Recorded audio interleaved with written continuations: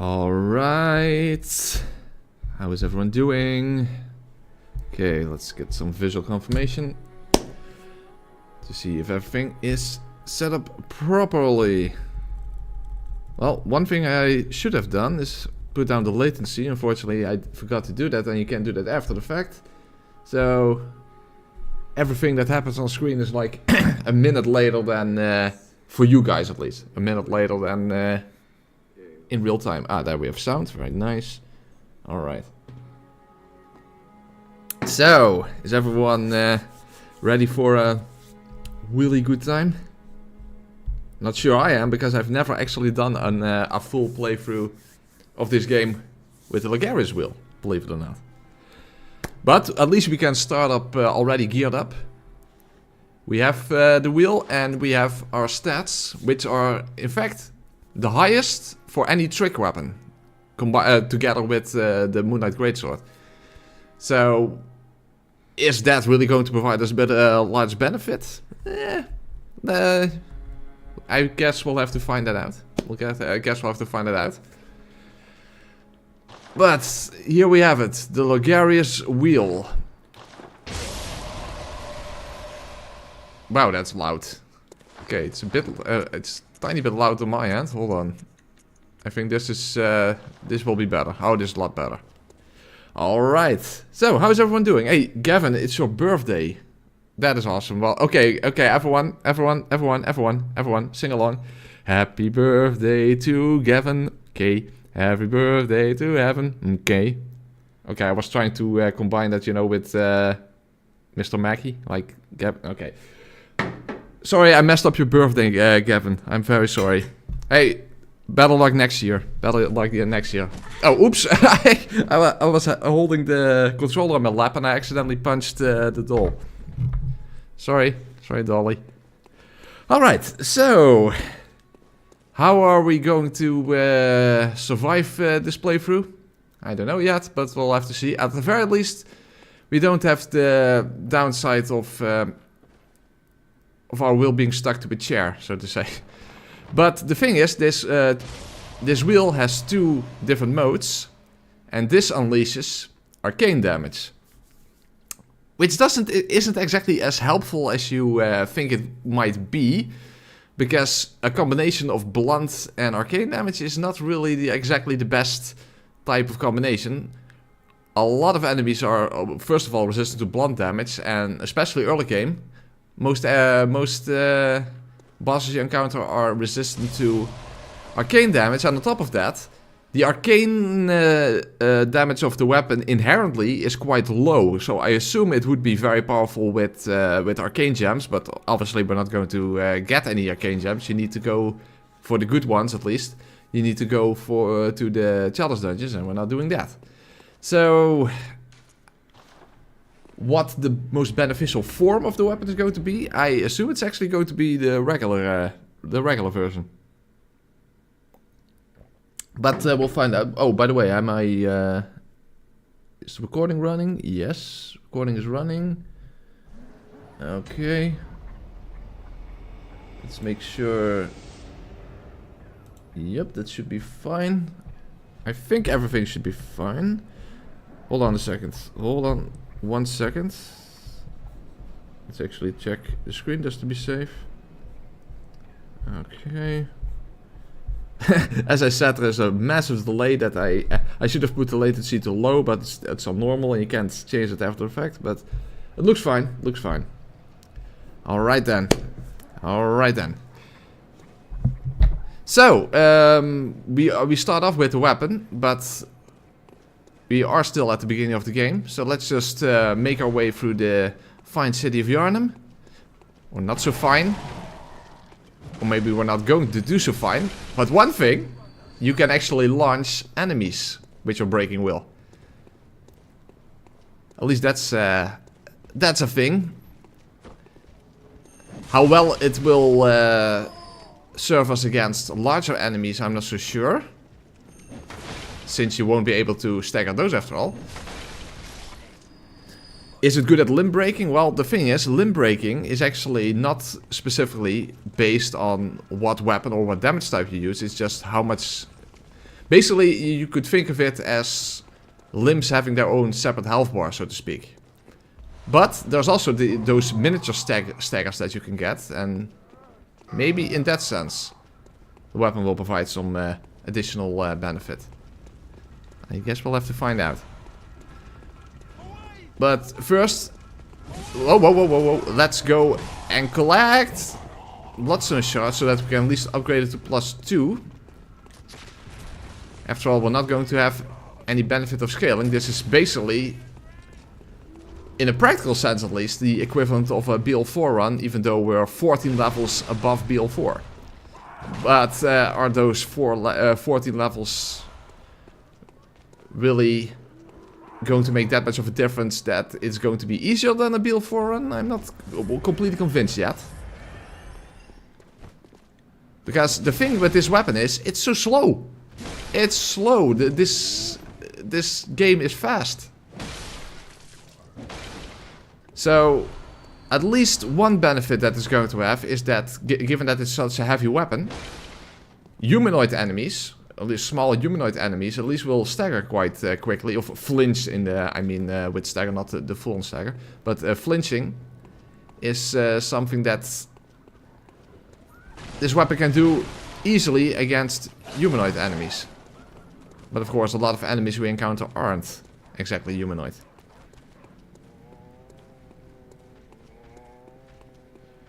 The wield does in fact get very high strength and arcane scaling, but we don't get any scaling because we're not leveling up any further.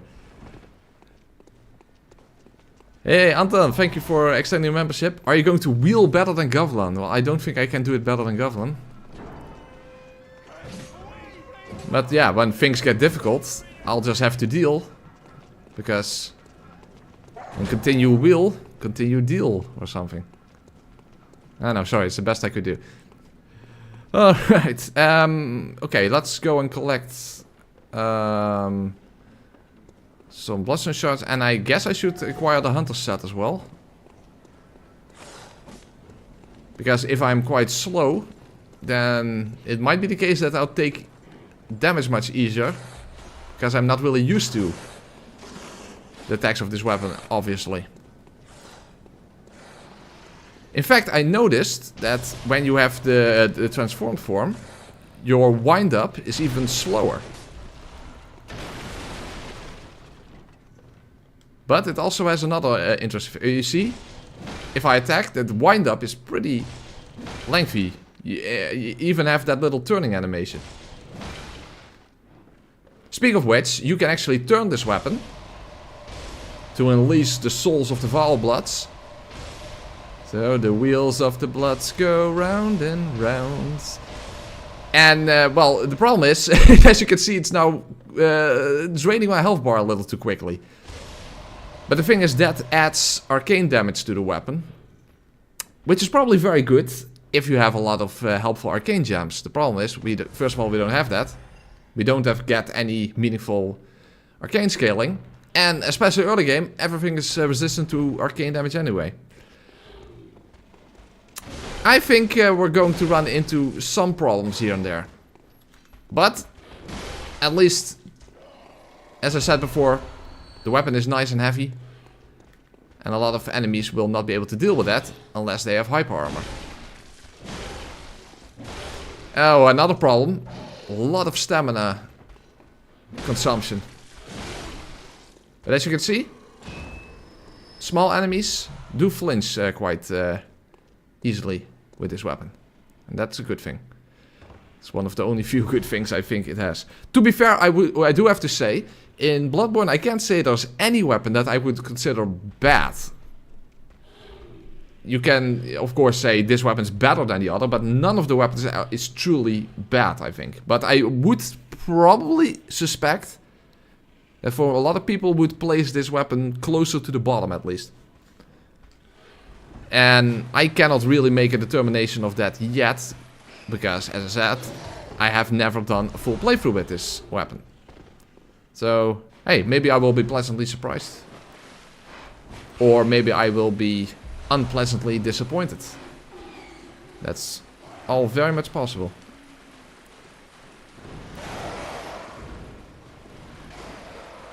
Rifle spear is also pretty mid, I would say. It's also pretty close, on a lower tier. But also, that weapon is still not a bad weapon. I wouldn't say that the rifle spear is a bad weapon. It's just a bit underwhelming. Maybe that's the better way to say it. Hey, that rat is following me all the way here. Oh, is it there an invisible wall? Oh no, he's just turning back. Fair enough.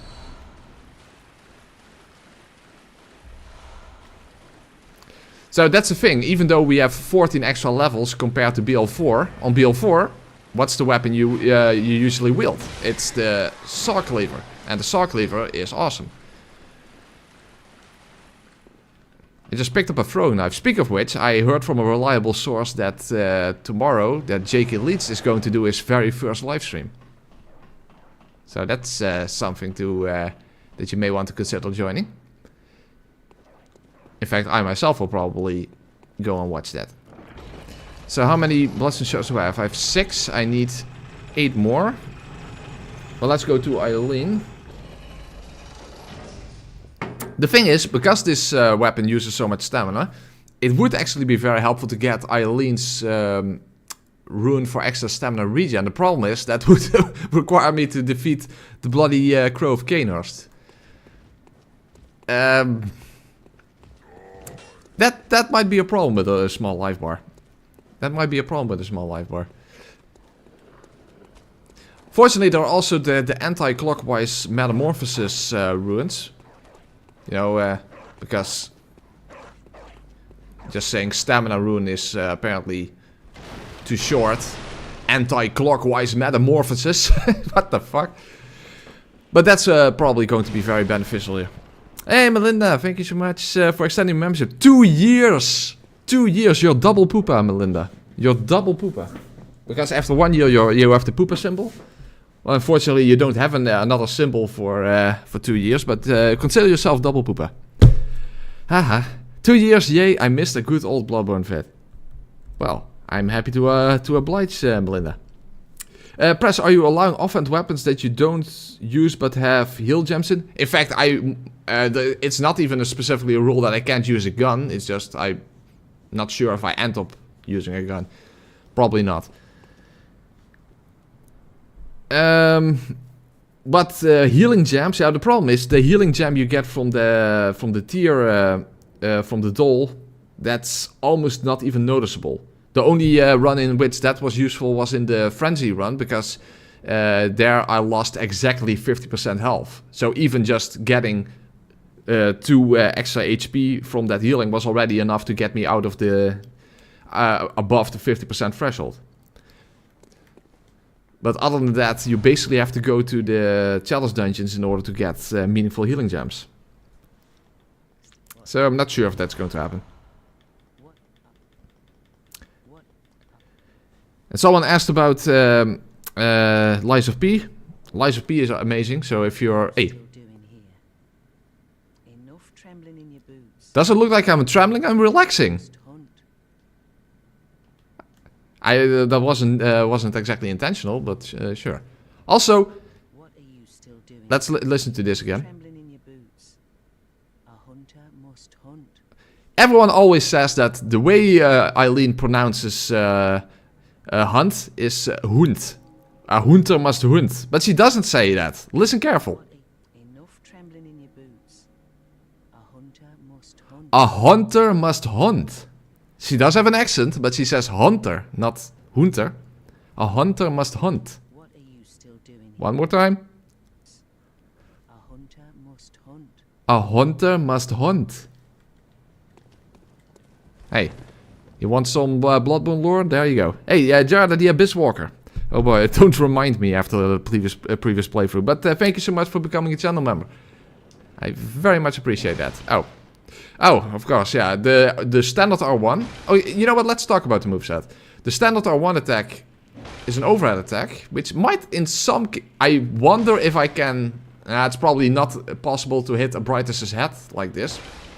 I mean, for example, the Saw Cleaver and Amygdala would be another example. Not sure, because the range is not exactly good in this weapon. But the transformed version is a sideways attack, the first R1. The R2 attack is a nice sweep, that's very helpful. And the R2 attack on the transformed form is like this grinding move, which is pretty cool. So, other than of course the difference in damage type, the moveset difference may be very helpful in certain cases. In fact, I think that the transform attack, you know, the L1 attack, might be helpful against, or when using Beast Blood, because it is like this multi-hit attack that builds up the Beast Blood meter. Of course, arcane damage doesn't actually get a benefit from Beast Blood, but it's good for build-up at least.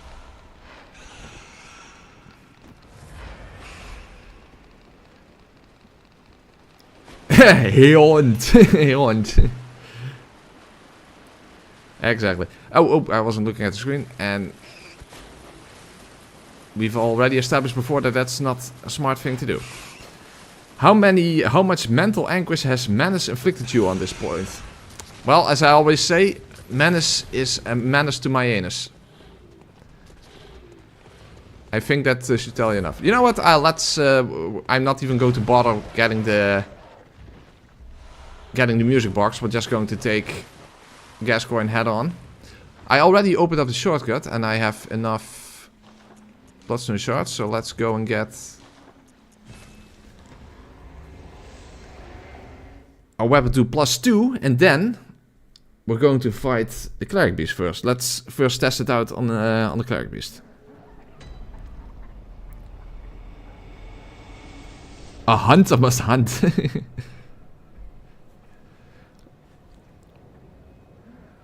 Possibly do a blind first playthrough of Elden Ring DLC on stream. No, I will probably do it the same way I did with the main game. So I will record it, but it will just be probably just an unlisted playlist. I mean, everyone is playing it themselves first anyway, so it's not that relevant, if you ask me. And how many people even watch my blind playthrough of Elden Ring? On top of that, it's way too long. Of course, the DLC will be a little shorter, but we don't know yet how long that will be. I think Miyazaki kind of misspoke when he said it's about the size of Limgrave. I don't think he meant it like the actual Limgrave section. But hey, we'll find it out soon enough. Well, soonish enough. So as you can see, the arcane damage is much lower than the physical damage. So unless you use specific gems, when it comes to arcane damage, I think the transformed form is going to underperform a little bit. Hey, Sim4Vare, thank you for becoming a channel member. Oh, you have been a channel member before because you have the club symbol, not the dagger one. So you probably were gifted the membership at some point. Anyway, so something else we need to do before the... Oh, of course, my outfit, my attire. Let's switch over to the hunter set.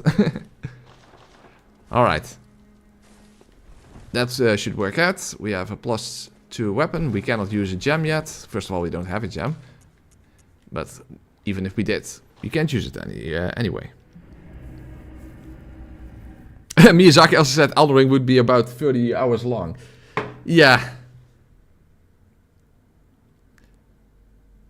We'll just have to wait and see how the DLC is going to be. I think it's going to be quite lengthy. In fact, this will probably be the first time that when I make challenge run videos for the DLC, that it will include only the DLC, because that's already probably going to be long enough. I mean, main game videos, even the any percent route mainly just for Elden Ring videos already are pretty lengthy, so...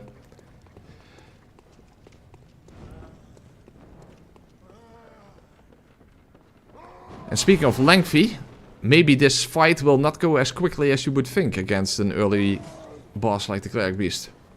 First of all, he is of course resistant to arcane damage, and he's also quite resistant, well, a little bit resistant to blunt damage. But if I... Hold on. Let's check out the moveset again. A running R2 Let's check that out. That might work to immediately, when he lands, if I just immediately hit him with running R2, I can probably break his head immediately. Let's see if we can make that work. That does work. So, that's at least a nice start.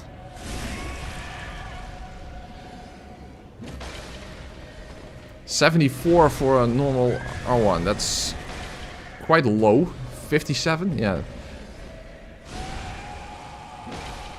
And the problem is you can't really do combos with this weapon because it's too slow. So maybe I should do R2 attacks instead. Oh wait, I don't have a lot of range.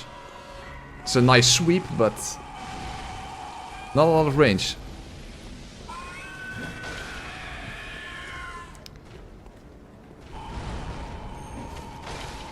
Okay, I guess that's better, but I mean, it's not Elden Ring where R2 attacks have the same... I mean, R2 attacks don't have the same benefit in this game, after all.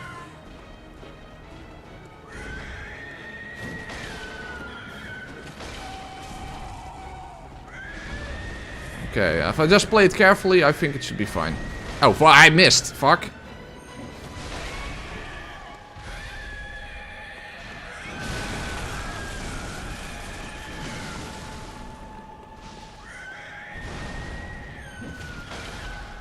Okay, I definitely need to get used to the exact range of the R2 attack. At least a charge R2 attack does a sufficient amount of damage, so that's something. Okay, let's check out the difference in damage. Oh, whoa, when it comes to the transformed form.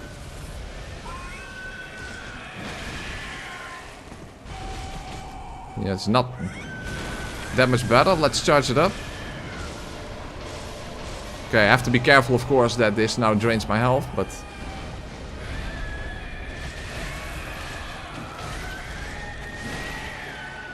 Okay. Kinda works. But the health drain is a little worrisome, if you ask me. I mean, you heal yourself when you attack, but still.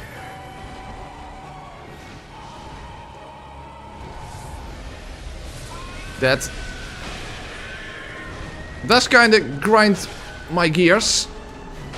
But that's to his detriment in this case. Alright.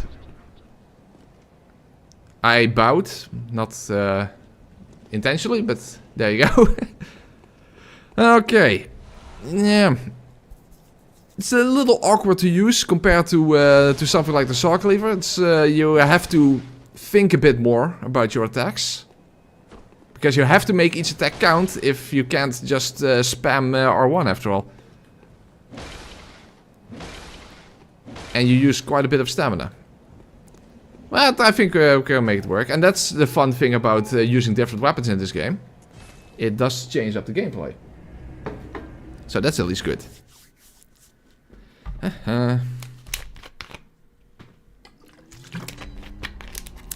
And, of course, against Father Gascoigne, maybe we can actually make him flinch quite a bit, since he's a humanoid enemy. Alright, at least we don't have to worry about blood vials, because since we are not allowed to level up, we can just buy constant blood vials. And near the end of the game, of course, we die very quickly.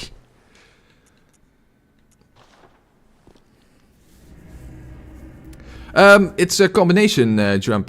Basically, since the buff drains your health bar automatically, it kind of activates the rally system without getting hit by an enemy. Can you limb break with this weapon? You can limb break with any weapon, even like with the flame sprayer, because limb breaking isn't actually based on the attack itself. It's based on how much damage you inflict on a limb. So in principle, you could even do it with a pebble. Not so much in... Oh, whoa, I opened the shortcut already and now I'm going the wrong direction. The Circle of Unlife, yeah. Of course, this is one of the few trick weapons that is not based on a medical tool. This is actually based on a tool for execution. But still, just like with the Hunter's Axe, still plays an important part when it comes to the medical metaphor of this game, because you couldn't just dissect any kind of corpse. There were two methods of acquiring corpses for dissection. One of which was body snatching, which was obviously illegal. But of course there's a lot of reference to body snatching in this game. I mean, the entirety of Yara Ghul is based on that. But another thing was criminals who were executed, those were allowed to be used for dissection. So the Hunter's Axe and the breaking wheel here, which is actually more of a medieval execution method, tie in with executing criminals. But of course now I need to execute Father Gascoigne. And as I said before, I didn't bother picking up the music box, so the Catherine wheel, exactly, the Catherine wheel.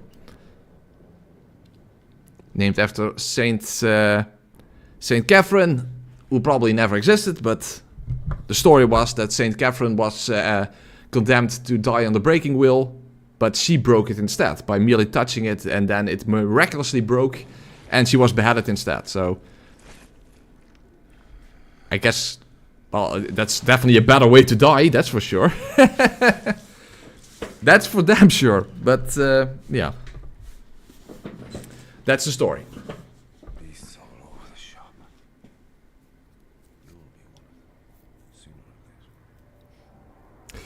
Yes, I played Lords of the Fallen, and my opinion of it was quite low.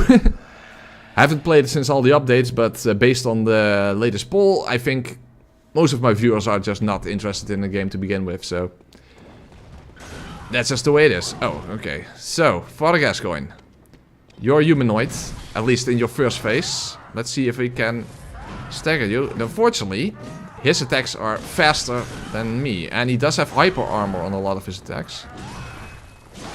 Okay. Yeah, he's also quick and nimble. Yeah, you cannot just spam R1. That he breaks out of it too easily.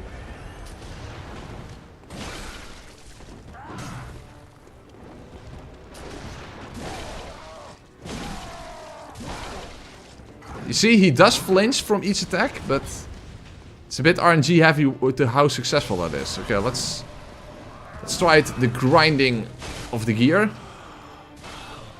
What's that smell? Wasn't so bad. Also, you can just turn the wheel a single time, and that does not drain your health. Unfortunately, that adds almost no damage. So, how effective that is, I don't know.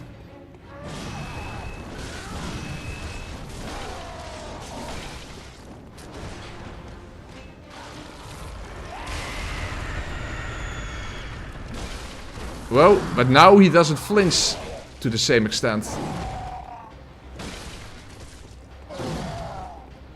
Can I knock him still down? No. His beast oh, stamina! Jesus, that's the problem. It uses so much stamina.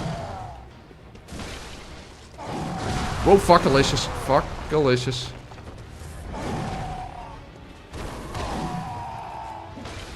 Whoa.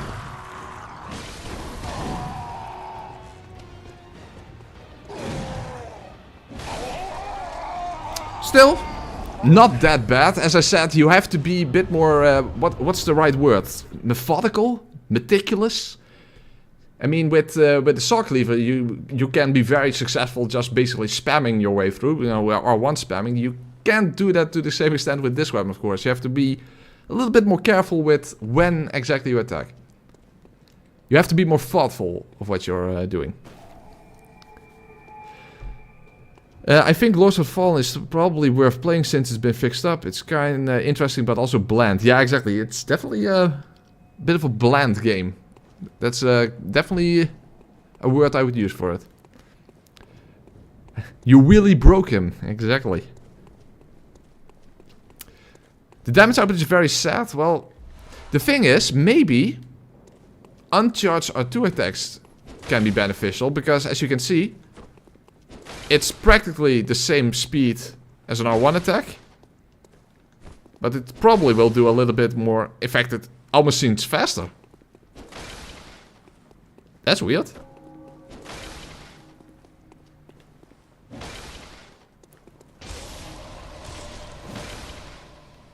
Huh. Maybe I should keep that in mind. Uncharged R2 attacks. Okay, so now we have... Oh, did I not pick it up? I did pick it up. Let's crush the brooch.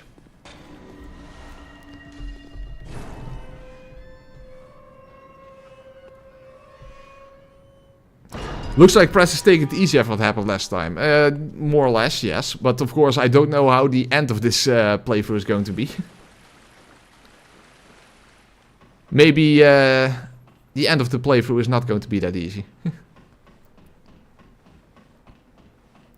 But yes, I did intend to take it a little bit more easy for this playthrough, yes. The transform dodge attack is good. Let's take a look. So is that a multi-hit? Because it does kind of look like it. It does come out nice and quick. It's almost a stab attack. Of course, it's not literally a stab attack, but...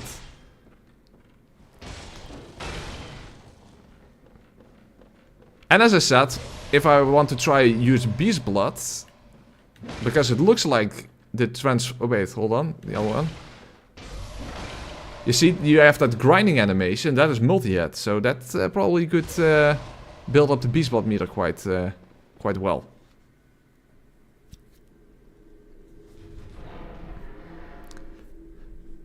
You don't like this weapon as much? Well, as I said, I can't really form a good opinion about it yet, because I've never done a full playthrough with this weapon. This will be the first time, and it will be at the lowest stats, so... At least we can compare how it functions compared to, you know, the basic weapons you would use on BL4. Which, let's be honest, is the saw cleaver. You can use the threaded cane and the saw spear and the hunter's axe. But it mainly comes down to the saw cleaver. Although I must say personally, I think actually that the saw spear on a leveled character outperforms the saw cleaver because the moveset is better. And it's of course serrated in both forms.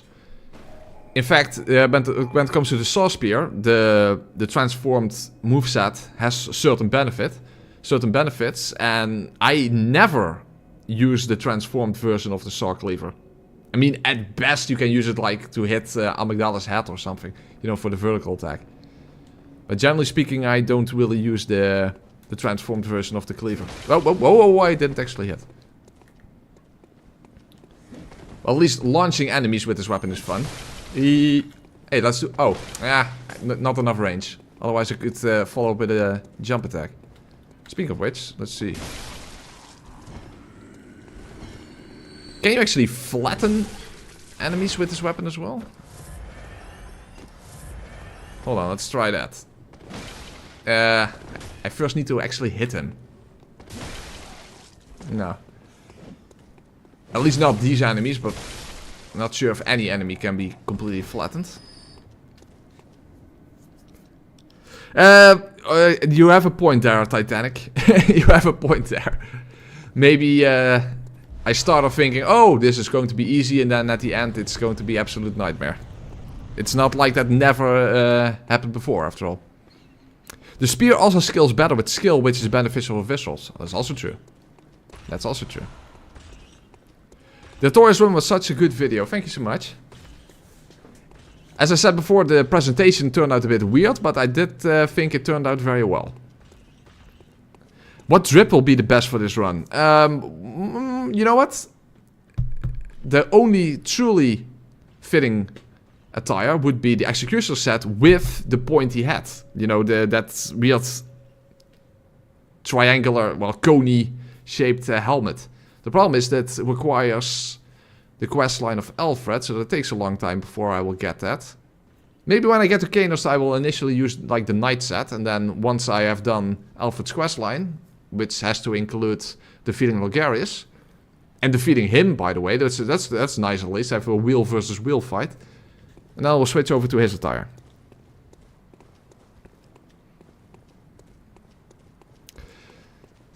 Alright, Bloodstarved Beast, who is also resistant to arcane damage and resistant to blunt damage. So that's That's nice. And of course, a quick enemy. And I have a slow attack. And, whoa, whoa, I'm stuck, I'm stuck, I'm stuck. What the fuck? Whoa, whoa, whoa. No, no, no.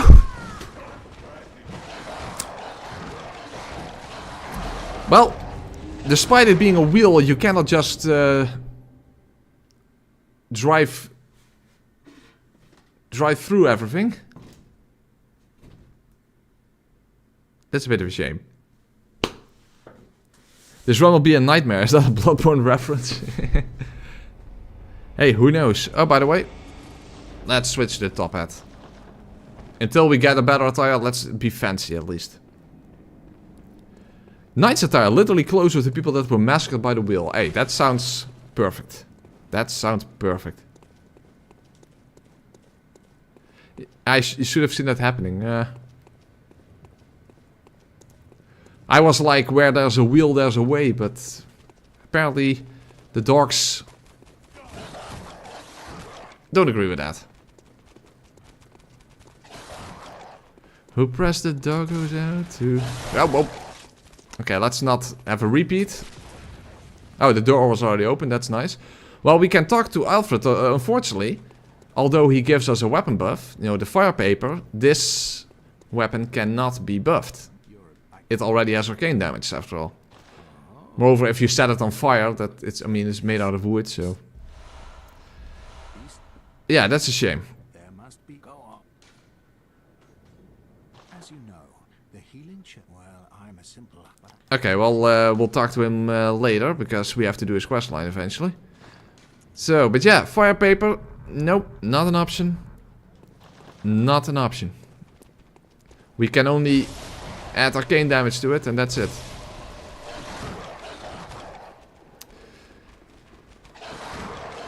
But as you probably already know, arcane damage is a bit of a situational type damage type.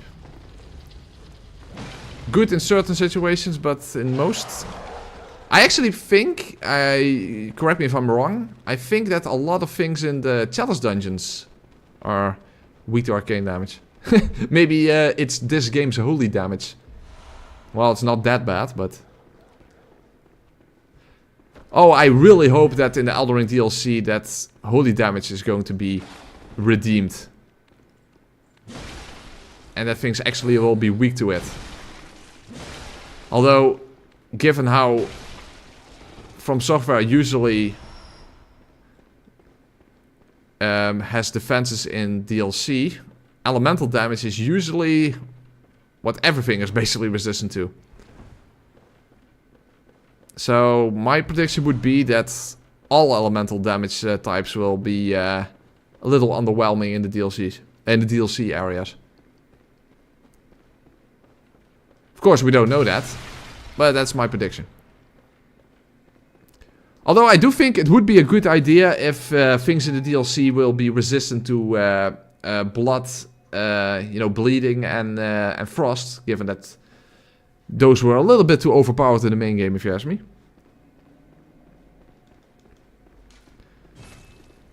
And to be fair, it's not very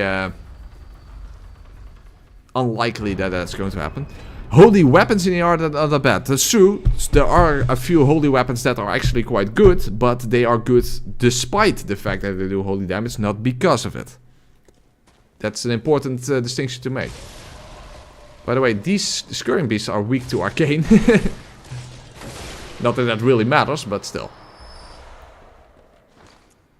Okay, I need one more bloodstone shard. That's it. Okay. Very good. Then we can upgrade our weapon. On the other hand, I can basically just quickly run through Old Yarnum anyway and then open up the shortcut before going to the Bloodstaff Beast.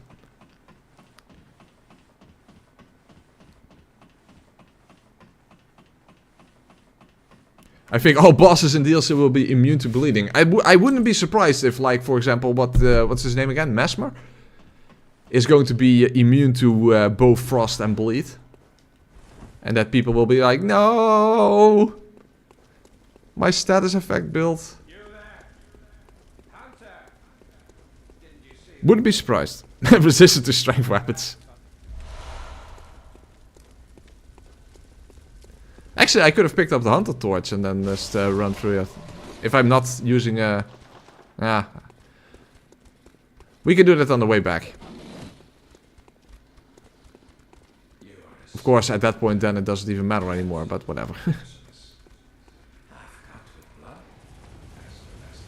Whoa, whoa, hey, I'm still on the ground. Whoa, whoa, whoa, whoa, whoa, whoa, whoa, whoa, whoa, whoa, whoa, whoa. Ooh, I barely survived that.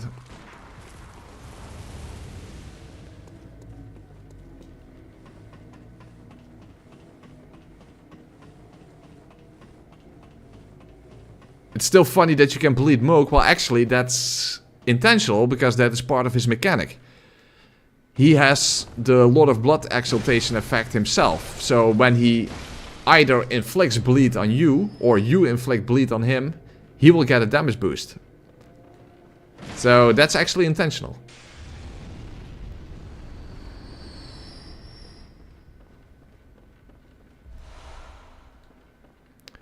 But I understand that the Lord of Blood being weak to blood damage sounds very strange.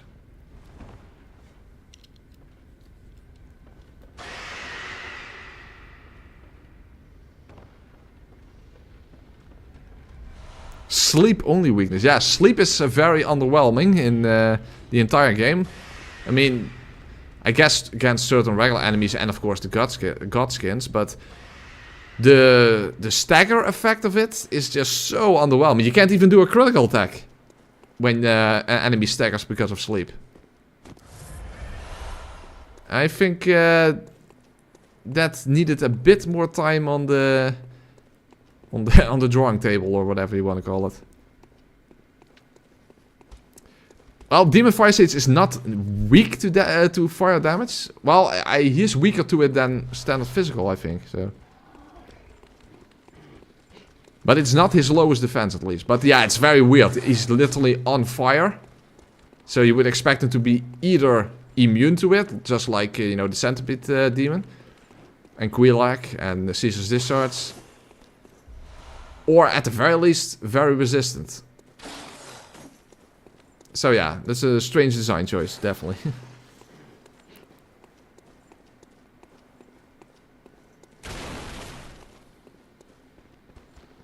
We have an expression in our country, met de deur in huis vallen. And that's basically what that wolf is doing there. Well, then again, he actually went out of the building, so that doesn't really apply. Hey, you're not supposed to follow me all the way up here. Oh, whoa! I didn't even know that wolf could actually come all the way up here. Hey, hello. Well, at least these guys cannot climb ladders.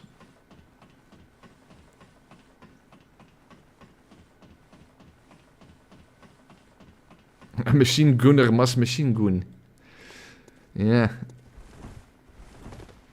By the way, I heard someone say, and I don't believe this is true at all, if you don't kill any beast while going towards Jura, he doesn't attack you. And you can talk to him. I'm pretty sure that's not true. I'm pretty sure the only way you can talk to him is if you first kill Paul, and then you go the backwards way towards his tower, and then you can talk to him. By the way, let's pick up the Hunter Torch just for the fuck of it. Oh, the wolf is still down there. Have to keep that in mind. Oh, whoa, fuckalicious.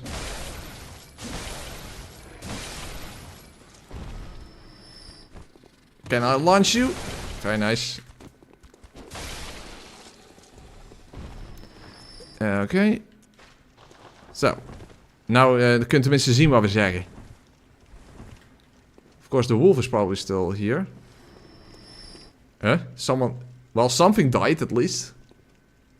Oh no, the wolf is gone. Maybe the wolf just clipped through the geometry or something and fell to its death. I mean, there was almost 1,000 blood echoes after all. Not sure. Interesting.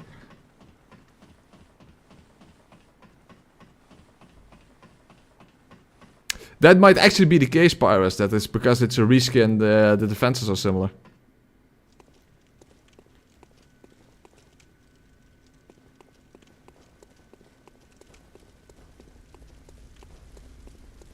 Alright, let's get our weapon 2 plus 3. By the way, I'm not even sure if I used any gem on it to begin with. I don't think so. But it doesn't matter.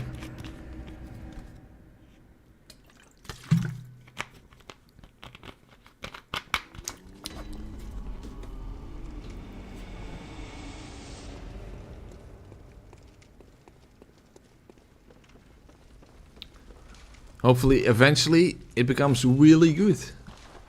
Okay, so... Well, it's actually 2 radial and 1... Actually, if I go to the Nightmare Frontier, there's actually some physical radial... now what's called waning gems there that you can get relatively easily. Oh, we'll see that when we get there. It's not really relevant right now.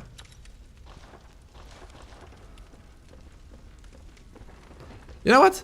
I actually mentioned it before. The poison resistance is low on this one, and it's relatively high on Gascoigne sets. So I never wear Gascoigne sets. So given that we don't have anything appropriate yet anyway, let's use his set.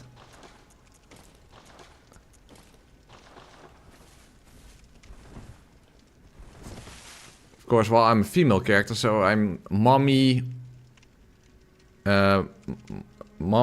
liquid Bill, I think. Alright, Blast of Beast.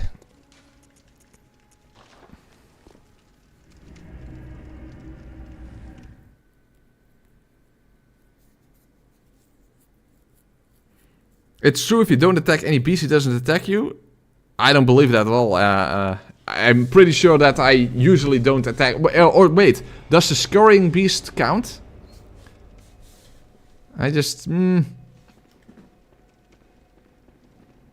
Maybe if the scurrying beast also counts as a beast that you are not allowed to attack. Because I'm pretty sure I've run through here without attacking any enemy whatsoever. And still getting shot at, so... Jacob, you have still never played Bloodborne? Who do you think you are, Gamers Weekend or something? Come on, play Bloodborne. It's not okay to not play Bloodborne. The game is almost 9 years old. Yeah, it came out in the summer of 2015. So it's almost 9 years old. Time flies when you're having fun. Or dying over and over. Mommy gasoline. Well, there you go. We're mommy gasoline. Well, actually, first of all, I don't have any oil urns, and even if I did, I still couldn't make use of it.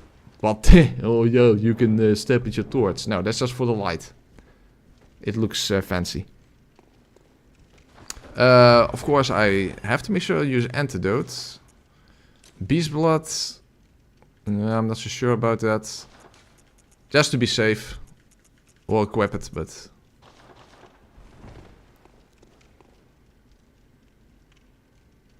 I don't remember that actually, Van Polish Fox, whether Yemfa got attacked by Jura in his pacifist run. No, I don't remember that. It's been a long time since I watched that video after all. Okay, let's see. Well, that definitely doesn't work. But if I can get behind him, I can at least get backstabs. Ah, at least some instability damage. Oh, you can... Oh, that's interesting. You can even knock the Bloodstaff Beast on the ground with Charger 2s. That's quite interesting. That was not smart. I could have seen that coming.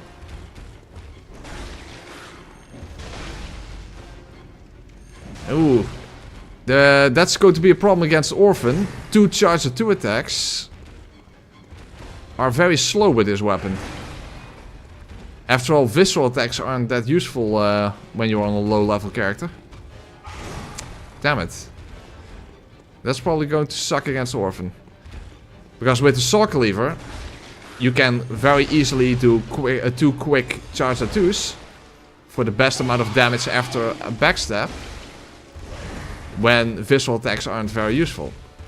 But it's going to be a bit of an issue maybe in this run. Well, we'll see that when we get there.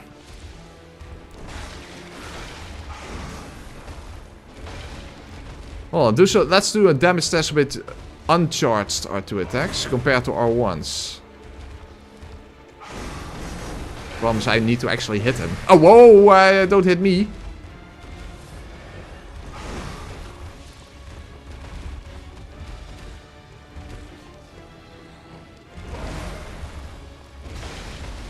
Yeah, but there was also instability damage. Whoa, whoa, actually, whoa, whoa, whoa, whoa, whoa, whoa, whoa, whoa, okay, let's not get careless now. Let's not get careless.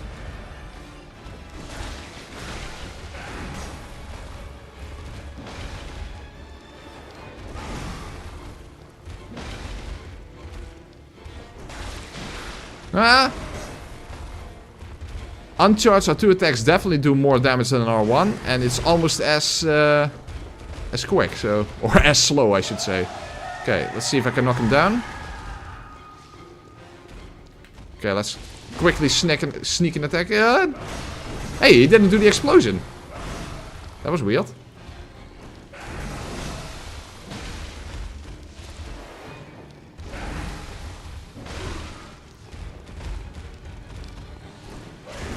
Oh fuck, he killed me.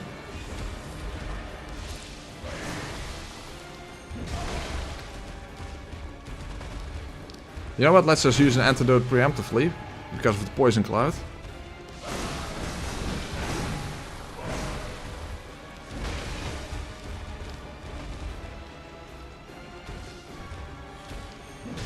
Oh fuck, oh yes, apparently infinite poison when he does that.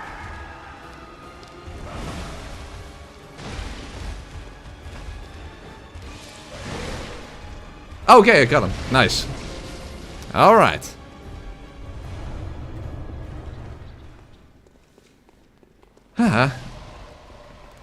Not so bad so far. As I said before, you have to be a bit more careful with how you attack with this weapon, but so far, so good. Of course, we're just only at the beginning of the game. But as I mentioned, when it comes to Orphan, when you are at low level, you can the best method is to still go for backstabs, but normally your backstabs go about this speed with the saw cleaver. In fact, fist is a little faster, but you can just do another charge or two when you get him into his visual animation. The problem with this attack is it's so much slower. And of course, if he, depending on how he recovers, because remember when we did the charge or two attack with the Kirk hammer, that entire run, he had this little thingy that he sometimes would turn around for whatever reason when you hit him like that. Just he basically without a turning around animation, he just suddenly is facing you, and he then can immediately just annihilate you. So Orphan does worry me a bit in that sense.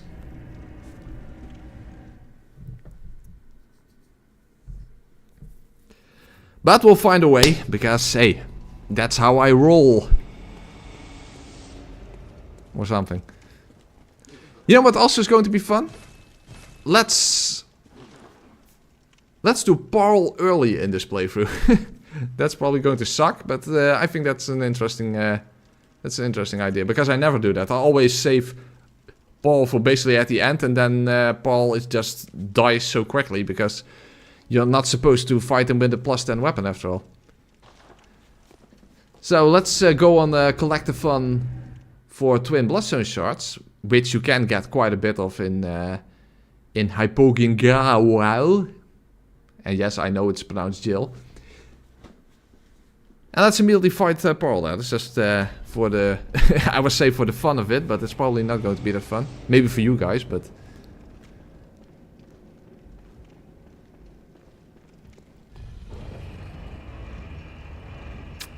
So, and when it comes to runes, of course, after the witches we can use runes. I definitely want the anti-clockwise metamorphosis runes.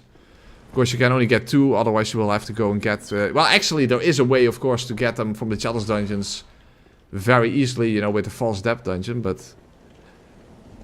not sure about that. Oh, whoa, I missed.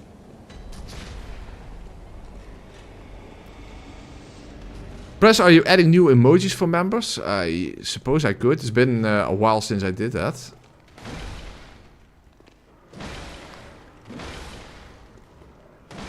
Oh, hey, hello. Doesn't matter. I also have been thinking about making 2 tiers for memberships and then get rid of Patreon. So that the higher tier for early access. Not sure about that yet, but that might be an idea as well. It's kind of hard to come up with... Oh, fuck. Ooh, that was a bit on the edge. But it worked out.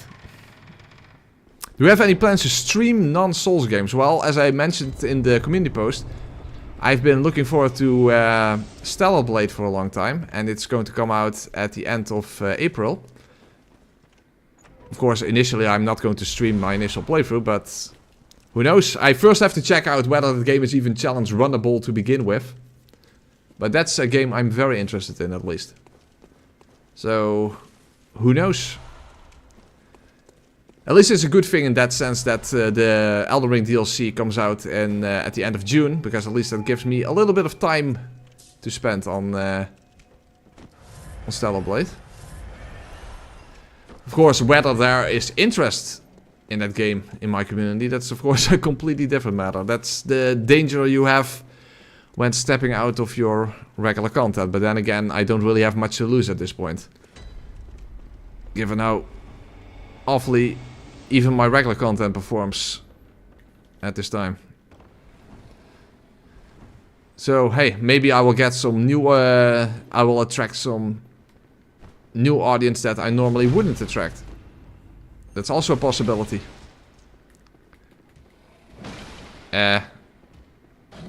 Normally he doesn't even get the chance to escape. This is such a weirdly placed enemy, this. This is the only place he exists in the main game.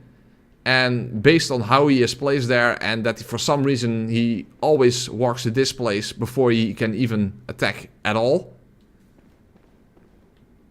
You never actually fight him outside of the challenge dungeons. You just get a beast rune from him. A bit of a weird design choice.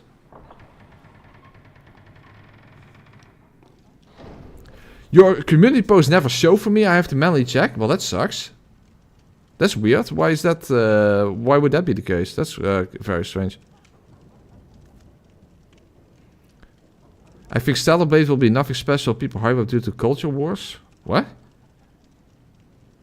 No, it's just it's basically a Nier Automata type game, and that's just very interesting to me. So just play what you want to, press. That's not how it works, Chris. When you're a full-time YouTuber, that's not how it works. It's you have to make business decisions, basically. So that's just not how it works. You can't just do whatever you want. In fact, the reason why it took so long for my channel to even get anywhere whatsoever in the first years that I had my channel was mainly because I did things the way I wanted to do them. And that's not a smart decision.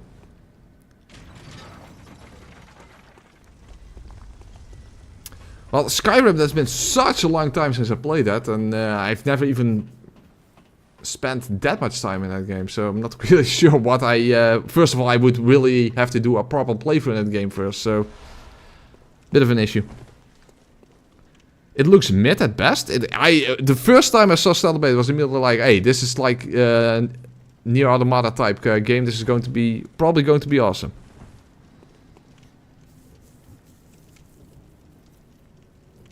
But of course, I don't know yet because the game hasn't been out, so we don't know.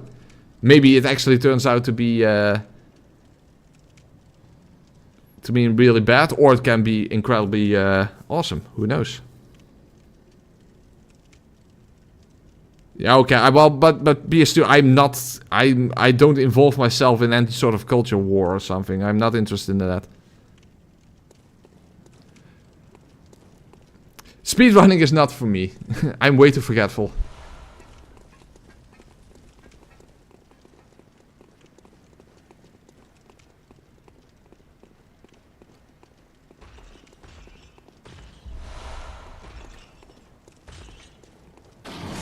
Oh, whoa, whoa, whoa, whoa, whoa, whoa. The Automata is overrated? No, I wouldn't say that. It has problems. I mean, that's something I said in the very hard guide I made as one of the... Rather, actually, one of the earliest series on my channel.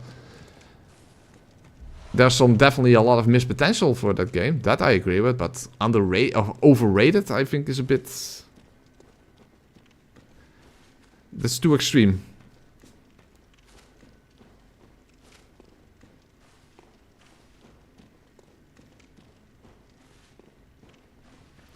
Well, that's one of the reasons I try to remain apolitical as much as I can, PS2. I'm not interested in those kind of culture wars and that kind of stuff. I prefer to stay out of that.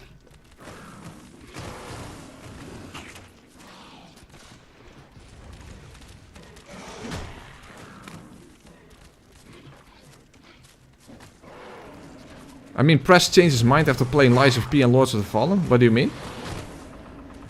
Changed my mind on what exactly? Oh, of course. I wasn't that excited about Lies of P after playing the demo for whatever reason. But once I played the full game, I was very excited about Lies of P. And I definitely had high hopes for Lords of the Fallen before it came out, but once I played it, yeah, that definitely changed.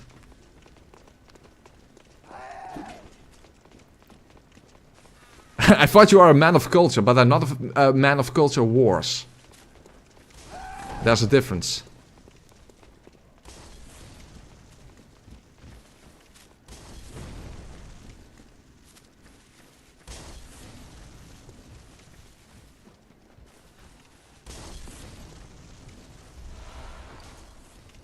Oh, I only have 6. That's not nearly enough.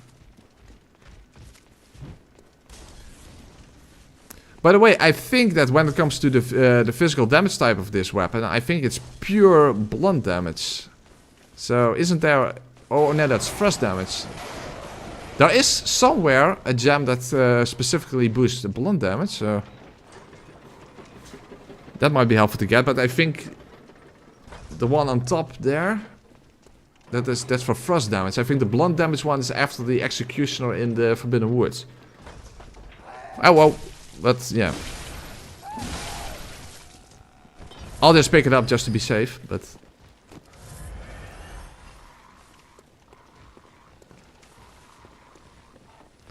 I started chatting in the political space, so it's nice to be in a chat that isn't combat... Oh, whoa, whoa, let's look at the screen.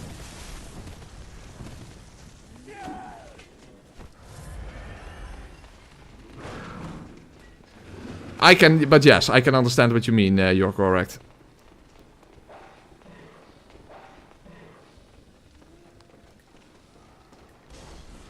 Exactly, Quiet we're just... Politics is for other channels, not for this channel.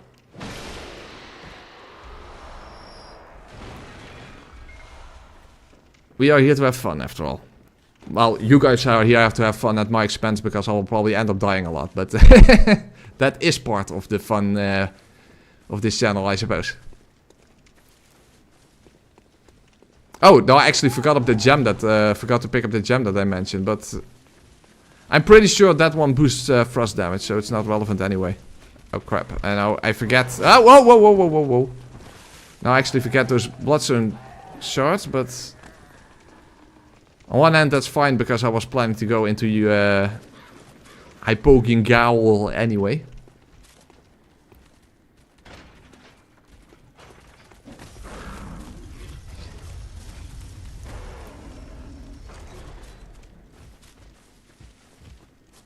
Really, it's not a pointy wheel. Well, actually, some original breaking wheels did have spiky points at the end, so they could have gone that route, but they didn't.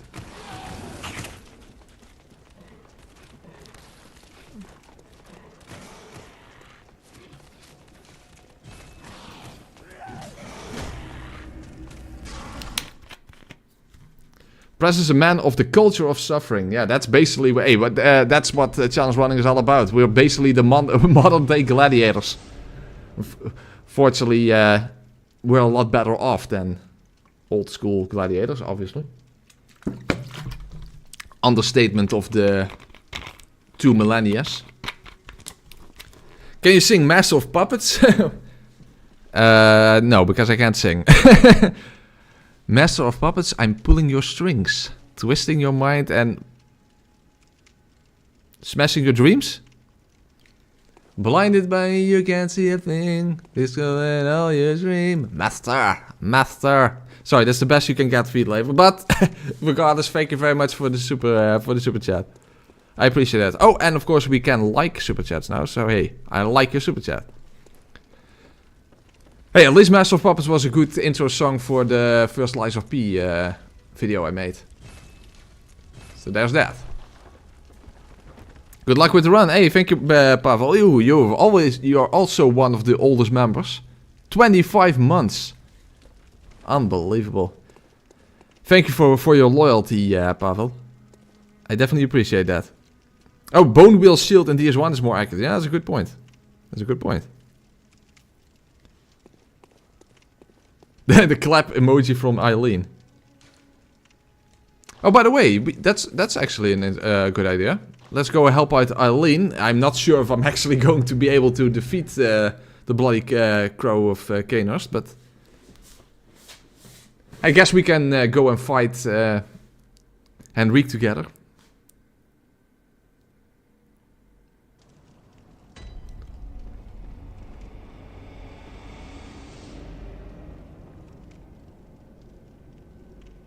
Oh, is that really true, newbie? Unlike what movies show, gladiators had it easier than we think. They were getting paid well. Fights almost never ended in death. They even sold merchandise of them and lived greatly. Okay. Well, I'm not that much of a history buff, so you could be correct or you could be incorrect. I don't know. Perfect timing. I must warn you not to go near the tomb below Erden Chapel in the Cathedral Ward. Henry? I don't know how flammable Eileen is, but this looks a little questionable. Shh. I think the shh sound is her smoldering attire. This is also weird, by the way, because you see Eileen is now standing here. Eileen is standing here, so let's directly go to the Tomb of Odin. So she's still standing there, right? She's still standing there. She's still standing there. We're going down the stairs. We're going down the stairs. We're going down the ladder, which you fortunately can survive. And now, all of a sudden, we're getting here. She should still be behind us. She should still be behind us. But is she? Well, there's Henrique. We don't see Eileen yet, but will remain that way. Oh, fuck. Would be nice if I can... I'm holding a torch. It would be a little obvious. But now, all of a sudden... Unless she is abandoning me, but Eileen should be here now. Or maybe not. Oh, okay. Eileen. I thought that she would... Oh, there she is. I'm pretty sure she didn't have to walk all the way here, but she did show up later than expected, that's for sure. So... maybe it isn't as immersion breaking as I thought it was. I hope I cannot hit Eileen because... Oh, whoa. Damn it, I wanted to do a jump attack. I missed. Son of a fuck. Come on. Henrique. And once more. Oh. Did you see that, by the way? This attack, this charge 2 attack, has a little bit of hyper armor. So if you're already in the animation, it won't break the animation. That's actually very helpful. Well, it depends, of course, on what attack hits you, but still. That's actually quite good. Hey, Eileen! Hey, get back here! I still have to talk to you.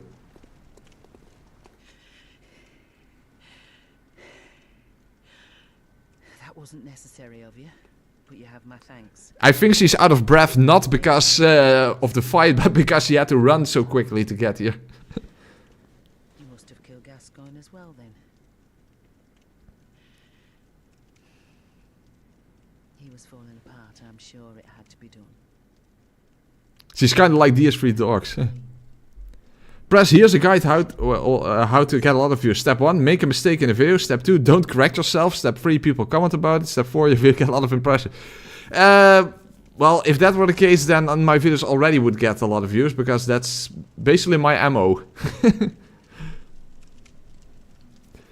I know, you can't really make sense of the algorithm anyway. Eileen was late because she had to put out the fire on her cape. Okay. Maybe it's anything but immersion breaking then.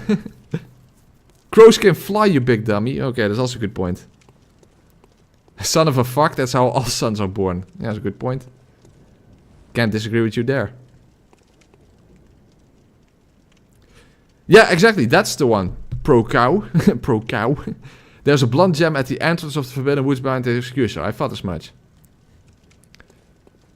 Try to keep your hands clean. Well, you're not exactly clean yourself either. Hunting of hunters.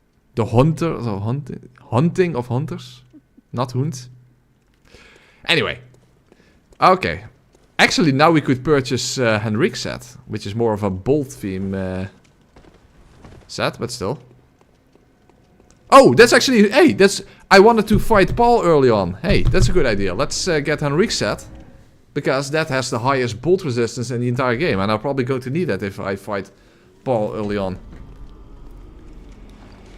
Is Blade of Mercy worse weapon for PvE? I don't think it is. I think it's actually a pretty decent weapon. It's nice and quick at least. Doesn't have a lot of range, of course. That's obvious.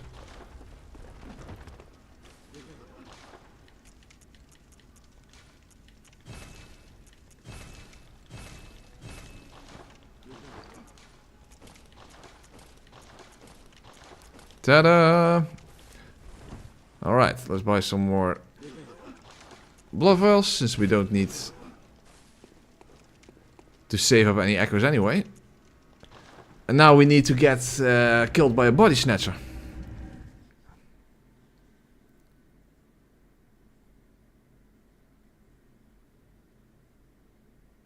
Just say pain in the dick, one of your trademarked expressions.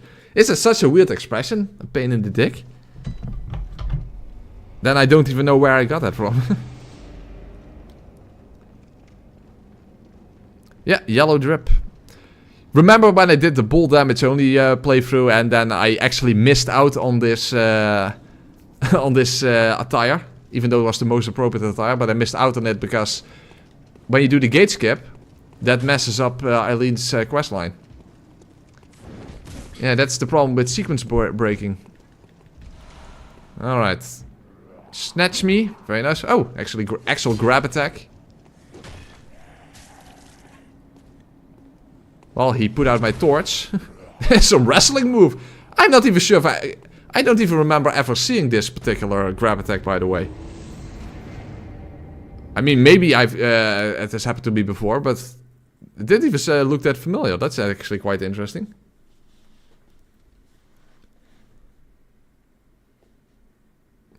Hello, Presbyteo. I missed you as hell. I love your streams. Well, thank you so much, says Modius. I missed you too. I wonder how will the fight with Crow go. I'm not sure. Transform form can deal with the Crow pretty easily? Really? Interesting. Yeah, I agree. That was a long grab animation, by the way. The interesting thing is you don't technically die from this.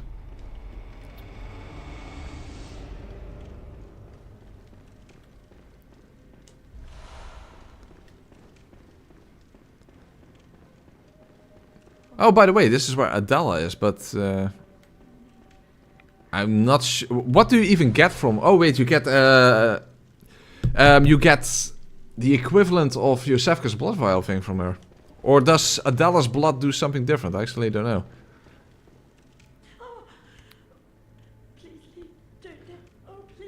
Oh wait, you need to wear a church attire to oh, by the way, I also haven't even talked to the chapel dweller, so it doesn't even matter. Okay, sorry Adela, I'll just leave you be. Yeah. By the way, does she get social security checks? You know, given that her occupation is none. The worst thing is this is not even the first time I made that joke. Oh boy. Anyway. Let's go collect the final twin bloodstone shards, and then we're going to have an early encounter with Parl. Kill her for the rune. She drops a rune.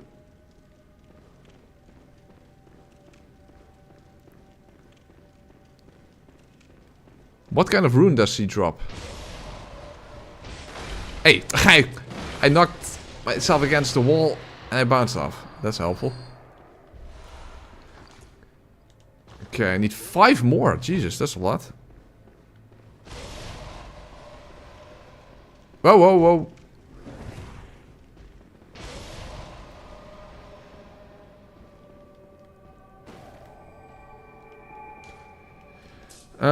Where can I get more? Well, there's actually, I think, a lot of places in this area. There is another scurrying beast around the corner here. Oh, Odin Rife. Yeah, that's not useful with this playthrough.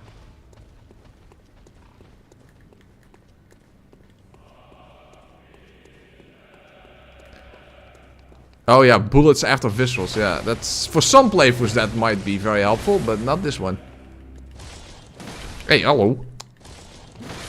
That's better. That's 3.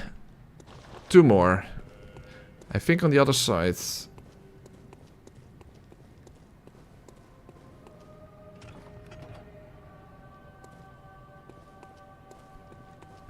Oh wait, yeah, it's better to go the other way around then.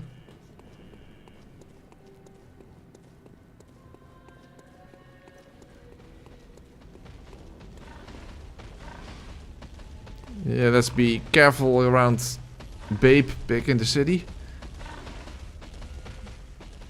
Alright. Of course, there's the Tonitus, that's not helpful. There's nothing else that's particularly helpful here. I think. Yeah, the Yara Ghoul set, but of course we're not... We don't really have a reason to wear that anyway. There should be another... I think it's this one. Oh wait, there's nothing... Oh yeah, there it is, there it is. Oh, whoa, dog. Oh, it's only 1. I still need 1 more... Okay, then I missed something somewhere. Whoa, whoa. I need 1 more twin shards. I'm sure there has to be one more set somewhere. Fuck, but not here. Oh! Always helpful, by the way, in this game that jump and roll are the same button, and you cannot change that yet. Mom, can we have Peppa Pig? We have Peppa Pig at home, yeah.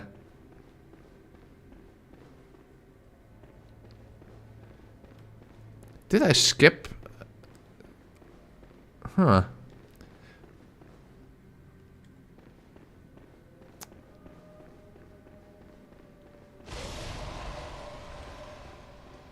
Okay, in that case, I'll just go and grab the one behind the brain sucker in the Cathedral Ward. Oh, by the way, there's another gem there anyway that we can use for a little tiny damage boost, so that's pretty fine.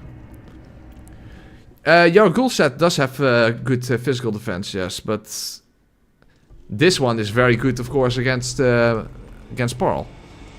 Okay, let's then make a very quick trip towards that brain sucker. Oh, by the way, brain suckers are going to, well, appropriately suck. Because blunt damage is absolutely terrible against brain suckers. They basically just hyper armor through everything you do when you use a blunt attack, unless it's to nitrous. But that's because of the bolt damage.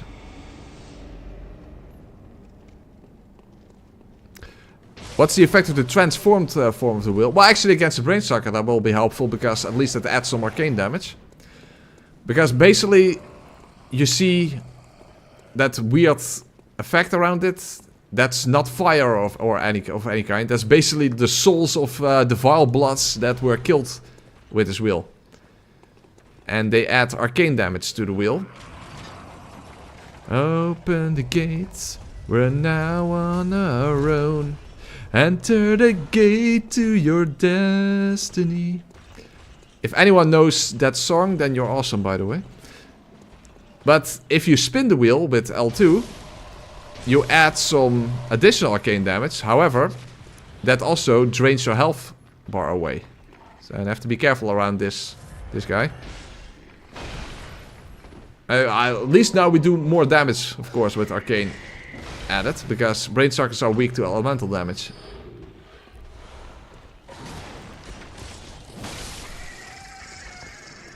But I think in the orphanage I have to watch out for all the brain suckers there. Given that those have a whole lot of health, obviously. Yeah, and I think the health drain effect is like for 30 seconds. Wheelie bonka. Press wheel, press deal. Exactly. Oh, hey, Alfred isn't here yet.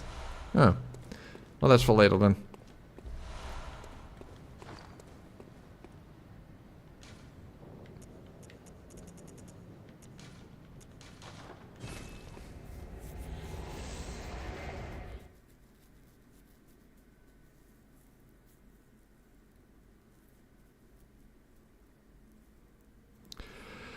Oh, I don't really know. And Smeely? So I mentioned playing retro games. Which one do you have in mind? Well, I did do quite a bit of that in the early years of my channel. Of course, that never got me anywhere. Unfortunately, I have such a young audience. Generally speaking, the overwhelming majority of my viewers are younger than I am. Well, first of all, I'm an old fuck, of course, but that's beside the point.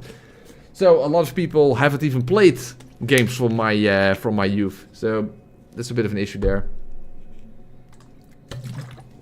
To be fair, I don't really have anything specifically there in mind, but I added that to the list given that it is something that I used to do on the channel.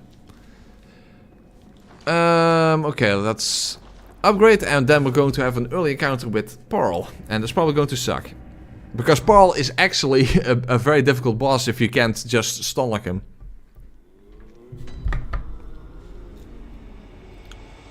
How old I am 38. Yes, indeed. I was born in 1986.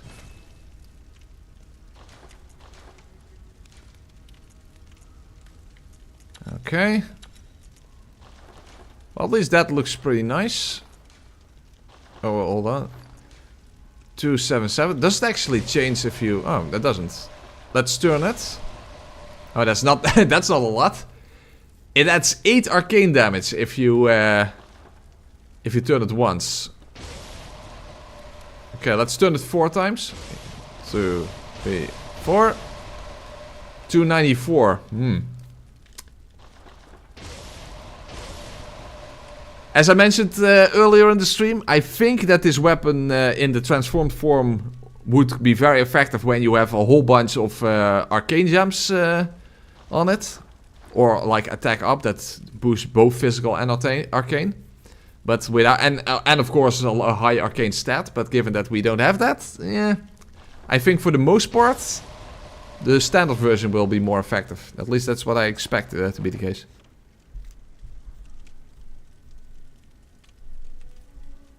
Oh, Foxy, you're 53.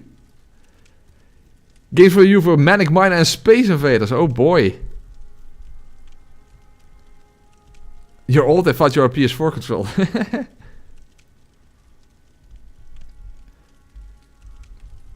Oh wow, you are old. What was on this 31? Broekie, ja hier, een 46-jarige. Oh, Danny.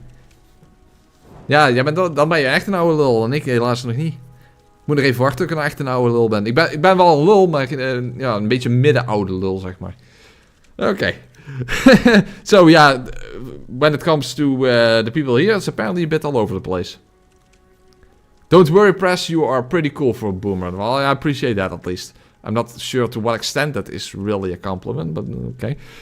And thank you, Tribune Among Plebs. Thank you for becoming a channel member. I appreciate that very much. The damage in second form also gets stronger with strength and normal gems. It's not pure arcane. That's a misconception. Yeah, I think it actually changes it around more or less. As you can see, it's mostly physical and a little bit of arcane. And if you transform it, I think it just switches around. Mostly arcane, but also partially physical damage. Lol, bedankt, hè. Okay, but that was kind of not completely necessary. We don't have the rune tool yet. Do we even have any useful runes? Not really. We're just going to fight Paul. Why not? At least this will probably prevent us from getting one shot, hopefully. Or maybe not. We'll see what happens. What's your favorite retro game? Probably Ninja Gaiden. Battletoads, that's also definitely one that would come to mind. For some reason when I was young, I really liked the third Double Dragon game. And I don't really know why. But yeah, that was always a game that I would mention like one of my favorite games for whatever reason.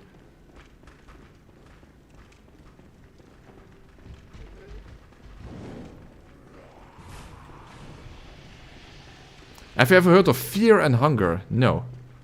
I assume that's the name of the game. That doesn't sound familiar. Kind of interesting, by the way, that there's like certain places where there are like summons, but generally speaking, there aren't that many summons available in the game, I think. And you can't really do a pacifist run with summons alone, in that sense. I really like Circus Charlie. Oh boy, yeah. That's a nice one.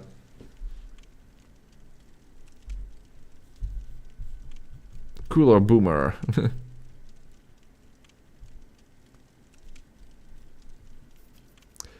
Another random fun fact, despite not being listed on it, the amygdala arm can do thrust attacks, really?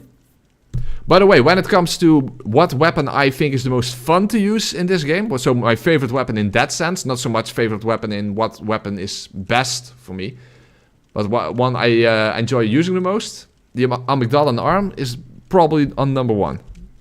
I think that's an amazing weapon. Ghosts and Goblins, yeah, I've made a Ghosts and Goblins video in the past. I think it got only a few hundred views, but I did a torch only run there. Okay, Pearl. The thing is, Pearl is weak to arcane, but here's the thing about the charge 2 attack of the transformed form. It's not a charge 2 attack. You can't charge it, it's just a regular attack. So that will not be as effective when it comes to breaking his limbs and staggering on the ground. Not completely sure. Let's first try it with the regular form. And let's see what happens. I didn't do any damage, but hey, at least I didn't die from that explosion because of the attire. Oh, holy crap. Oh, I should not lock on because that makes the camera go all over the place. Okay. I just want to get underneath you and hit your limbs. Ooh, that's... you can iframe that, as you can see. Oh, fuck, I missed his hind leg. But that's quite difficult to time. Holy crap, delicious. Okay, nice. I got him on the ground. Oh, okay. Shit, I'm way too slow to keep him stun locked.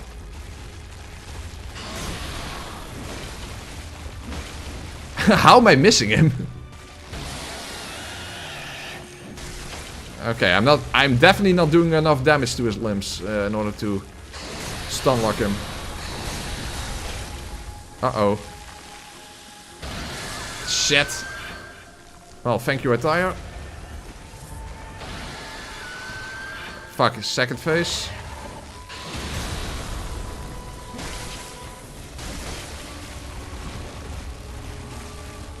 Maybe I should have switched to the arcane version. Oh. Uh-oh. Grind. Yeah, that works. Okay, let's use the grinding move. Oh, it actually doesn't do as much damage as I thought it would. Crapulacious.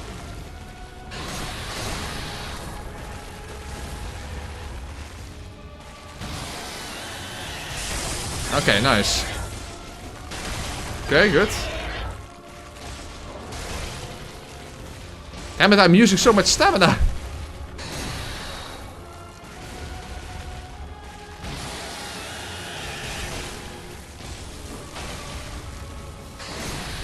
Oh fuck, now he's shooting bolt. Oh. Ah, whoa. No, no, no, no. Heal, heal, heal. Crap!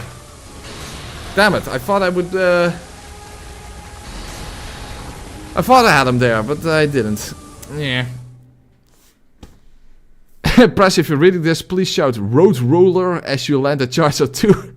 It will make certain people very happy. I don't understand the reference, but if I make certain people happy with that, then... Road Roller. I know Roadhouse. Roadhouse. But that's something different.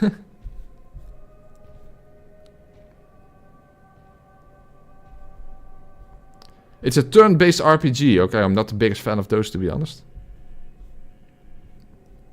Spin to bonk. Yeah, basically. Logarius will, when you cannot decide between spin to win or bonk. Yeah, it's a mixture. Yeah, I think it does multiple ticks, but I don't know. Maybe it just wasn't hitting him in the right way or something. Kind of weird.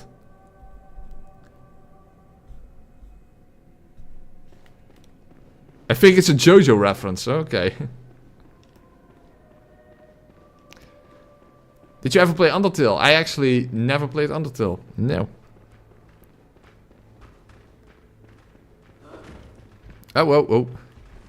Hope you still will be streaming in an hour. I usually stream until midnight, so... In an hour I'm still streaming. Hey, Radio, how you doing? Well, we just had our first death against Paul, but we did get very close, so that's good. I do think that the transformed version is... maybe a little better because of the arcane damage, but...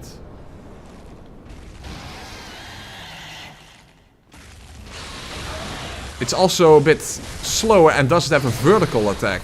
And that might be helpful when you're underneath him.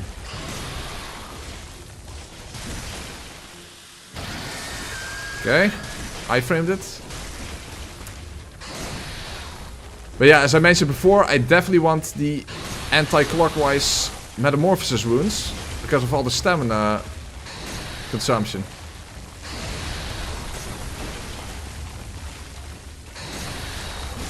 Well, one thing I definitely don't like about this fight is the camera.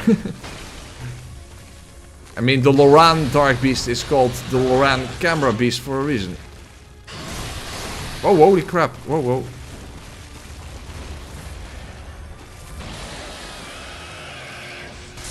Okay, good.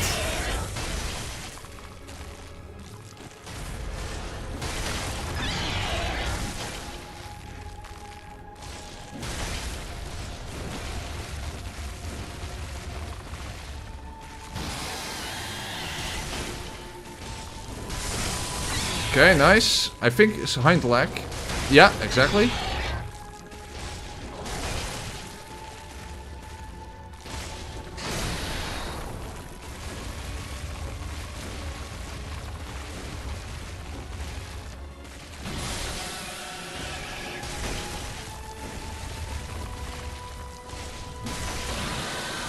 Oh, he only now got into a second phase? What the hell? Okay, is that... Oh, that was weird.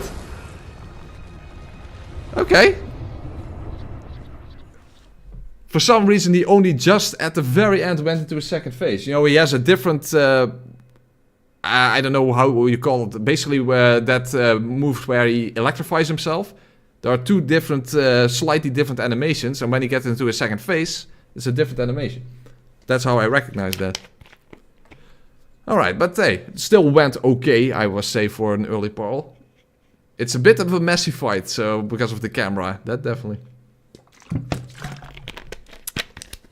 But it worked out. It worked out. Unfortunately, we don't get anything useful from this. I guess we could talk with Jura, but we also don't get anything useful from him. Unless you want to rely on Beast Blood, because the Ashen Hunter set has very high beast to it.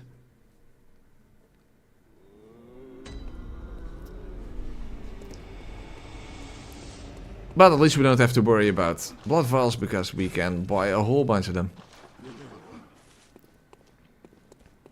So, and speaking of the runes, of course, now we can go to the witches. Dark Beast Carl.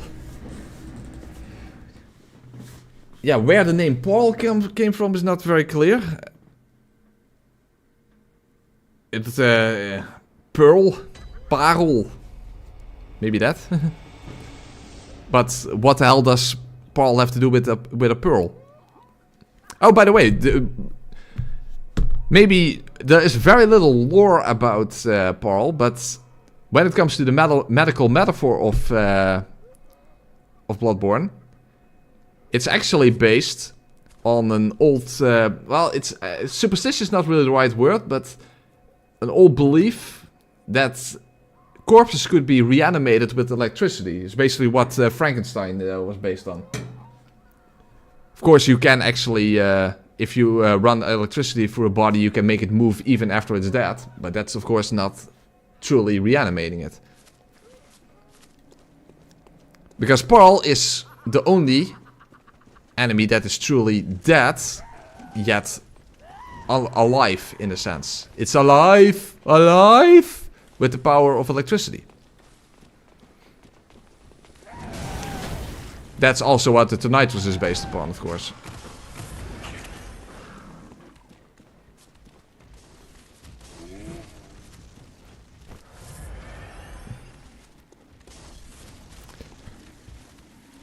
So Paul is basically a dead beast reanimated with the power of electricity. No, Paul is not an experiment. Dark Beast, when it comes to the actual in-game universe of Bloodborne, that's of course different. Dark Beasts are apparently just ancient type of electrified beasts. Whatever, I don't know. There isn't that much lore about the Dark Beasts. But, you know, in Loran, there's of course the Loran Dark Beast, so... But yes, they are undead.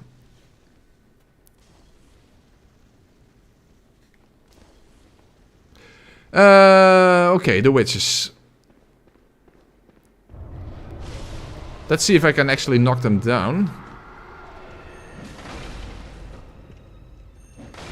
Okay.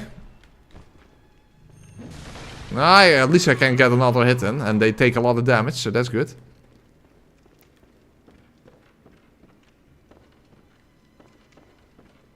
Would be nice if you don't get close to me.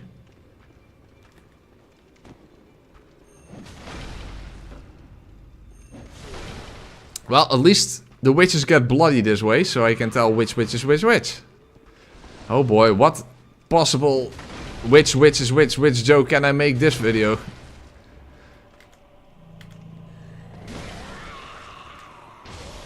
Because the fight is pretty uneventful, as you would expect, but that's relatively common.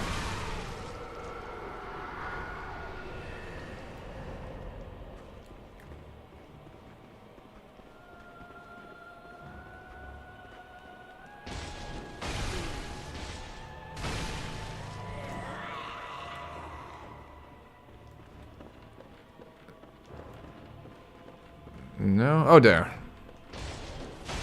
Okay. Yeah, by the way, notice that this grinding R2 attack does hit multiple times, but the final hits almost do nothing. That's kind of weird. Not very beneficial. Okay, where's the... There's the other... Let's not get hit by the telekinesis attack. Alright, that's it. That wasn't really... really eventful.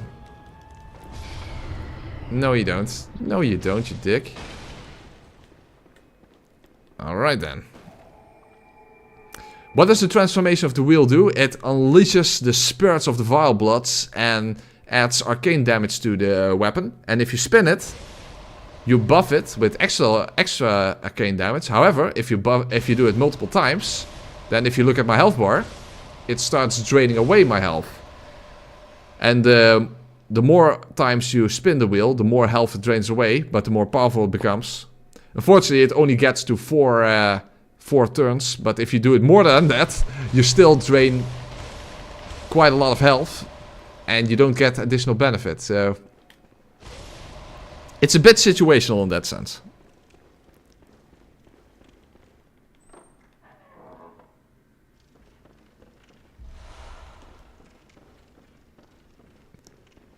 Press, this is supposed to be challenging. Hey, we are at the lowest level we can be at for Logarius will run. Hey, what else do we want me to do? To be fair, I would want to do the same thing with the Moonlight Greatsword, but then on New Game Plus. So BL18 on New Game Plus, but that wasn't really the right time for it now, because that is of course going to be a very difficult run on New Game Plus, where literally everything will one-shot you. But hey, we are still early game. Who knows what end game is going to be like? So I know you guys want to see me suffer. I know that. I'm completely aware of that. So it's still possible that once we get to the later parts of the game, that there will be suffering. So don't worry. Don't worry. There's no reason to worry yet.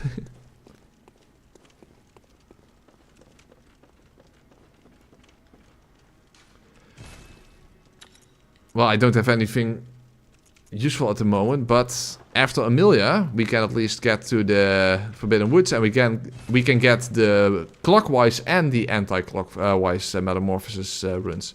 So that's at least good. Speaking of Amelia, she's also weak to, also resistant to both arcane and blunt damage. So have to be a bit careful there, because Amelia can actually be a very difficult fight if you cannot stun lock her. So when you can stun lock her, then yeah, Amelia is one of the easier fights in the game. If you can't, it's actually it can be a different story. Hey Press, I'm a bit drunk now. Unfortunately, I'm not. I do have alcohol, so I can get at least a little tipsy later on. That's not a problem. Press needed to break after the Artorias run. That's basically what this kind was meant to be. And hey, it's the breaking wheel, so I deserve to have a little bit of a break in that sense. I always love seeing Press going for Iron Keep. Oh boy. Yeah, there definitely have been playthroughs in which Iron Keep was wow. Absolute nightmare. Iron Keep and Shrine of Amana. In a lot of challenge runs, those are yeah, awful. No, I don't have the famous raspberry booze. I have the blue bottled beer that I also have in a lot of my videos on the table. Okay, so shall I use Beast Blood? Yeah, but let's try that. Let's try it. Let's use that grinding attack. Let's see if that builds up Beast Blood in any meaningful way. Okay. Oh, that does very good, Sal. Look at that. That was quite a lot of build-up from a single attack.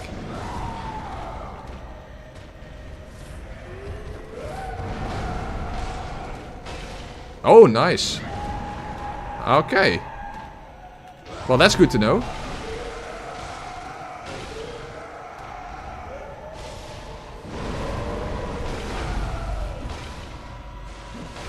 Hey, she may be resistant to both of these damage types, but if we get the benefit of beast blood, that doesn't really matter.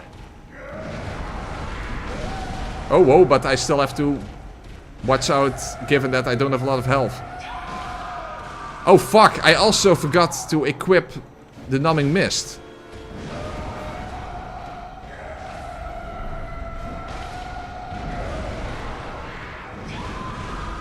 Some pre-Elder Ring delayed attacks there.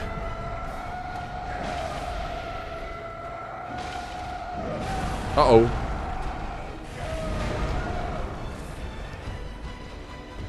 Fuck. Break. I didn't have the numbing mist equipped. Shit.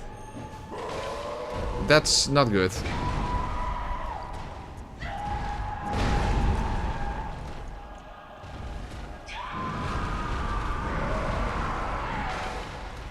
I can't see anything because of her stupid hair. Just a 2. Oh, nice. Nice limb break. Ow.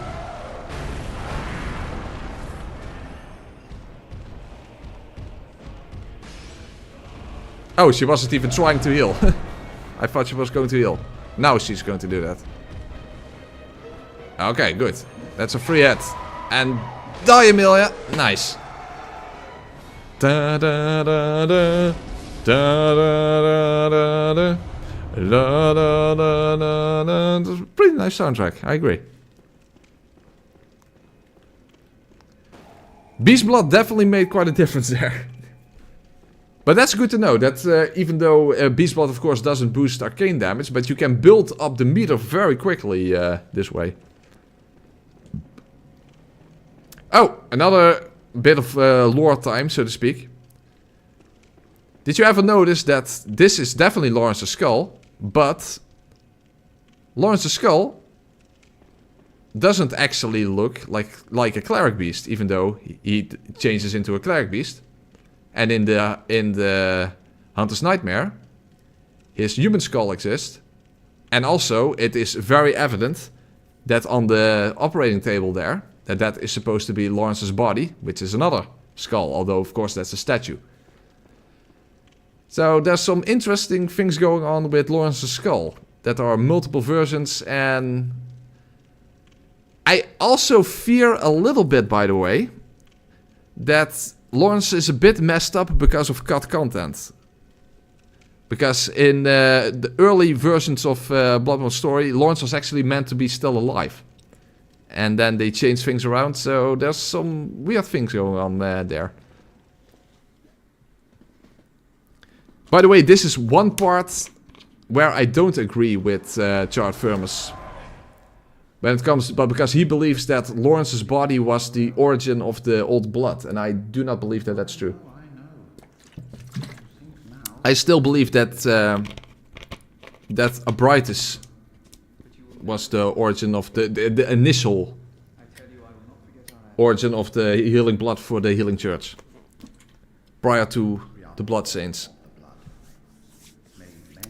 That is, zombie, that is something that people think, not the abhorrent beast, but the bloodletting beast, but given the fact that there is zero lore around the bloodletting beast, and the best thing you can say is that that might have been originally the idea, and that's simply they placed them in the challenge dungeon because that's where you place cut content that you don't actually want to cut. So there you go. That's what I think. So I think there is a little bit things messed up with Lawrence because of things changing around.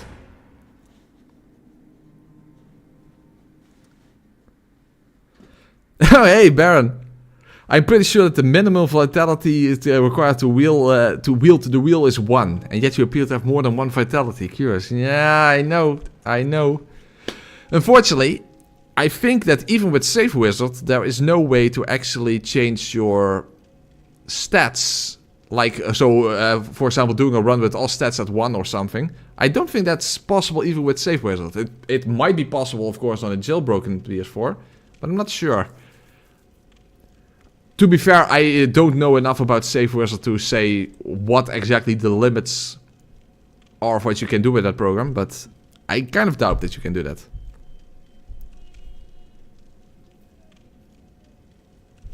But good evening, Baron Castle.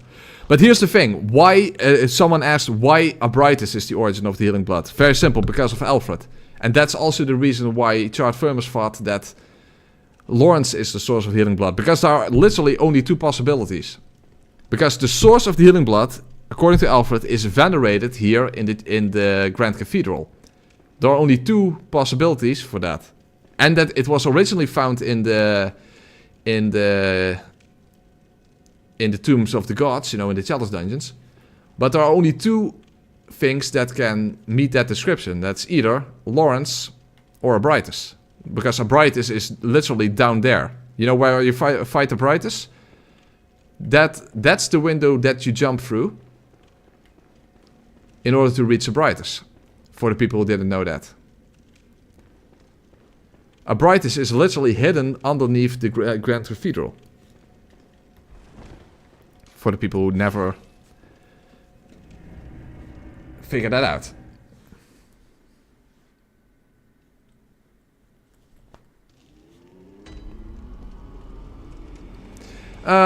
Okay. Well, early DLC might not be a smart idea. But we can now go and acquire at least better runes, so that's good.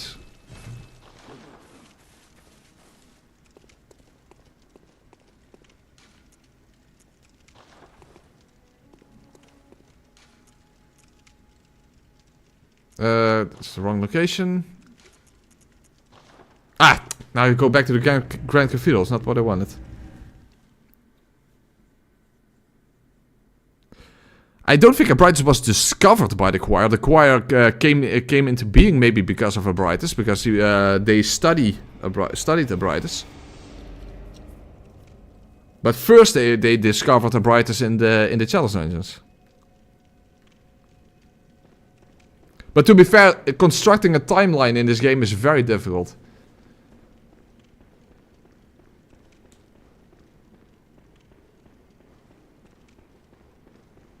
But it also makes sense that that Abritus is the source of the healing blood, because the reason she's kept there is that they can siphon her blood, and she's still alive, so her blood is basically an unending source in that sense. If it was from a corpse, then it would be a limited source. And also, it doesn't really make sense for Lawrence to be the source of the healing blood in that sense, because Lawrence was still very much human. But to be fair, Bloodborne's lore is very difficult to piece together in a sort of consistent way, especially when it comes to a timeline.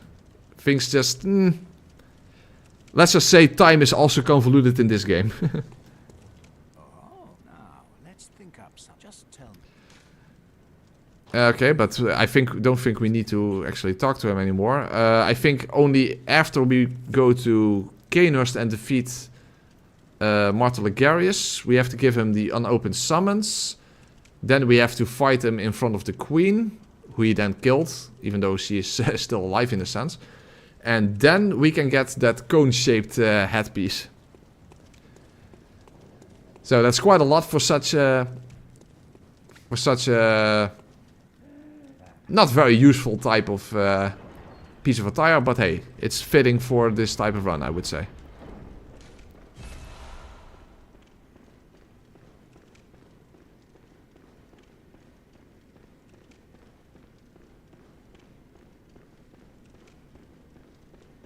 Yeah, that's another thing, Mystic.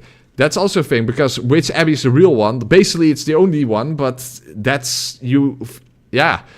That's also something you cannot make sense of. Because the Abritus in the Chalice dungeons and the Abritus here is basically the same one, but at different times. So, that's, again, also something you cannot really make any sense of. Time, everything is convoluted. Time is convoluted, space is convoluted, the entire lore is convoluted. Ultimately, you can't really make complete sense of it.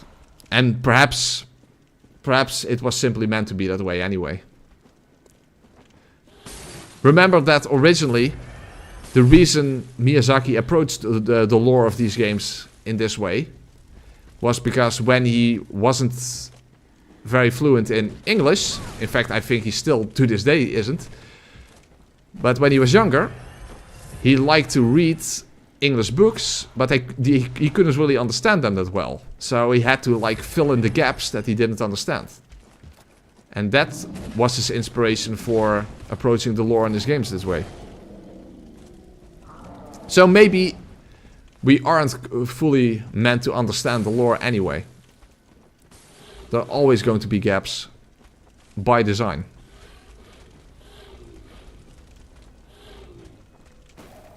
Will you fight Orphan this run? I will fight every boss in the game this run.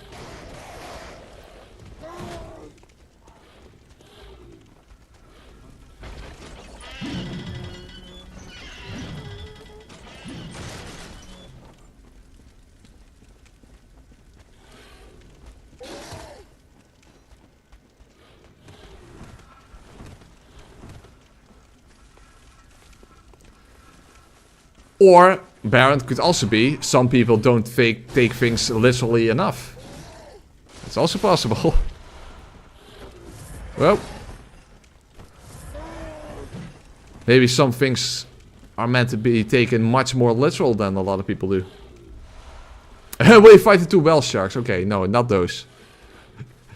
Those are definitely more bosses than a lot of bosses in this game. Those 2 sharks are absolutely horrific. You know what? Let's. The next boss is going to be Miss Amy G. Dalla. Let's do her early as well. Although to be fair, I think she is pretty much skilled for this part in the playthrough anyway. Oh fuck! I forgot about the doggos.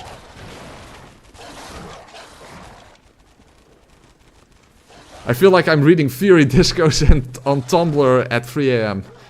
I'm pretty sure it wouldn't be of higher or lesser quality than what we're doing here right now. Hey man, I rediscovered your channel this week while I was sick at home. Your videos are awesome. Thanks for the great entertainment while I felt like shit.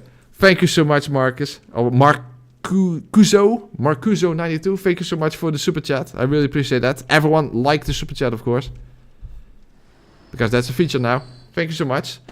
And I'm glad I was able to make you feel a little less like shit while you were sick. And I very much appreciate the compliment and the super chat, of course. I can't wait for that enemy with the club from the Elden Ring DLC trailer to just be a reskin of the sharks from Bloodborne. Oh, please, let that not be the case. Hey, where... I almost went the wrong way. Let's heal with an antidote. Okay. Oh boy, I have to come up with another snake eater joke for this video. I'm running dry. Damn it. I have to somehow make things work. Oh, by the way, someone mentioned Patches. Why is Patches out in the woods anyway? He's not in the woods. Patches is... Actually, I don't think you can reach him when you go through to the lecture builder in the first place. It's only after the one Reborn where you can get the 2nd tier stamina rune. Because I shouldn't forget to pick that one up. What a wheel! Yeah. So far the run has been going quite well, Marcuso, but who knows what late game is going to be.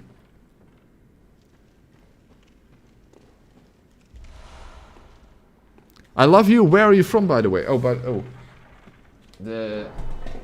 My laptop isn't where I have the chat on, isn't plugged in, so let's plug that in first, otherwise it will run out of power. Snake Wheeler. Maybe something like that, yes. I should have some Joey Wheeler quotes in this video, I think. Yeah, a snake eats it still, you know, the Ouroboros. Shape of a wheel. Yeah. Maybe something like that. Can't wait for Fire Giant 2.0. Yes, exactly. Okay, again, watch out for These guys. As I said, hyper armor. When you do blunt damage, they hyper armor through everything. You see, I wasn't lying when I said that brain suckers are a problem when you use a blunt weapon, unless it's the nitrous. Well, at least I opened up the gate. I opened the gate. We're now on our own.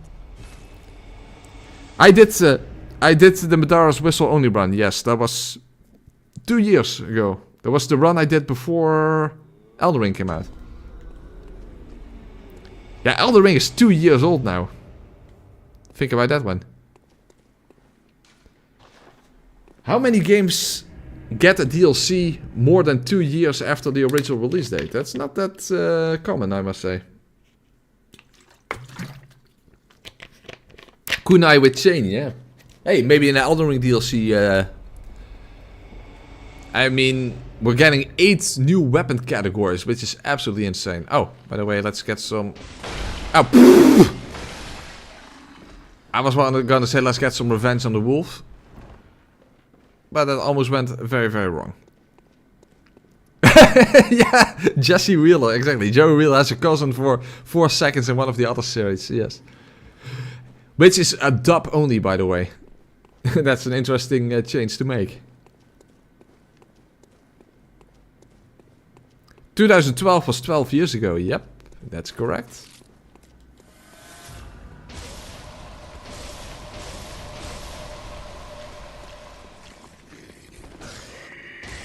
Grinds away.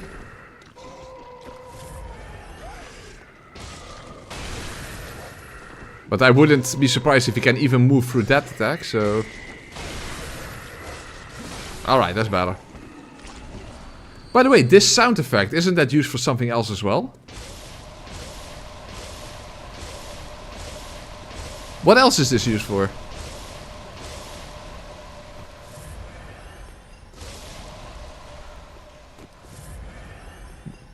I'm pretty sure that same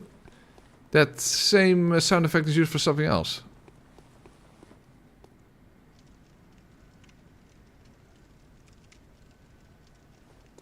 I cannot wait for that flying kick Ash of War. Or is it an Ash of War? Who knows? Could also be just a bone fist type weapon. Or it could be an Ash of War. We don't know. You may not believe how much something you blow on can suck this hard. Yes, that's a quote from the Madara's Whistle run. Yeah, you know, when I did the Madara's Whistle run, by the way, the idea was I thought that would be a quick, easy gimmick run that would just be easy to get through, and then it turned out that especially the DLC was very, very difficult. So that didn't turn out the way I thought it turned out. Oh yeah, it's from Martin Logarius. Yeah, you're right. Those skulls that he does, that's the same sound effect.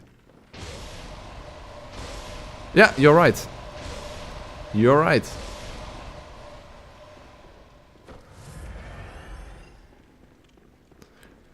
Oh, maybe the executioner gloves make the same noise as well. Could also be.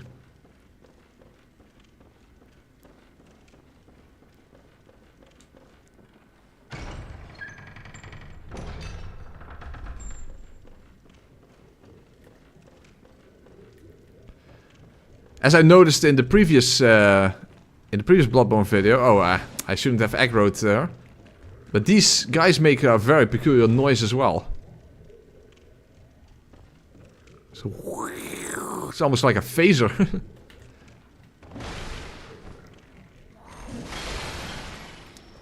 Hey! Now I don't have Yosefka's blood vial. I literally was trying to say, hey, I should get Yosefka's blood vial because remember how that saved me before? In the past, in the previous, well, not the previous run, but the run before that. How it saved me, and now I don't have access to it. Well, that was definitely an otherworldly experience. I mean, I know they look alien-like, but usually aliens would fly upwards, not down into the earth. Son of a bitch. Okay, well, no No Yusefka's Blood Well, other than the one you can get before Murgus Wet Nurse for whatever reason, which I never really understood, by the way. He just went into space. Well, the negative space of this game.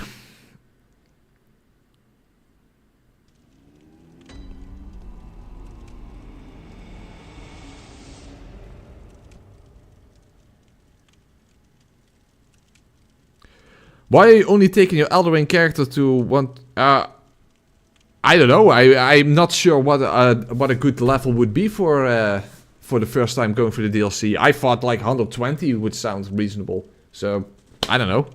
That's just what I decided to do. Yeah. What do you guys think? What do you guys think? What would be a decent level to be at in order to go through the Elden Ring DLC for the first time? As you probably already also heard, by the way, is that the DLC will have a unique sort of scaling system that is actually similar, in a way, to Sekiro, where that probably, after you kill a boss, you get like an additional way to increase your attack power. So, we don't know exactly how that's going to play out, of course. We don't know that yet, but there is some unique system that only applies to the DLC when it comes to making progression in your character other than leveling up.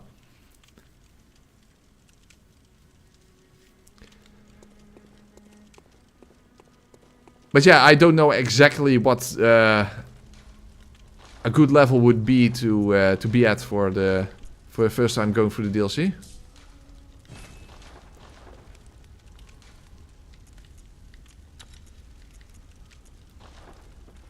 Level 713. It's a bit too extreme, I think.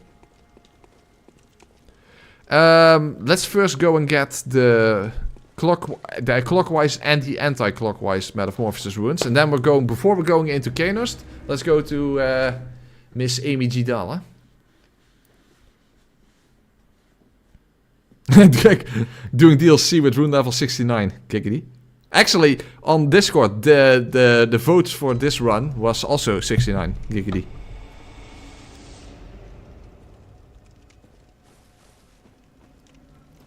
I haven't been there yet, so we have to go the long way around, unfortunately.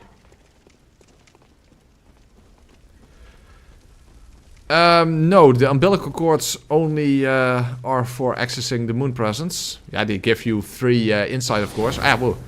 But yeah, I agree. It's a bit weird that there are 4 of them in the game. But when you think about it, one of them, the one you get from Ariana, is missable. So, I don't know. Maybe that's the reason. Oh, that's also a good thing. Aline's questline. You have to do that before Rum, I think, right? Or not? I forgot. I don't know. I mean, when is the last time I did any NPC questline in this game? Oh, whoa, whoa, whoa.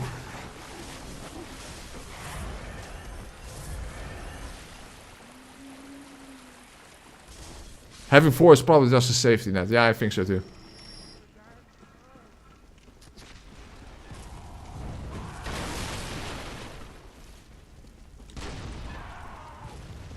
Oh!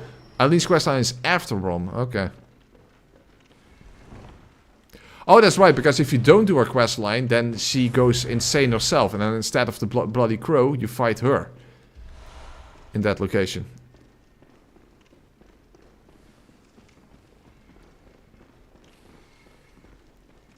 Oh, if you kill the imposter early, you also don't get a cord. Oh, so it's actually possible to miss... Oh, whoa, to miss 2. And lock yourself out of the moon presence fight. I didn't even realize that.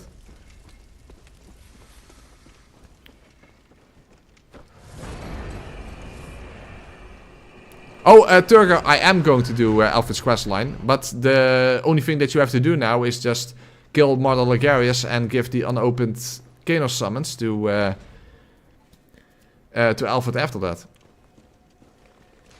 And then you have to actually fight... Alfred in front of where he kills the queen. Yeah, have fun with Bloody Crow with the wheel. Yeah, tell me about it. I think that's going to be a disaster.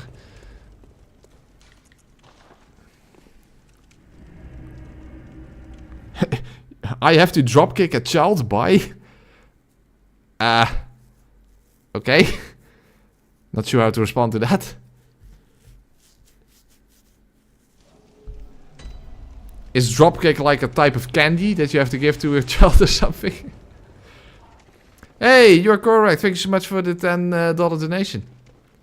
Just a donation for the Dutch man of puns. But here's a challenge one idea. Dark Souls 1, level all stats except resistance to 99 in new game. Doomwolf did that. Doomwolf did that. And it turned out to be not that useful. In fact, it mostly gives you poison resistance, and that's not really all that relevant. Well, at least it also gives you regular resistance, a bit. But yeah, it's resistance is just, and always has been, a very useless stat. But if you want to see what difference it makes leveling up resistance and not leveling up resistance, then you can check out Doomwolf's video on that. He did it relatively recently, I think like half a year ago or something.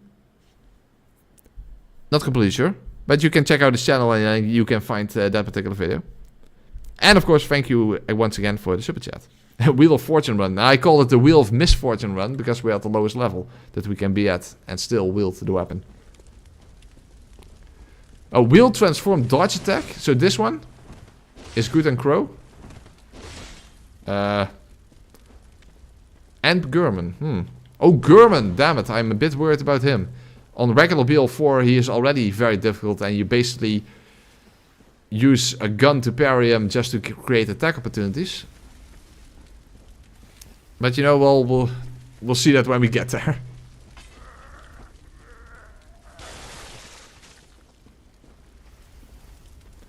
You don't have to kill Alfred? Oh, I thought you have to kill him for the badge or something? Or is that for his rune? I don't know. But then again, it is sort of appropriate to have a wheel versus wheel fight in this playthrough. I'm going in the wrong direction, I think. Where is the... Oh no! It's behind the aliens. No, this is right. And of course the clockwise metamorphosis rune is all the way there. When you go right instead of left towards the shadows. I had a community post about it recently, Mystic. And as I mentioned before, I'm very interested in Stellar Blade. So let's see what that game is going to be like. And if anyone is going to be interested in it in the first place.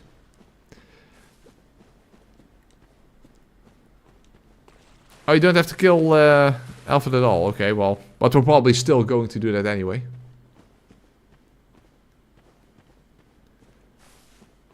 But where exactly is the rune here?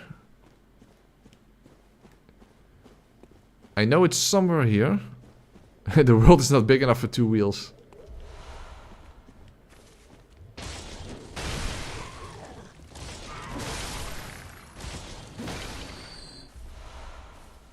Yeah, unfortunately, it's an arcane blood gem. That's nice, but we don't have have a triangular blood gem slot, so that kind of sucks.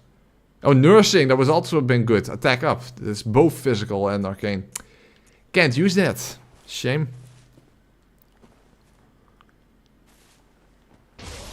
Are false depth challenge dungeons allowed? Well, they are allowed. I'm not sure if I going to make use of that. I think it's behind that alien, but that's annoying because he shoots projectiles.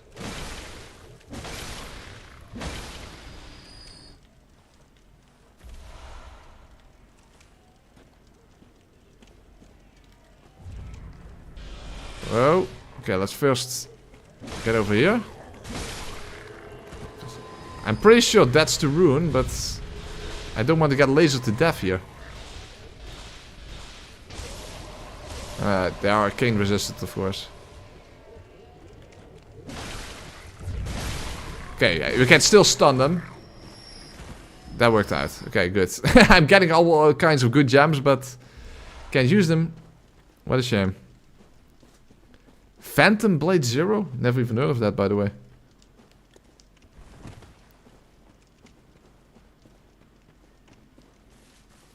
Oh, really? I can't say I really knew the lore behind the Bloody Crow of Cainhurst, but it makes sense that he's a hunter of hunters. He's wearing the crow outfit, after all. And that's the symbol of the hunters of hunters. That's why Aline wears it.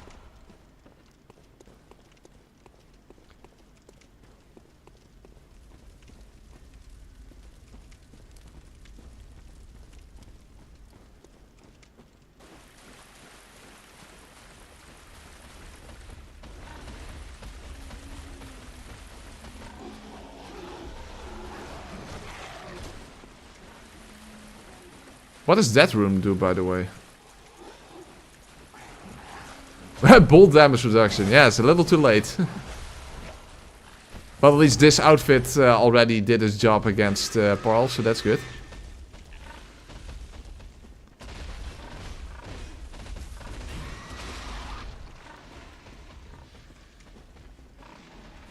So you become the hunter of hunters of hunters. Yeah, exactly. Exactly.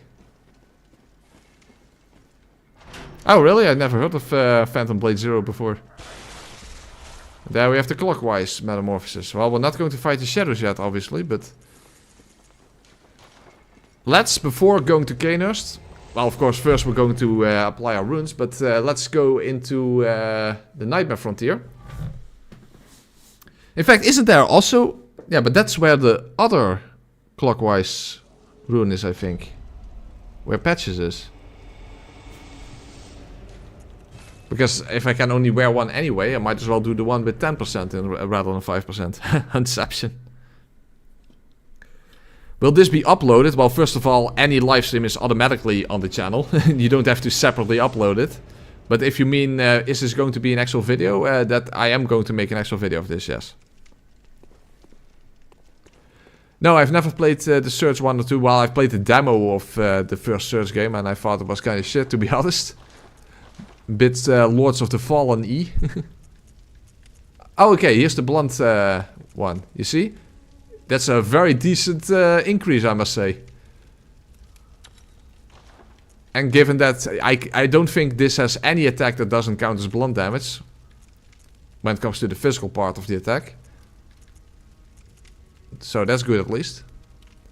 And if in the Nightmare Frontier, if you kill a few of those silver beasts, they can drop waning gems that give physical damage, well, also fire and bolt, so that hopefully they will drop it very soon, because I hate farming, as you know.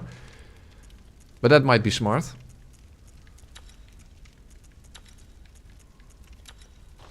Yeah, there's not exactly a massive increase in health, I must say.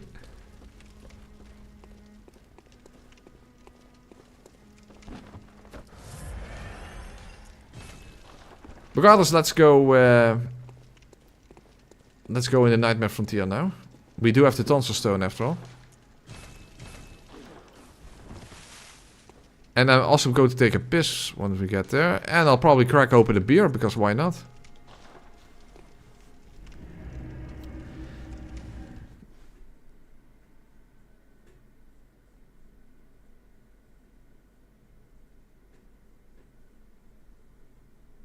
Yeah, I did pick up the Tonsil Stone. There's also some chunks I can pick up there, just like in Cainhurst. So that's helpful before going to the shadows. And I can only upgrade once anyway. Well, unless I go to both areas first. But I think for Amygdala that wouldn't be necessary anyway. So we'll just do Nightmare Frontier first.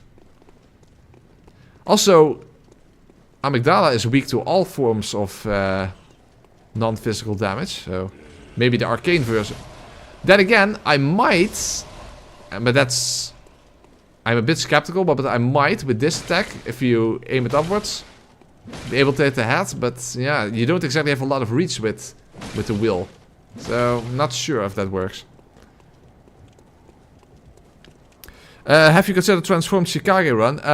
Yes, but then specifically with only doing the charge and 2 attack. That drains your health as well.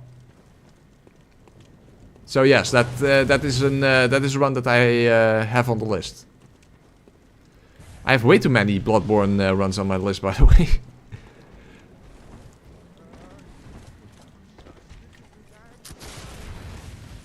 In fact, I only have one Dark Souls 2 run on my list. Whoa, whoa. I did had another one, but after testing it out, it really didn't work out, so... Oh, I have to make sure that I'm full health, because you do lose health from frenzy damage after all.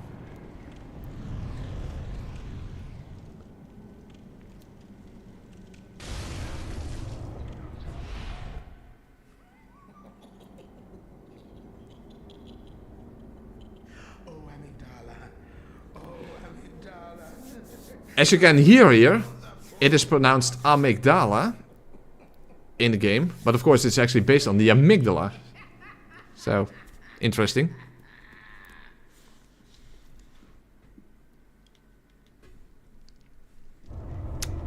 Alright.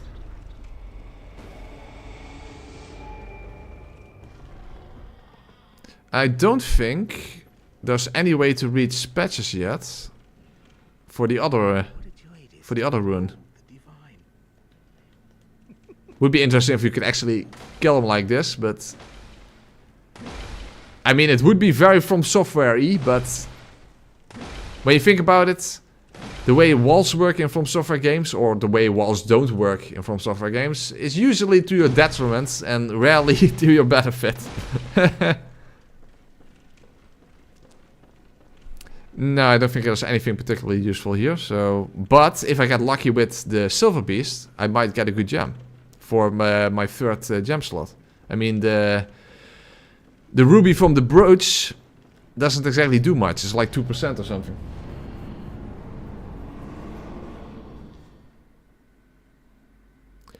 Plus, with the introduction of Save Wizard and the sadistic nature of your audience, we need a Fist of Gratia only. Yeah, I suppose so. I am a little afraid though that those fights will be a bit boring in the sense that you literally only have a single move that you can do and the fights take a long time.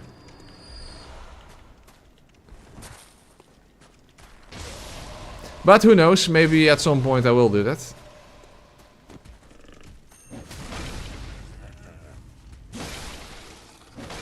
Oh, that's right, these guys don't release any worms after you kill them. That's only in the Nightmare of Mensis. How's the run rolling? It's rolling pretty well, I must say. And if I'm getting very lucky, then maybe I get a helpful gem from this guy. Yeah, that didn't happen. That's a shame. Now, technically, I could get a better HP rune if I find patches, but exactly where do I have to go for that? I always forget, after all. Oh, whoa, whoa, whoa, whoa, I'm stuck. Actually, I should... Oh, ah, whoa! I wanted to kill that silver beast, but not with a hunter around.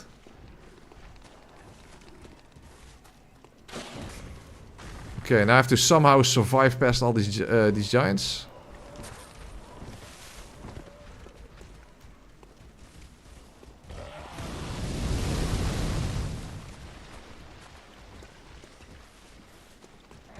To be fair, I'm not even sure if that rune is going to make any significant difference anyway, but I think if you go to the right here... What does this one drop, by the way? Hey, hello! Hey, whoa, wait, what the hell? I didn't even know that guy could attack me. That's like a big scurry.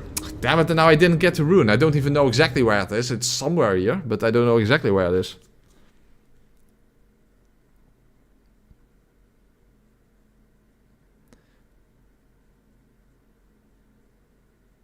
Well, but the thing is nothingness. Even if you could kill patches, then you still cannot pick up the runes, so it's not even helpful. Okay, well, maybe I should forget about the rune then. It's only 5% anyway, so... Not even sure if I was even in the right location. He drops press apparently. Yeah, that's you can say that again.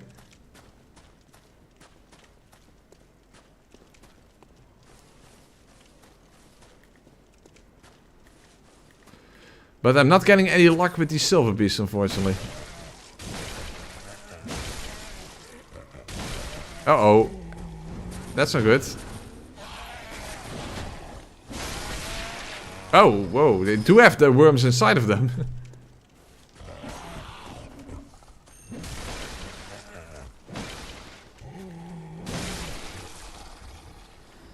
They're not dropping anything.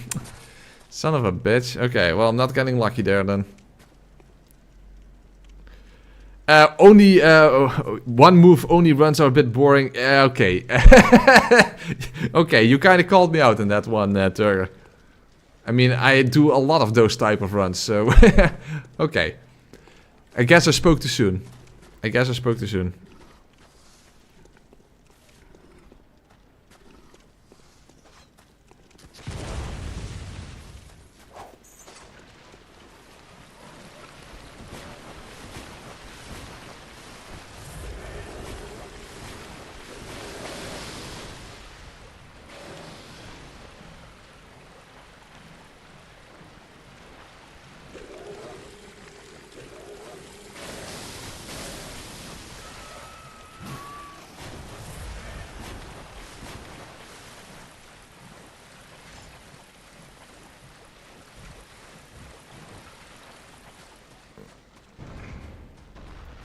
Alright. Oh, wait. There's an actual... one of those. A winter lantern.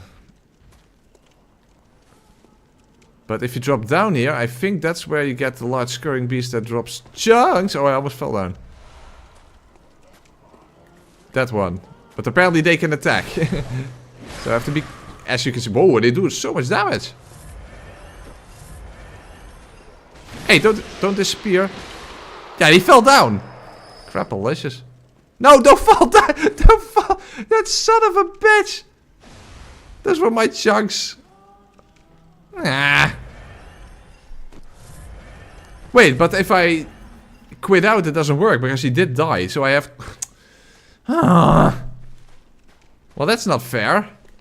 Yeah, that one just drops regular shards. No, la la la.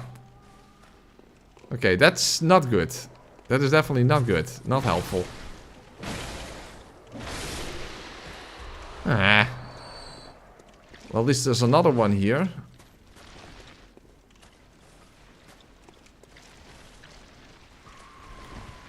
That one is even more dangerous to attack. What the hell? Yeah, now he disappeared already. Ah.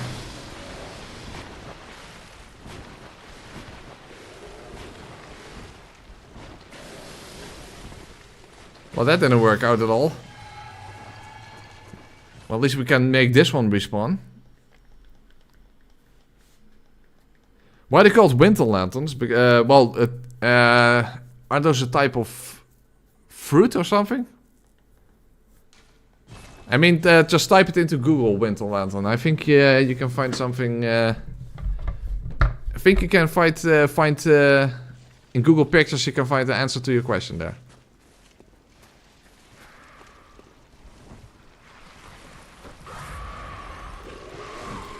What the hell? And it's gone. Maybe at least kill these guys then. Then at least those guys are not in the way anymore.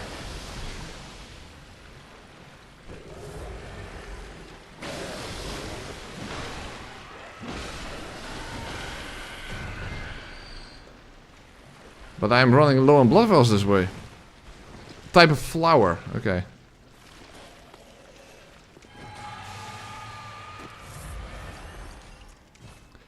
Okay, one more time.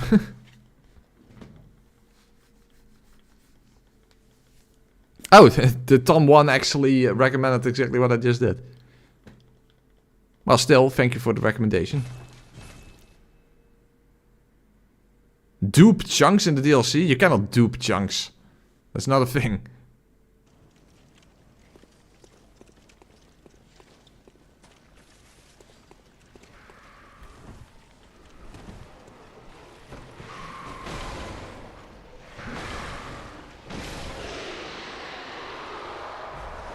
Yeah, but that's only 2. Son of a bitch. I want the other ones as well. Well, at least... Well,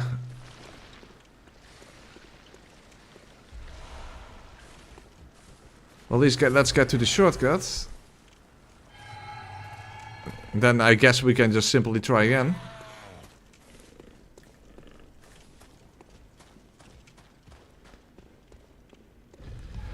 Also, by reloading the area, we can at least try to get another blood gem drop.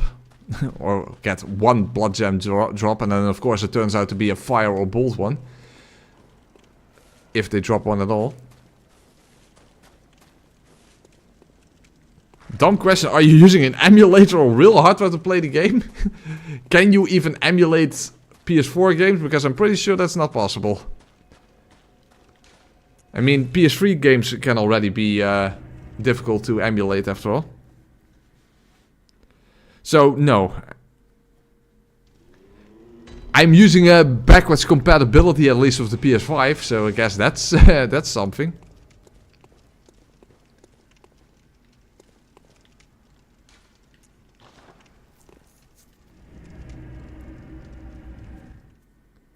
No, that's way later in the game, Call Beyond. Buying chunks with inside.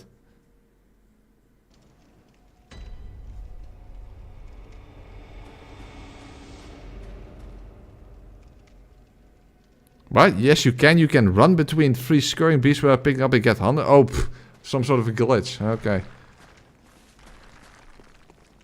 Well, we're not doing that. That's a bit unnecessary.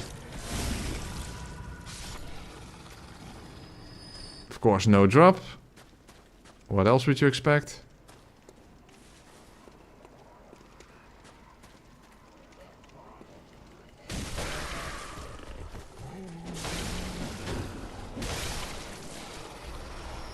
Hey, that might be the correct one.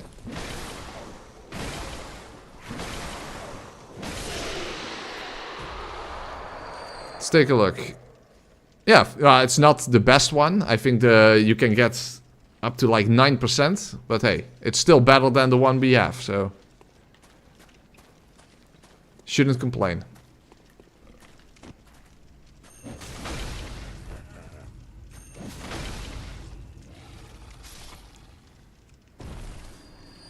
Well, not another one, but fair enough. This should be fine then.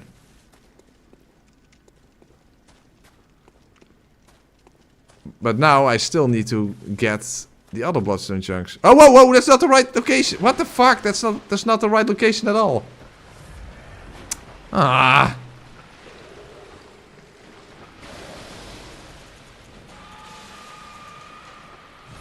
That's not helpful.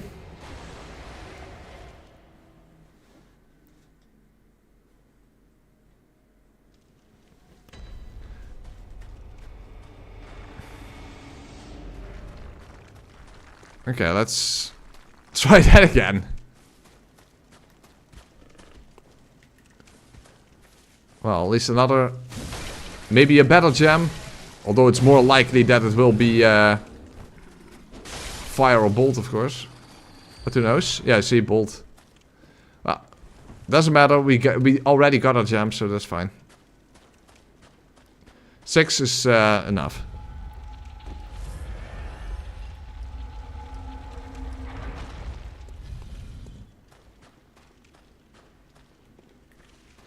Or maybe this guy. Uh-oh. Good thing I'm wearing this attire. Because that was still a lot of damage.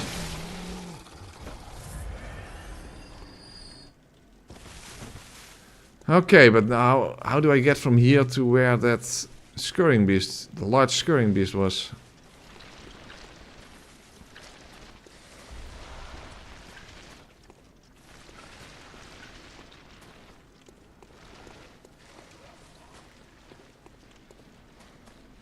It's somewhere up there, I think. But that's annoying because that's where the winter lantern is as well. La la la. I mean, imagine that you're lying in your bed and you hear that sound and you see a light underneath your bedroom door. No, don't fall off! Don't fall off! Oh my god! Wow! This sucks! Come on! Is that really necessary? Okay, I'm going to take a piss and crack open a beer. I think that's a better idea. Son of a fuck. Oh, hey, by the way, hi, motortheist.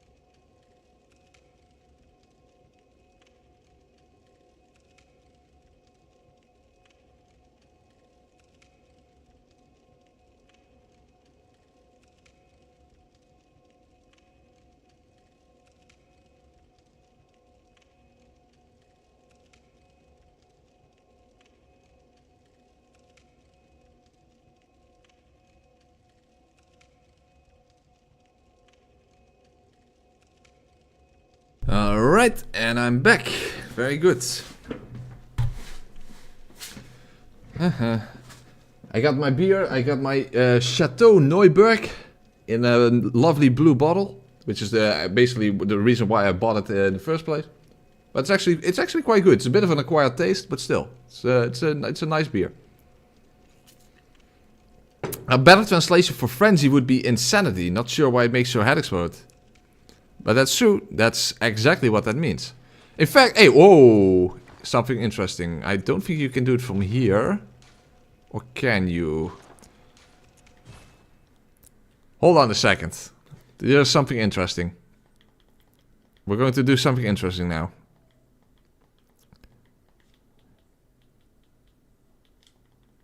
Okay. System. Language. What does it say here?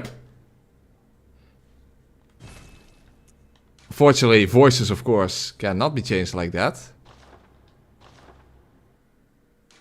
Doorgaan, game laden, nieuwe game, systeem en aanmelden.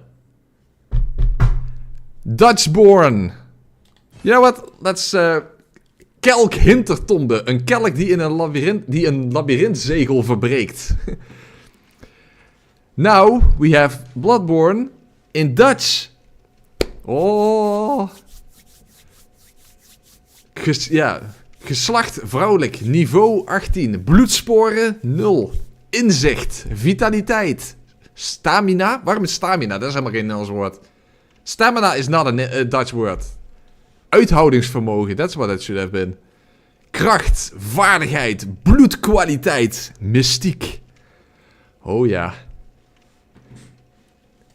Beautiful. Hey, and what does it say there with frenzy? It says waanzin, which basically means insanity. Oh yeah. Yeah. Dutchborn. Yeah, stamina. That doesn't make any sense. Stamina. I've never heard of that in Dutch. Uithoudingsvermogen. A bit of a long word, but... How does the Winterland song sound like in Dutch? Yeah, unfortunately, that doesn't change. It's only anything that is written. Tegengif. Korrel, beestbloed, korrel. Schitterend. Scherpe bloedcocktail. Dat is een raar... that's a weird translation. Oh, beautiful. Werpmes voor J.K. Leeds. The word for blood tinge means blood quality. And that's actually a better translation, apparently. So, bloedkwaliteit is blood quality. Max buisjes hoger. Exactly. Tegen stompwapen. Stootaanvallen. Schitterend. Ah, this is beautiful. This is absolutely beautiful. Brandpapier. Teken van de moedige jager. I know, yeah, hey, I know Dutch. Vader Jacob, slaap jij nog? Exactly. The problem is, amygdala is of course the exact same. Amygdala is the exact same. You have no idea how happy you made me by showing this. Well, oh fuck, I forgot. Oh wait, we'll still have to go back anyway, because we still have to collect our stupid bloodstone chunks. So yes, Bloodborne actually has a Dutch translation, which is very weird, because most games don't have that. You know, even though I absolutely do not like the Uncharted games, one thing that was absolutely hilarious when I played Uncharted back in the day, Uncharted not only has Dutch text, it has an actual fully Dutch dub. And it's hilarious. It's absolutely hilarious.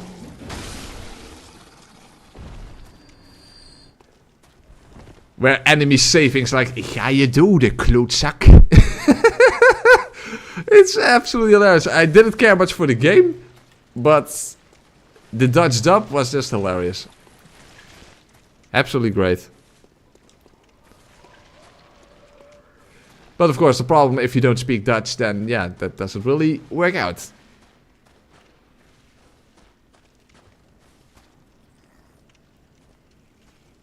So there it is. God, please don't die. Okay. Finally. Bloedsteenbrok. Bloedsteenbrok. Fantastic. Absolutely fantastic. Wil je ontwaken? Ja. Why don't you like Uncharted? I don't think it was a very good game. I don't know. Just didn't like it that much.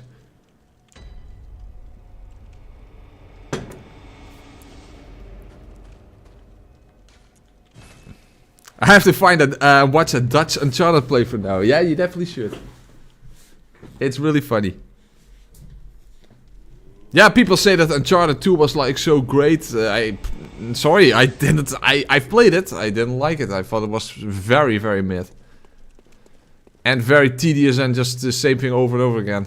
It's just not that interesting. Rad van Logarius. Okay, let's add our temperant kristal. Oh, a little bit extra damage. It's better than the red rood kristal. You should redo all your vids in Dutch. Yeah, de nachtmerriegrens.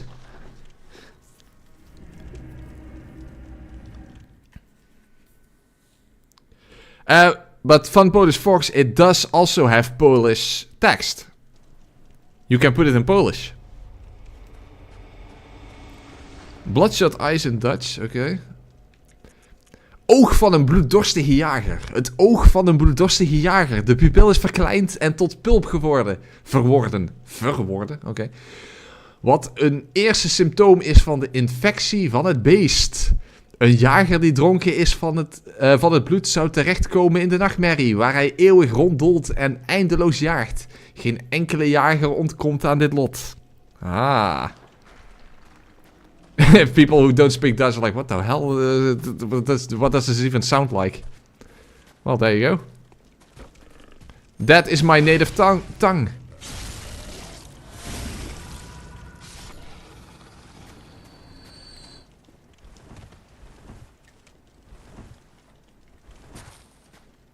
Okay, time to fight Amygdala, which is still just Amygdala, of course. Unfortunately.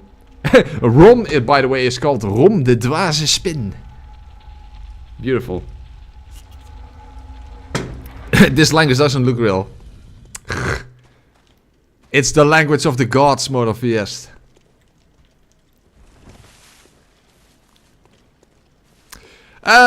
Some translations are a little bit awkward, if you ask me, but it just sounds funny in Dutch.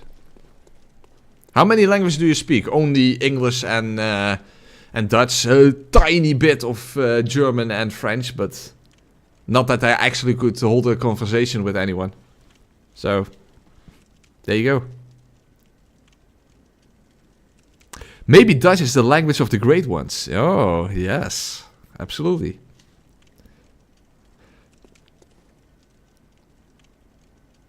You did do a Spanish-Portuguese pun in another video. Yeah, I think I did, but that was only one specific word. I forgot what that specifically was. Usually sound like broken German too. Can someone ban Forsaken Lineage? You're not allowed to compare Dutch to German. Hey, there we have Jake Leeds. This weapon looks really fun to use. Well, let's see if we actually can make it work against Amygdala. Oh, by the way, JK, you missed that, but we just put... You see what happened to the language in game? Oh yeah, Vamos. Yeah, that was it. Yes, exactly. We're playing Dutchborn right now. We're playing Dutchborn. The language of the old ones. Of the great ones.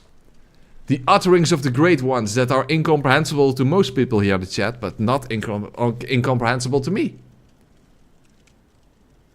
Because, hey, that's how I roll. Well, let's see how I roll against Amy Gidala.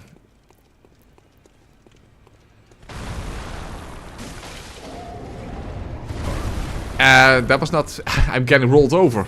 Unfortunately, even though you can hit Amygdala that early on, you... Oh, nice. I could still hit it. Oh, I'm too far away. Crapulacious, I missed my opportunity.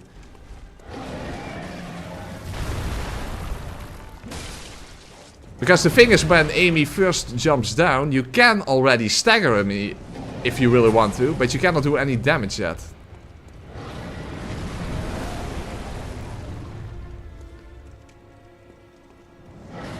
Also, maybe I should actually transform it for the arcane damage. Oh, whoa, whoa, whoa, I was still within that hitbox.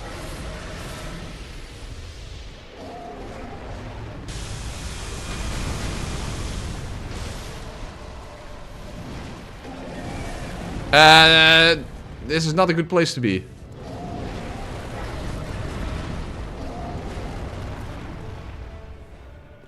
Now come on, Amy. I want to actually get some attacks in.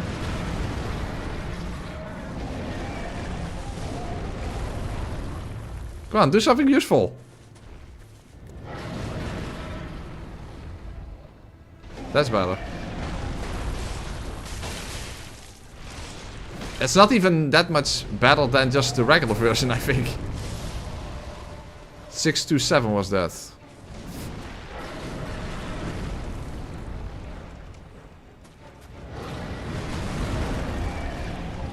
Yeah, I thought maybe If he lowers his head, I can just do it with a vertical attack, but no. Come on, Amy. Better RNG, please. Okay. That's better.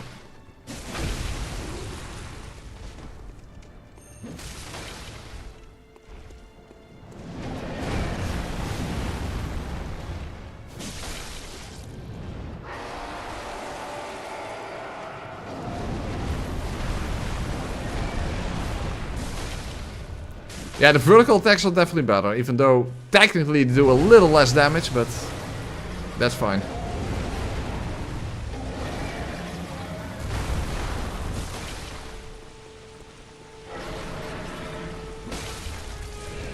Ah, 200 damage was still not bad, by the way.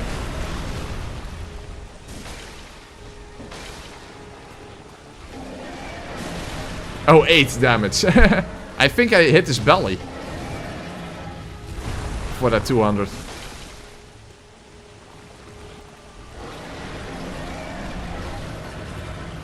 Let's see if I can... Oh, no. I wanted to finish with a belly shot, but it's still better. Hey, prooi afgeslacht! Wat? Zieltogend Lorankelk? Zieltogend? I don't even know what that's... I wouldn't even know how to translate that. Yeah, ailing. Zieltogend? What kind of word is that? Even I don't understand that. Zieltogend? Soul...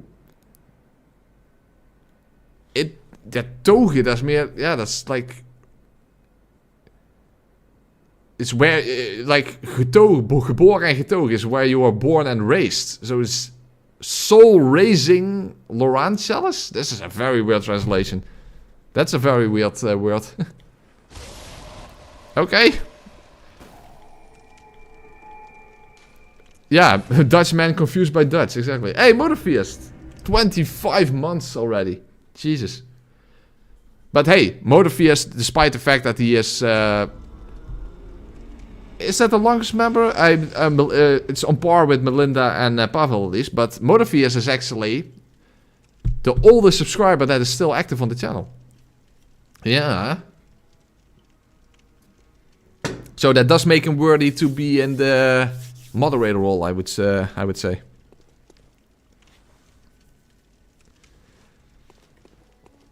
Are there any other rules for this run besides weapon and level? No. It's basically just a straightforward Logarius run, but without leveling up beyond the stat requirements.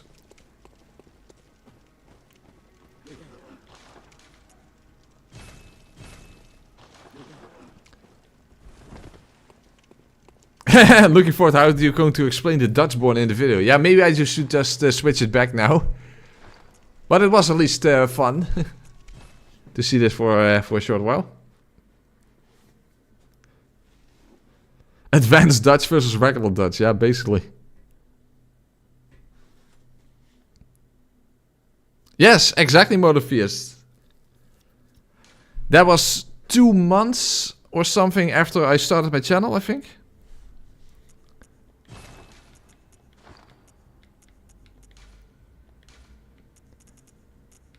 But for the Polish people, you see how many languages you have, by the way. You have Portuguese, Turkish, Swedish, Finnish, Norwegian, Danish, Russian, Polish, Dutch, Spanish, German, and Duits, Duisterland, as you know from the previous video. Italian, French, English, and that specifically is British English, by the way. And standard is just American English. Is there even a difference between the two English when it comes to how things are translated here? Huh. Interesting. You should do a full playthrough in Dutch. Yeah, if only you had like a wooden shoe in this game or something. Keep the rest of the stream in Dutch and don't bother explaining it in the video. I guess I could, but is that a good idea?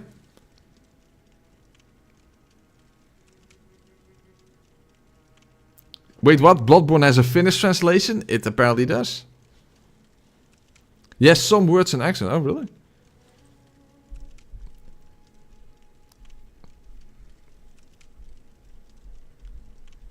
Have you ever done a DS2 backstab only run? The jump kick run was basically, well, it was also running attack. It was either running attack or the backstab attack of the bone fist. So, yeah, more or less. De devscreen will be in de aap gelogeerd. Schitterend. Dat zou heel mooi geweest zijn.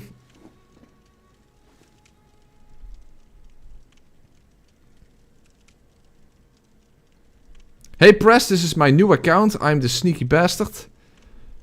I can't watch with audio right now, but I will stay for the view.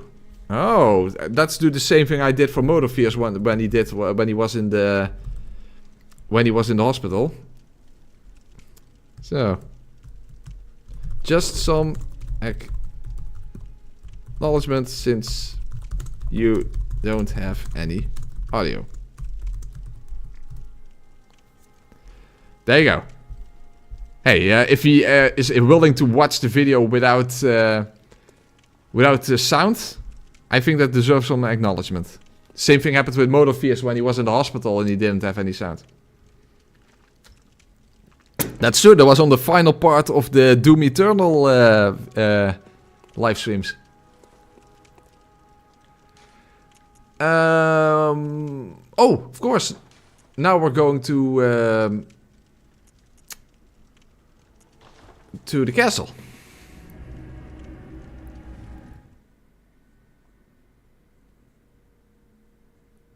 Exactly, that was when you were in the hospital for surgery. And you were watching the end of my Doom Eternal playthrough. Imagine not having audio and seeing Dutch Bloodborne section. Yes. That would be an interesting experience. Yeah, I kind of messed up with that nothingness, because you can decrease that delay by quite a bit. But I forgot to change that setting before making the stream, and you can't do that, you can't change that setting afterwards, so... Yes, there's almost a minute delay or something between what is happening in the stream and before you guys actually see it.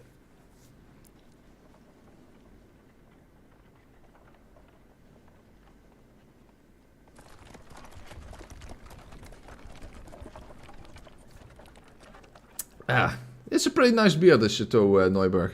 It's a bit bitter, so it's a bit of an acquired taste, but still, it's a pretty, I think it's a pretty decent beer, and it's in a very fancy bottle. You've actually seen it in some of my videos, that it's on the table next to my avatar.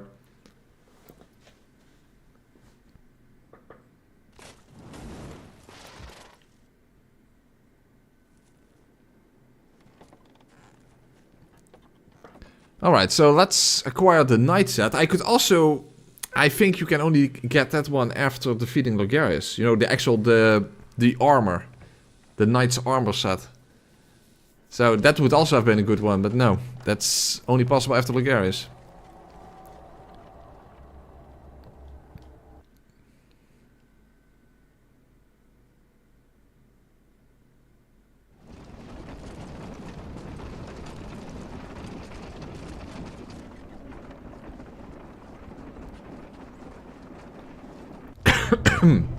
You have caramel flavored mead.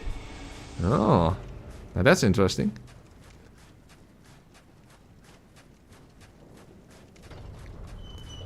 Alright.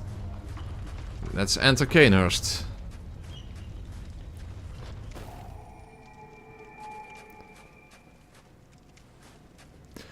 If you like bitter beers, you may like Bell's Two Heart Ale. It's a double IPA from Michigan, where we have Holland. Oh, you have a place in Michigan called Holland? Oh, that's interesting. What do you mean after? Oh yeah, that's right. That's just what I look like. Yes. No, but you're right, Link. I am basically a circle with two Sonic shoes, and occasionally with hands.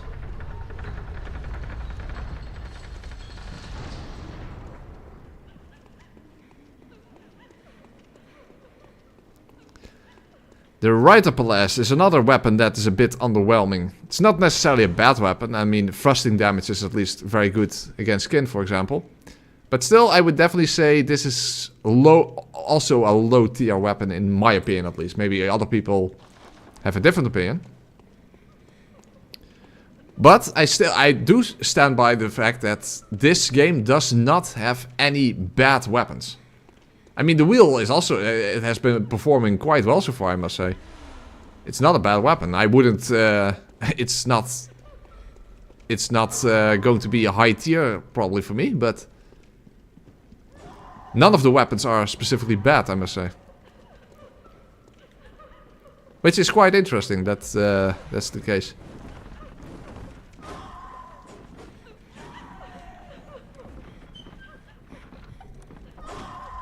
Oh, whoa, holy crap, delicious. That was more damage than expected. I guess I could also go for the dress, because that's my go-to fashion, but no. I think we're going to pick up the knight set, and then we'll wear that until we have the complete version of the executioner set, because the executioner set is of course the most lore appropriate one. However, the cone-shaped thing we can only acquire after Logarius, so until we get to that point, we'll just go and collect the knight set and wear that one. I mean, it's definitely a very fancy looking set after all.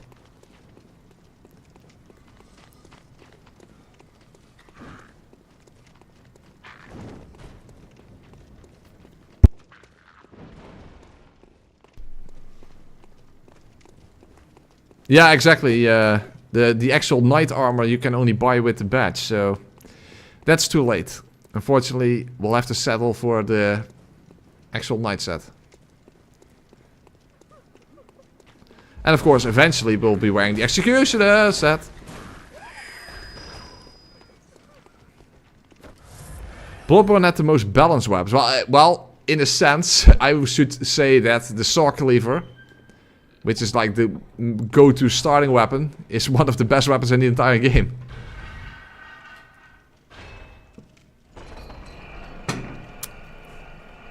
But of course, in no From Software game is how good a weapon specifically about where you find it in the game.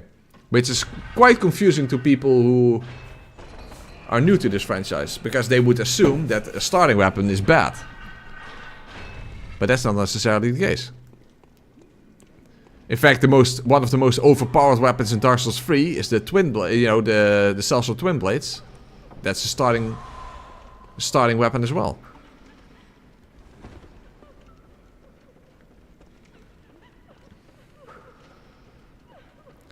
God, I want to go take a piss, but I'm too captivated to stand up from my bed. Damn you, press. Hey, we're only collecting things at the moment, so you're not going to be missing out on much. We're just doing a bit of a collective fun before we go to the shadows. I mean, the shadows when being at low level is always a bit of an issue. Heck, they can be an issue even when you're at with a leveled character.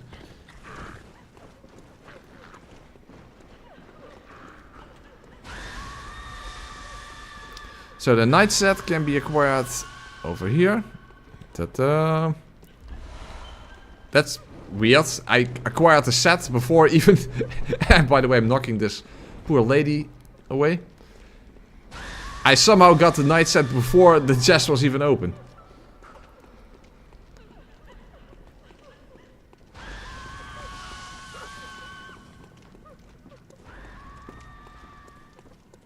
Actually, I don't even need blood echoes to begin with, but at least we definitely never have to worry about blood vials in that sense. Even DS1 had Zweihander early in the game, yeah, exactly. The Great Scythe is also quite easily acquired early in the game. Every Bloodborne weapon is... No, well, it's not just every Bloodborne weapon is viable. Every Bloodborne weapon is, at the very least, decent. Some weapons are a bit meh. I think the Rider Palace and the Rifle Spear, for example, are a little bit meh. Although the Rifle Spear is also not that bad. I think if you could buff it, it definitely would be a lot better. But for some reason they decided to make it unbuffable, so that's a bit of a shame.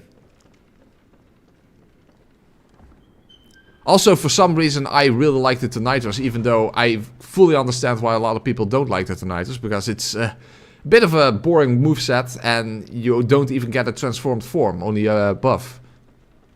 But I don't know, I like maces. I like the how electricity looks in this game. I just have a soft spot for the Tenitras for that reason.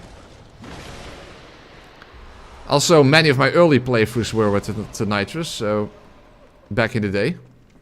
I don't know, it was a bit of a go-to weapon for me.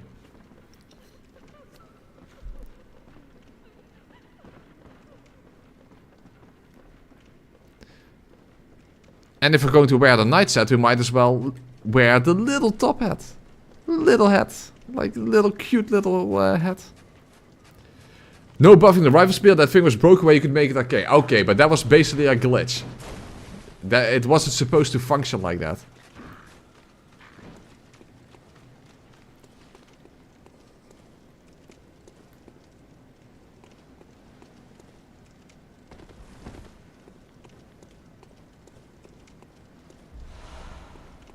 You know what? We're not going to defeat Logarius yet, but since we are anyway, we don't have anything to lose anyway. Let's give a quick try to see how much damage this weapon even does to Logarius. Obviously, the arcane transformation is not going to help, because Logarius and the one reborn have the highest arcane defenses in the entire game.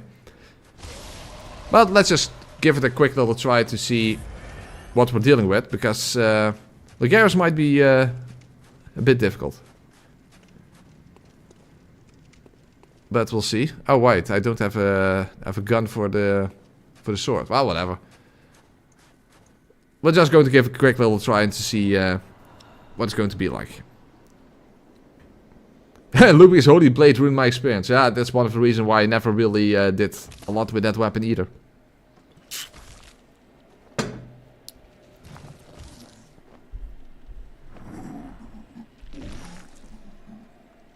Please, anyone respond to me, Saitama Bacon. But you don't have to show your feet, Saitama. That's not necessary.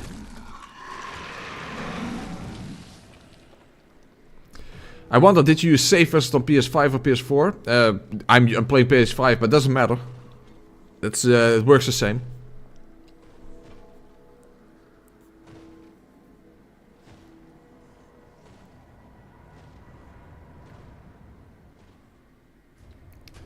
So, I'm pretty sure we're not going to defeat him yet, but... Also...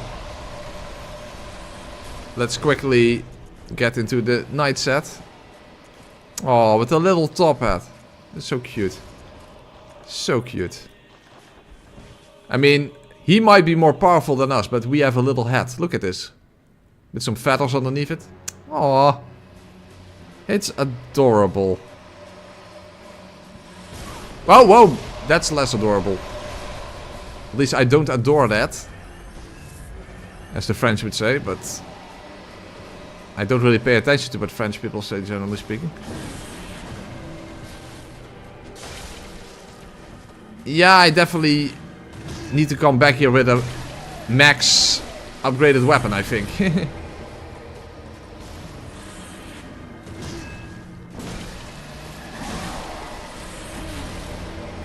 And you cannot use the saw cleaver strategy to get quickly through the first phase.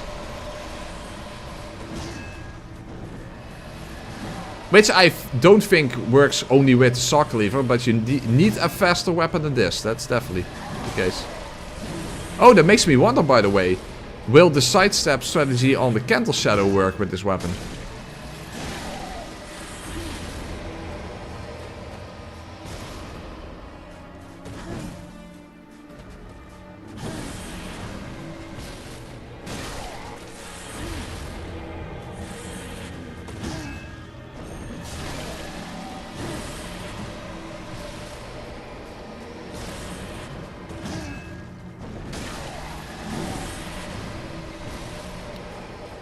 Well, so far so good, but the first phase isn't really the issue with Logarius.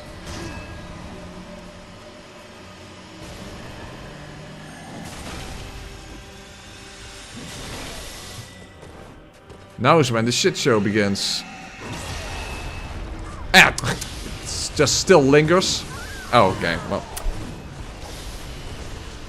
We're going to come back here later anyway. For Alfred's questline.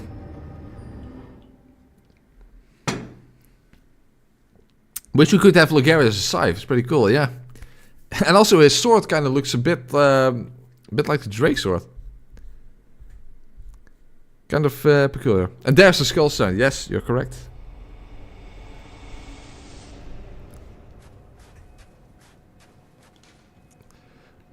Anyway, we have our drip. We have enough bloodstone chunks.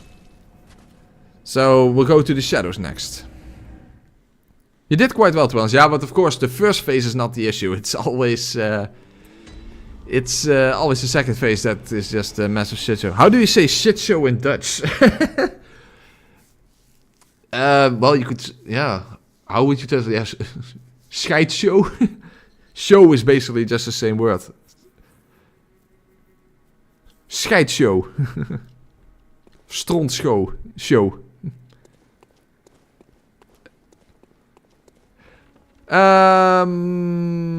Is there something else that we need to do? Well, first of all, upgrade, of course, but...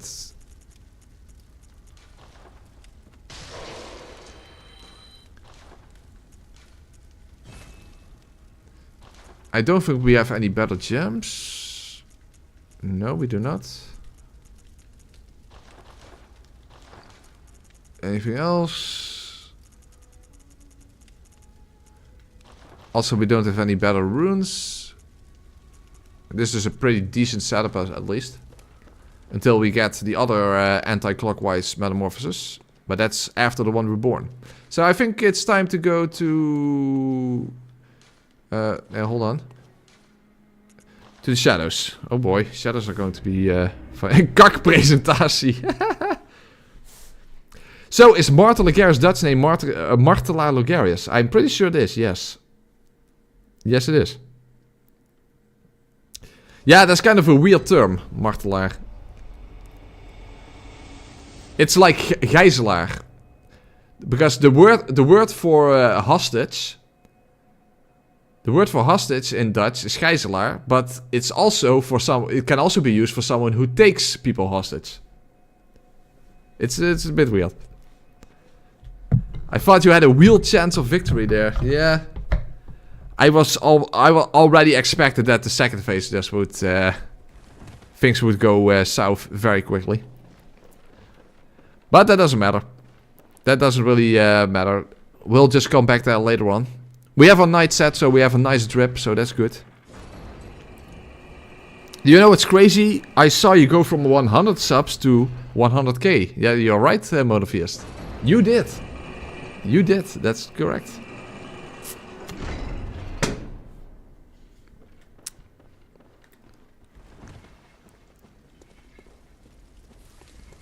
That was back in 2018, when I first started my channel. My first upload, January 26, 2018. Demon Souls, Soul level 1, Nuking plus 7, although that's actually Nuking plus 5 of course. Pure Black World Tendency, part 1.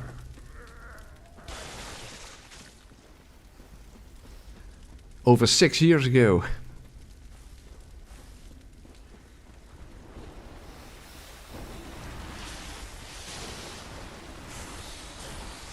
Where did the time go? Is chat full of Dutch speakers or what? Well, I have more Dutch viewers than than you would expect. So they are around. They are around.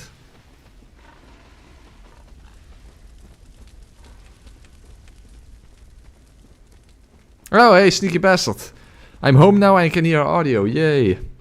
Okay, then hi Sneaky Bastard. Everyone say hi to Sneaky Bastard, even though of course he cannot hear you. But at least he can read what you guys are saying. So everyone say hi to Sneaky Bastard. Hi Sneaky Bastard. Oh, newbie, you also been here since 2 years ago. Then I assume your first video was like an Elden Ring video. Because that was 2 years ago after all.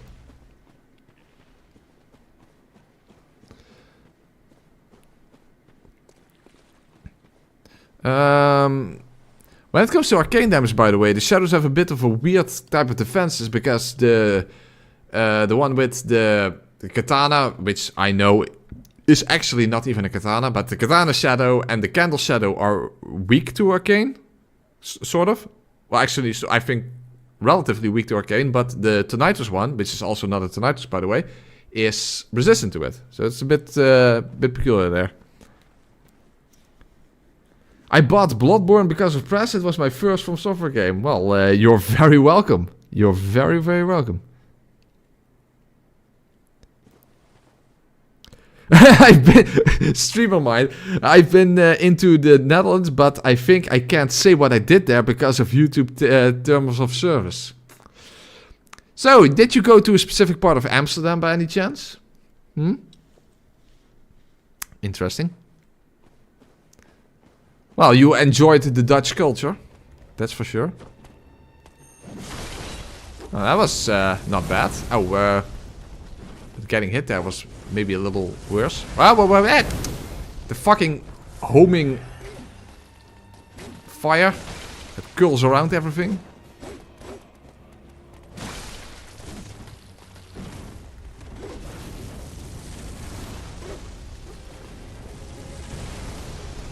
I might be able to hyper armor through some of his swords attacks with Charger 2, unless he does the, I think the overhead or something. Oh, whoa, I didn't even hit him. That's not good.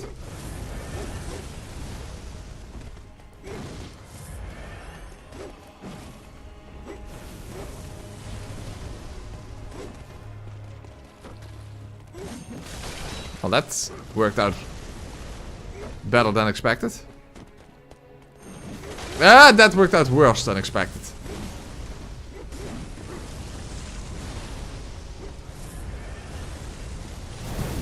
The lights were red and some of the shops were clouded in a way. A lot of tourists come for that reason to this country. I'm aware.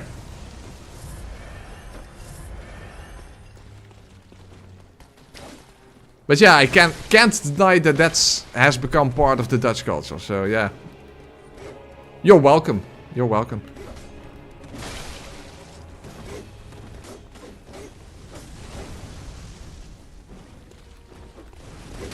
But yeah, unfortunately, I cannot mention anything about that in a YouTube video, because that might have been the reason, after all, back when I did the Dragonstone only run that I had to re-upload because it got demonetized. That might have had something to do with mentioning that part of Dutch culture. Fuck, that's... Either my hyper armor wasn't there yet, or that attack simply cancels it.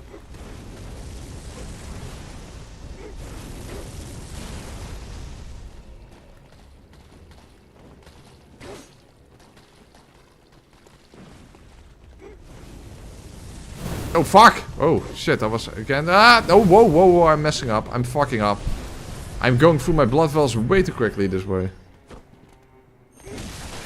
Okay, that worked out, at least somewhat. But you actually don't regain a lot of health when doing that. So, given that I only have 7 more blood wells, that's not a good thing.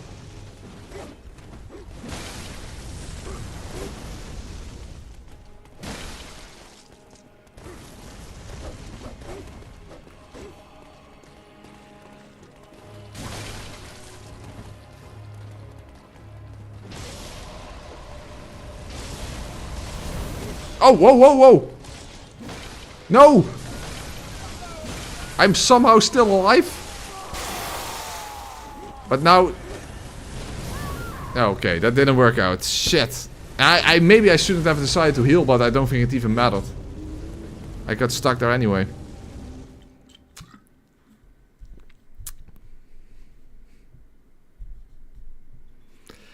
Heh.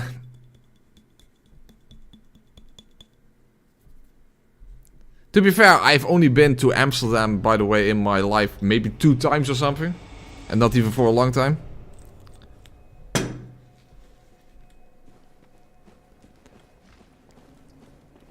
I don't live anywhere near Amsterdam after all, so...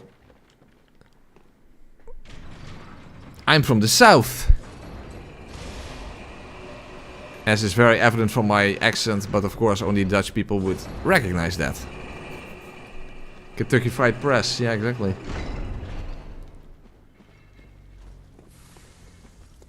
Some of the best food I've had on Earth? In my country? What did you have? I can't imagine. Huh? By the way, how did I lose health? I lost a little bit of health. That's weird.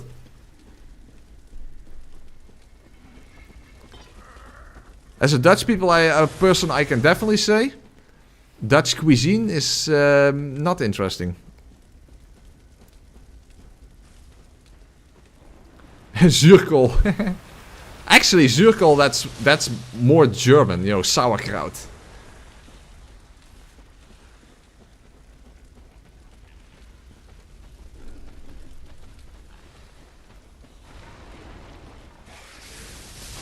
Hey, hello.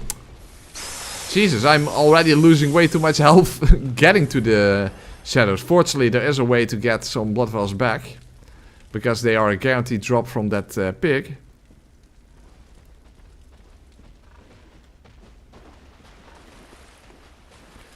Well, Italian food is definitely very good. That's definitely the case. Dutch food is better than my cooking. Yeah, that says more about your cooking, of course. Stampot! Exactly, that's more like the...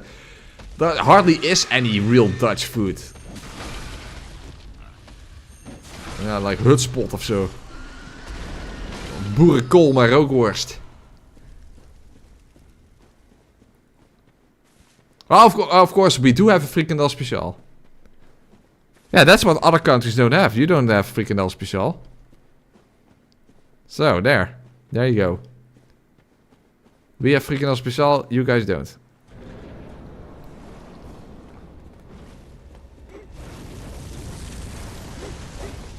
Not to be confused with Danish frikadeller or something, or however you pronounce that. That's something completely different.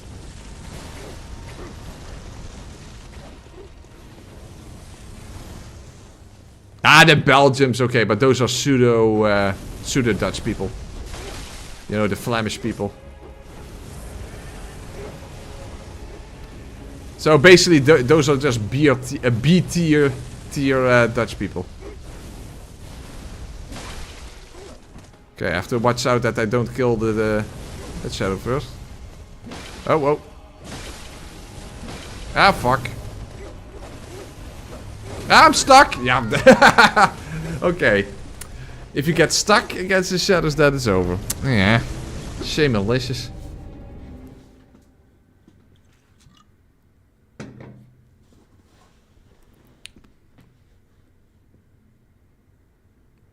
You also have proper chocomel. We get a fucking knockoff, okay. Can't say I really drink chocomel on any sort of regular basis, so yeah. That's chocolate milk, by the way.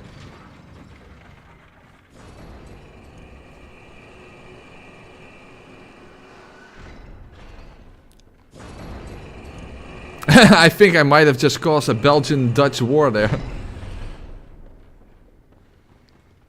Yeah, maybe. But how many Flemish people are here?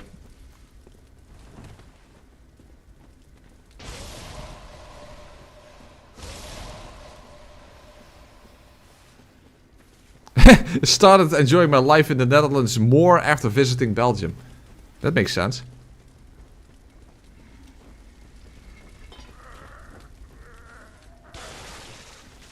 Well, at least Flemish and Dutch is... It's essentially like the same language, but also not completely. I don't know if it's really a good comparison to compare it to like American and Australian English. It's a little less similar than that. But at least if you go to Belgium, you can just have a conversation with a person if you're Dutch. It's just that sometimes they use rather peculiar words that you don't really understand that well.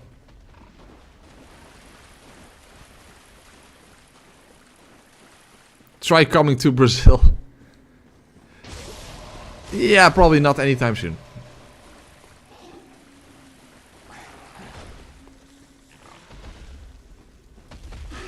That was my childhood. Chocomel and Flippos. Godverdomme, ja. Flippos.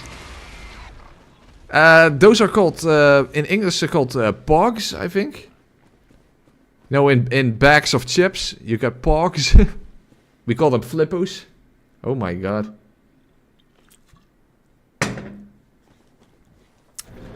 Yeah, that was a thing back when I was in grade school, I think. Whoa, whoa, whoa, whoa. Like the final years of grade school. People were all into Flippos.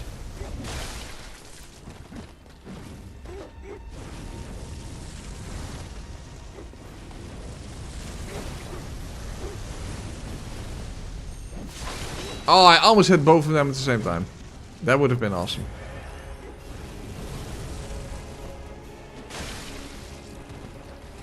Yeah, maybe some uncharged R2s will be helpful.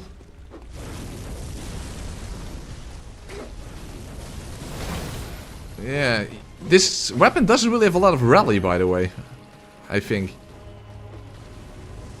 So tanking through attacks in order to heal doesn't seem to work well.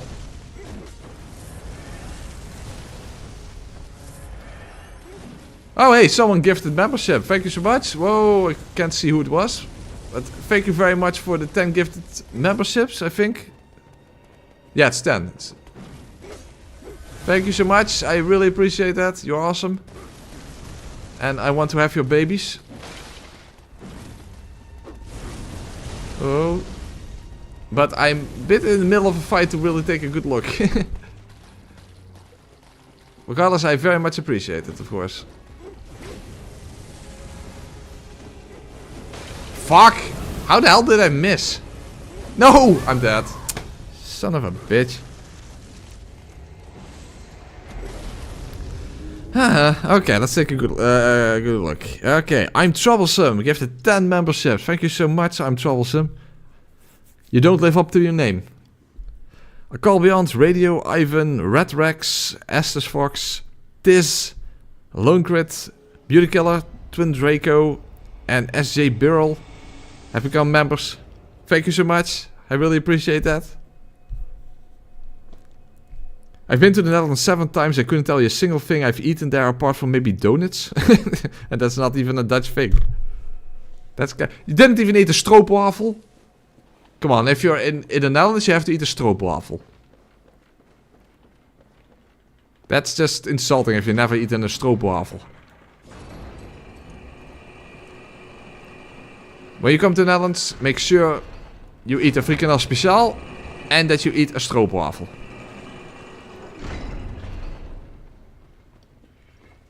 We all know the real reason you visited the Netherlands. That's what everyone does.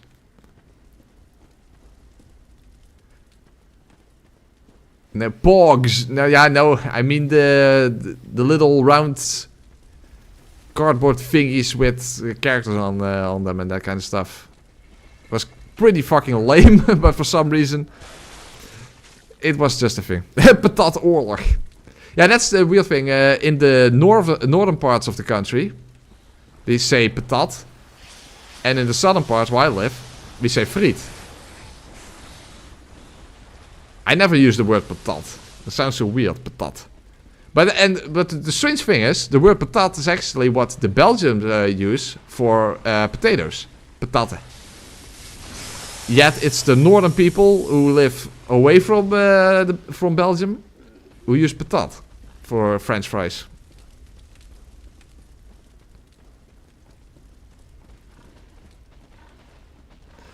Someone here can speak French. Ah, merci beaucoup. Le petit déjeuner, le parapluie de abattoir. Papa fume une pipe dans la maison or something.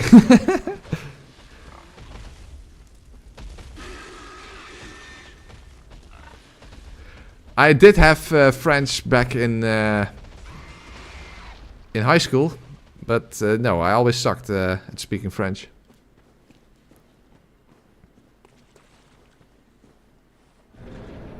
The abattoir umbrella. Yeah, exactly. Oh, whoa! Fuck delicious. That's not a good start. Ah, it's fucking curling fire.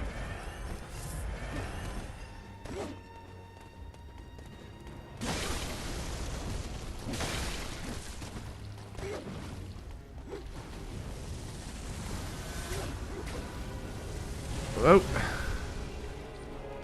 Ah, fuck delicious. From off screen. With the same running attack that I was doing.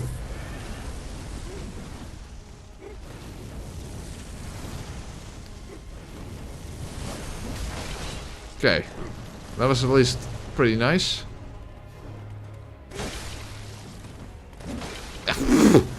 The R1 attack can very easily miss because it's completely vertical. So if you do dodge and then do an R1 attack, there's an annoying tendency for the attack to miss. Ah, but don't. Fucking candle shadow. Jesus. And I'm at +8. And I'm 14 levels higher than BL4. And it's not easier than BL4. That's kind of peculiar.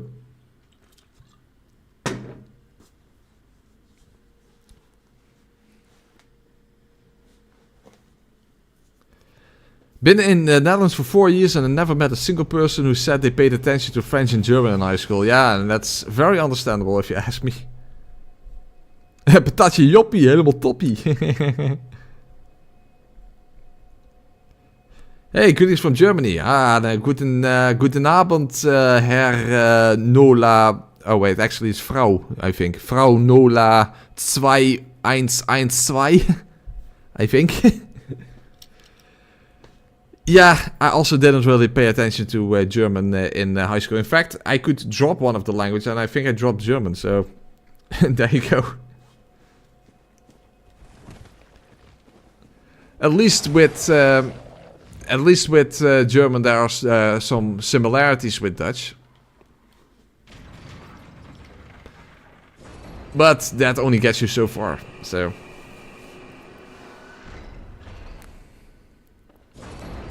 Freeze them at the door. No, we're not going to use cheese tactics like that.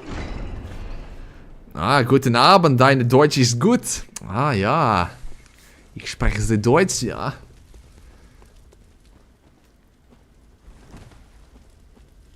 Do Dutch people all learn English at school, or are you just all good at speaking it because you get a lot of TV? It's a combination, Baron.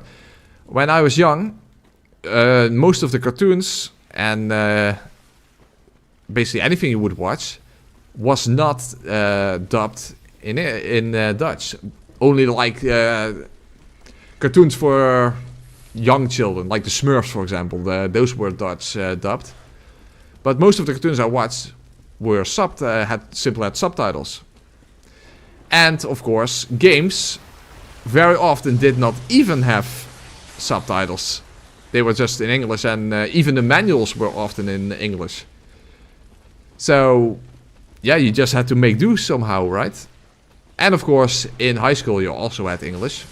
Even the final year of grade school, you had some basic English.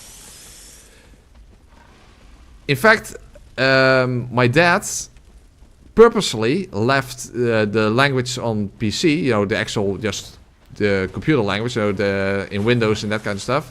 Windows 95 back in the day. In English, just for our benefit, because it was important for us to learn English. So yeah, it's a combination of factors.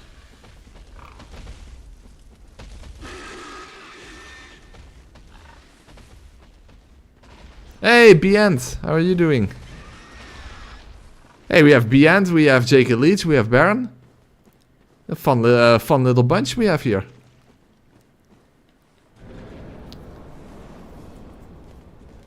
Unfortunately, the shadows are not exactly a fun little bunch, and we have died quite a few times already against them. I mean, the stun potential of this weapon is nice, but it doesn't really work that well against the shadows. since it's too slow, and the fact that the overhead R1 attack after dodging tends to miss quite a bit. You know what? Let's actually switch. Let's see if that helps. The problem is that even has an even longer startup time, the transformed version. Whoa, whoa, whoa, whoa, whoa, whoa, whoa, whoa, whoa, whoa, whoa. Maybe I should try the dodge attack, because that's that weird stabbing thing. See, that's nice and fast, but it doesn't do a lot of damage, unfortunately.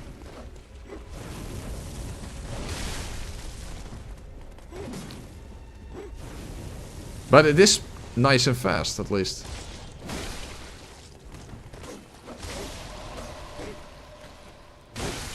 There's actually almost no difference between damage output in transformed form. Even though those other two shadows are weak to arcane.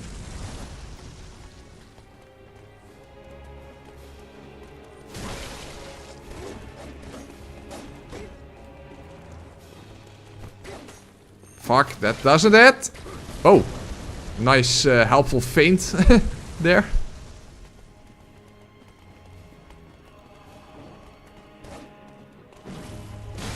Alright. Yeah, the thing is, as long as during the transformation, I can kill the Katana Shadow, I should be fine. If I just take things a bit slower.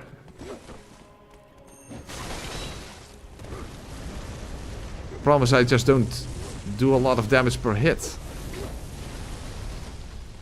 Given that I can only attack like 3 times on a single stamina bar. At best.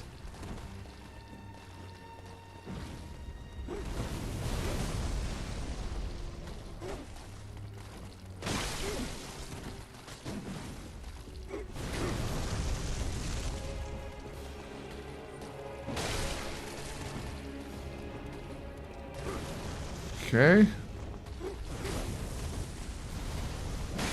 Oh fuck. Oh, then this one has to die first. That's not the most beneficial thing. Oh, come on! 2 ranged melee attacks. Which sounds weird, but that's pretty accurate. Come on. Ah. Well, I had one of them, but then, yeah. Mocht niet baten. Yeah, that's a shame. Well, hey, people were complaining that the playthrough was way too easy. So, well, here you go. Now we're getting to parts where I'm dying multiple times in a row.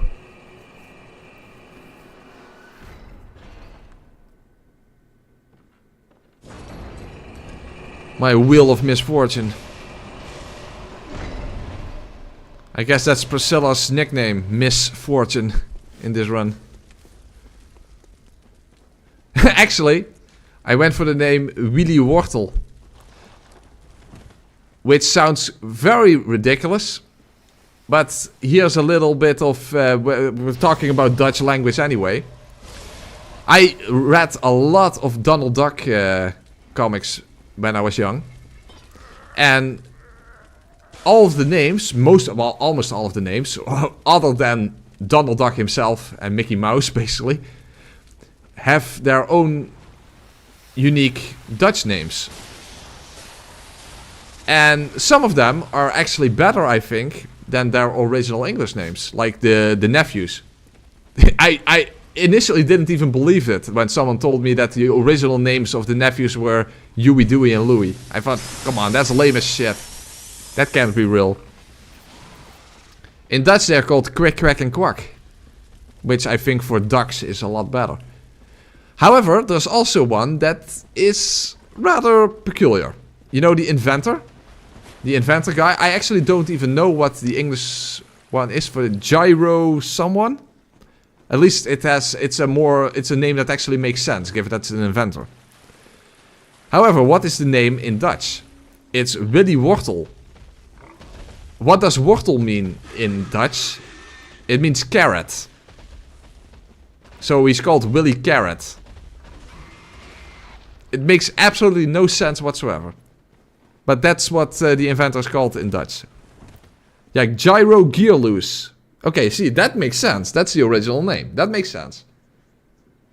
Well, to be fair, after this, after we're past the shadows, I already kind of have a gear loose, I think. But yeah, that's how it is. In Dutch, he's called Willy Wortel. Willy Carrot. It makes no sense.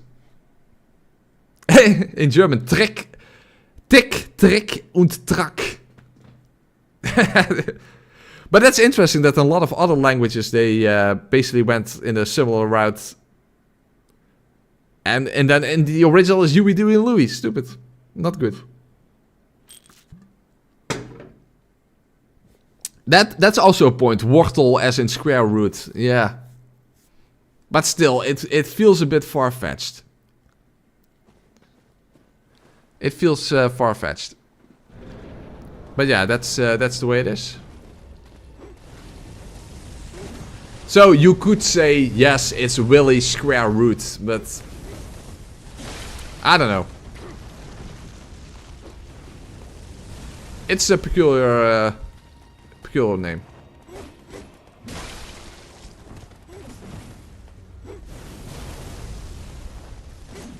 Penis carrot, yeah, Willy, yeah. Oh, whoa, ooh. Whoa, fuck, delicious.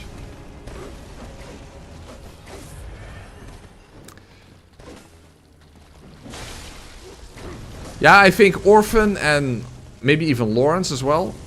In fact, I think Gurman is actually going to be a difficult boss in this run. I mean, I already have issues with Gurman on BL4 after all.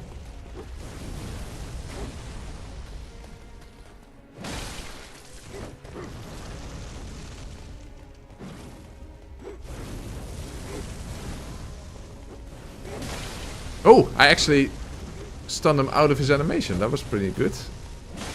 Oh, watch out for the candle shadow.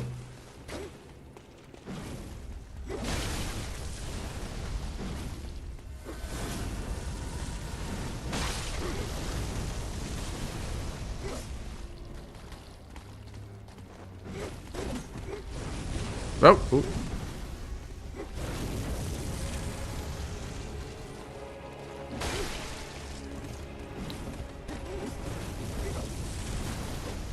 Oh, ooh. That was very close.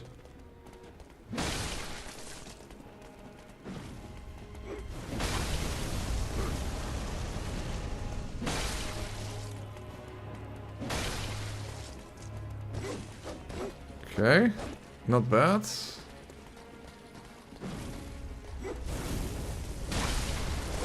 Okay, that's very good. But now I need some beneficial position to deal with the katana shadow during the transformation scene.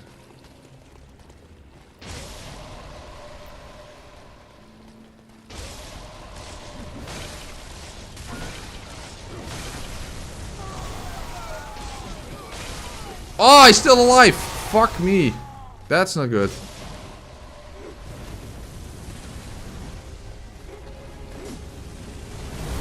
No! No! Oh! Damn it. That sucks when that guy survives the transformation. If you have to deal with the transformed version of all three at the same time, then you're pretty fucked.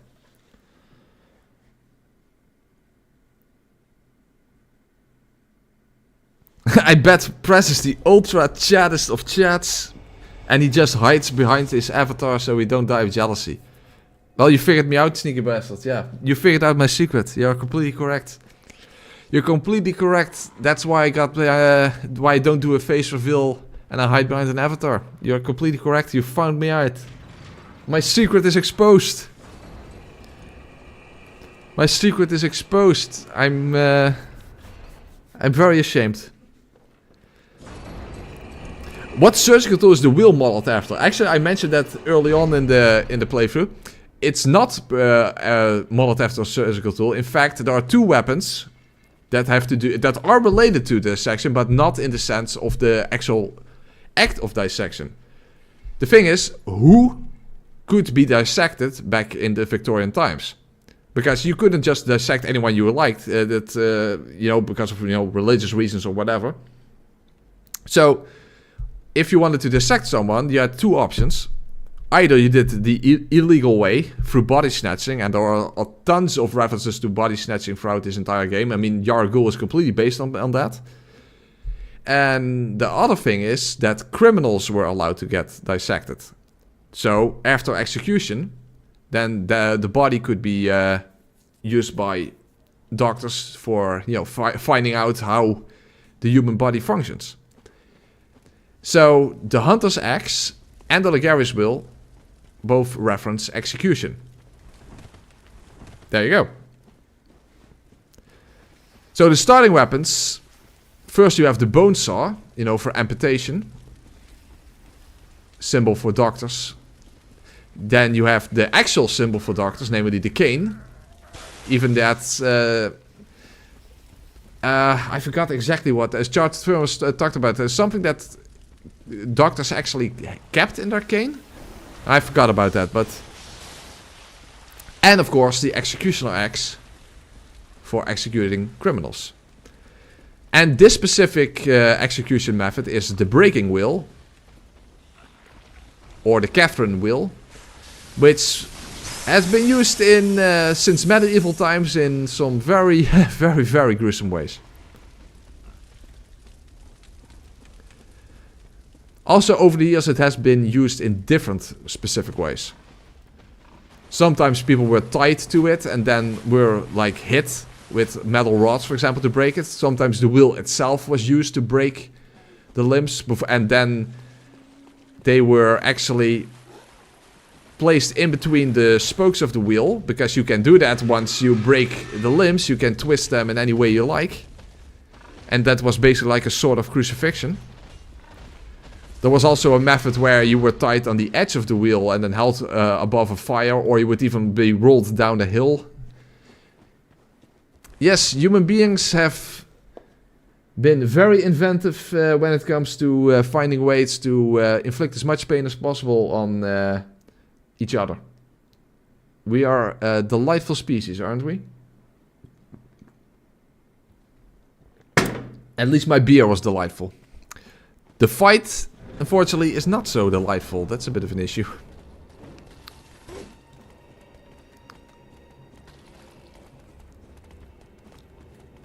Yeah, the Catholic Church, exactly. They did a lot of the torturing, because they were the authority. They were, yeah, basically they had were the ones in charge of the passing judgment. I mean, there wasn't really a separation between church and state, after all. Back in those days. The church very much had political power.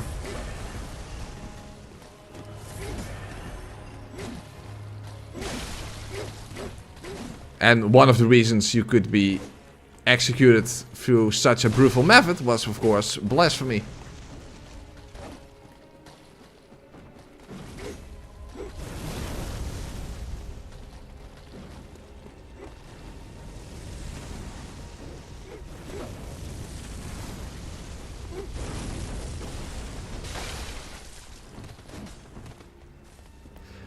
My level is at... my weapon level is at... Ah, fuck, Alicious, I'm dead. Oh, fuck, I missed. Is at +8. Yeah, exactly, Tama. That's what I mentioned. That you would actually be hung on the wheel with your limbs through the spokes of the wheel. And then you basically would be in a sort of crucified position. And you would just be left there until you die from exposure.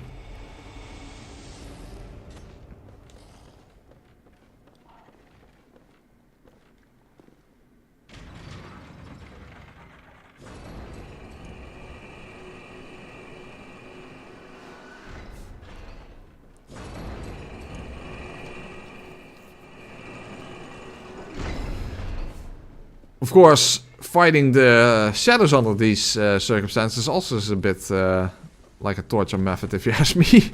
It's not going so well. I fear that ROM is also going to be a bit of a slow process. Because I think the only way to do that safely is to methodically kill every small spider. Because I don't think I will be able to do a lot of damage to ROM, and just sneaking in hits, that's not going to be safe.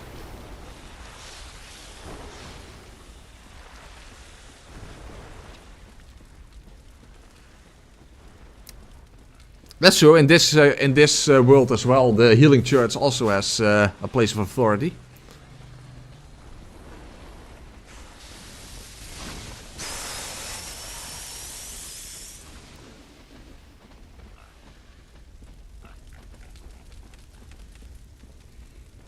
The hardest boss is press continuous, nemesis press pause. Well, you cannot pause this game. Although there is a way to pause Elden Ring, actually. Bit of a hidden way. And Sekiro. But then again, Sekiro is not an online game.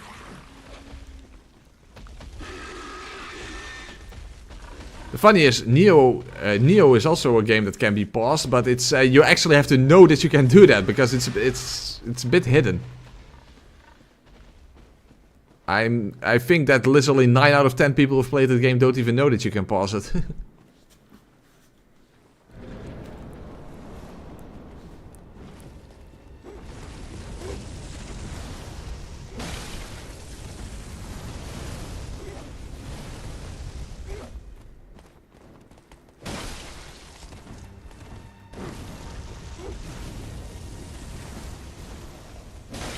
Okay, if I anticipate by attacking a little early, I can actually stagger him out of his attack, so that's at least good. That's helpful. And by not locking on and just angling towards him, I can keep an eye on the other shadows, so... Oh, almost a double hit. That's a shame.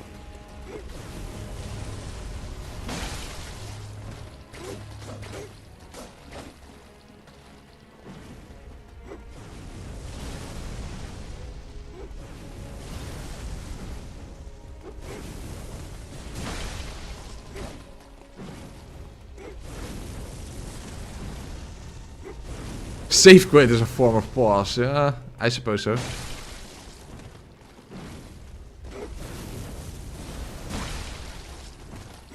Oh, whoa, whoa, whoa. That's not good.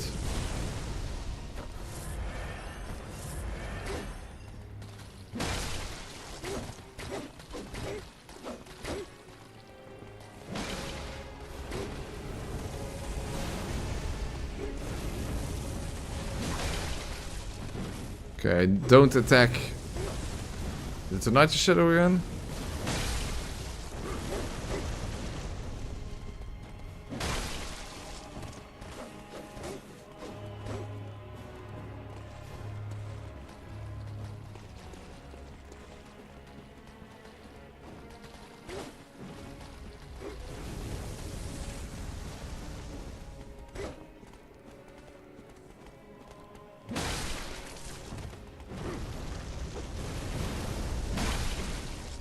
Okay.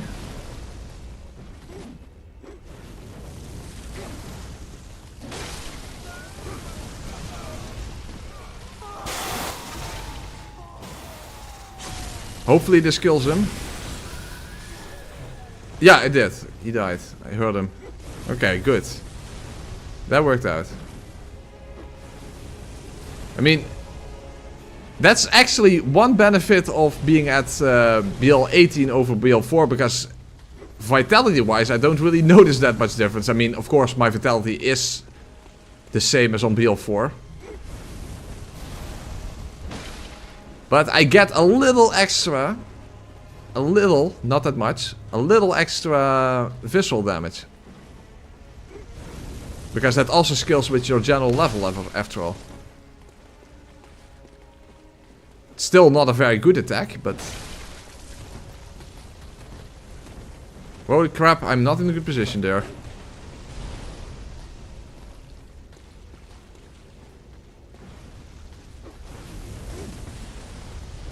Okay, good.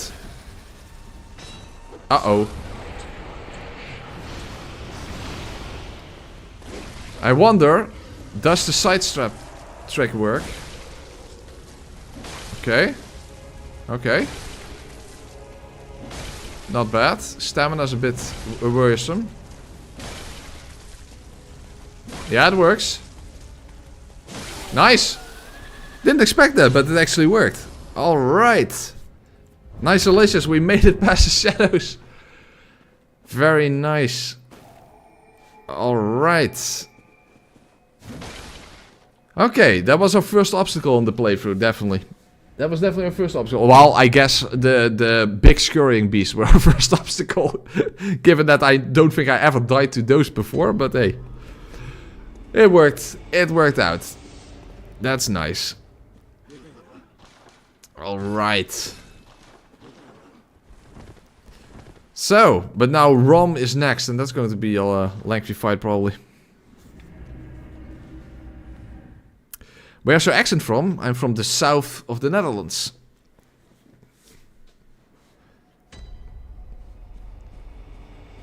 By the way, what again does that...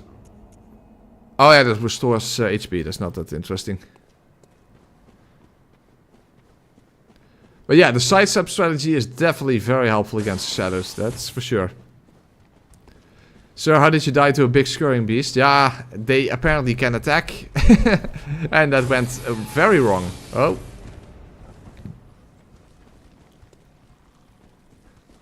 Well, actually, I think that in no-hit runs, crystal lizards on the certain crystal lizards can actually cause you to fail your run, because they can, based on the geometry, they can sort of like fall on top of you and do like inflict like 1 damage or something.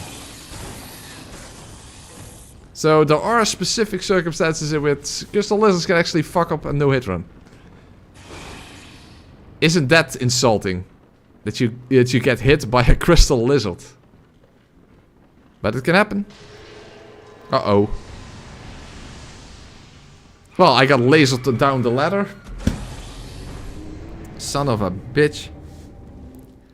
What is your favorite boss press? Ludwig. I would say Ludwig is my favorite. Oh, cool. Is that Rotterdam or Amsterdam region? Not even close. I don't live near any of those places. So, that also means I don't live in Holland. Because technically, although even we ourselves don't use that consistently, we tend to use the word Holland for the entire country as well. But technically, it's only 2 west provinces. Oh, whoa! That was not necessary already. Oh, why did I even go all the way around? I was not paying attention. Well, that's not helpful. I opened the shortcut and I did make use of it. But technically, only 2 provinces in the west of the country are called Holland. North and South Holland. That's Holland. The Netherlands is the entire country. The Holland is part of it.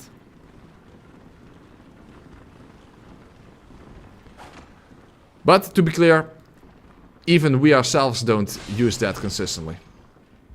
For example, when we talk about our national soccer team, we'll say Holland. Hup, Holland, hup. Or if you go out abroad, it's very common to just say, hey, where are you from? I'm from Holland. Because people know exactly what you mean.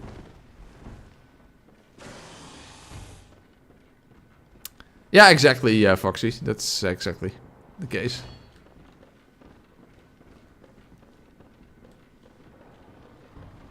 French fries are not from France. That might actually be the case.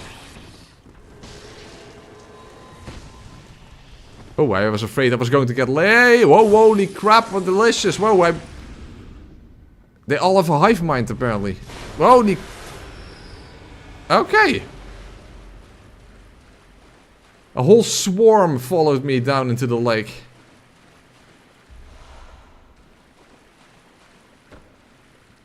Well, at least if I have a first try victory against Rom, at least I have a gift to give to the queen. Given that I gifted one of those bugs before. Now I have a whole swarm to give to the queen.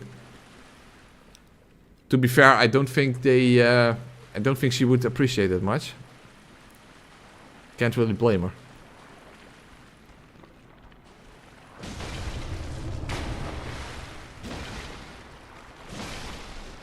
So this is probably going to be a lengthy fight, unfortunately.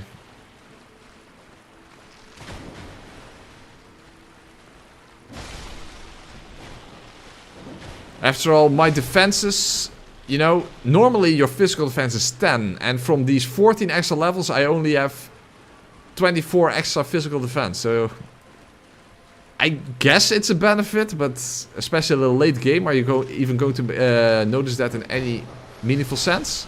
I doubt it. Heck, even when it comes to the defense you get from attires in this game, armor is not really as meaningful as in Dark Souls, for example. Helps a little bit, but not that much. Oh, holy crap.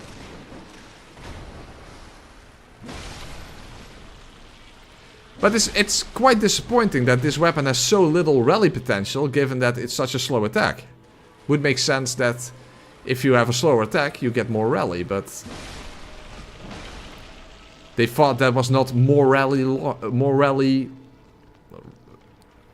Okay, that doesn't work. Anyway, was not morally justified. Okay. Okay, my damage is really not... Yeah, it's okay. But not in the sense that I can either go immediately to the third phase. That wouldn't be smart. Or just sneak in attacks while the other spiders are still here. So, yeah. And arcane damage is also not that great, of course, against Ron. Yeah, that's weird. You see that it hits multiple times. But the last 2 hits is like only a tiny smidgen of damage.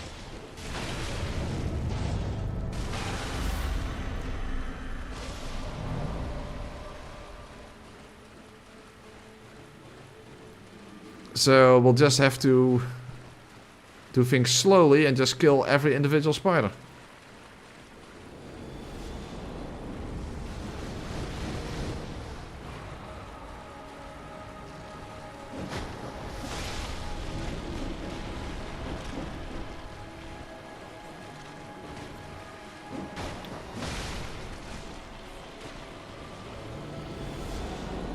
The thing is that with the meteor shower, you have to immediately make sure that you watch ROM. That's why I often use my chin method, as I have explained before. Because ROM can not only do it twice in a row, so then you have to make sure that you immediately run again. But sometimes she can even do it 3 times in a row, which is pretty messed up.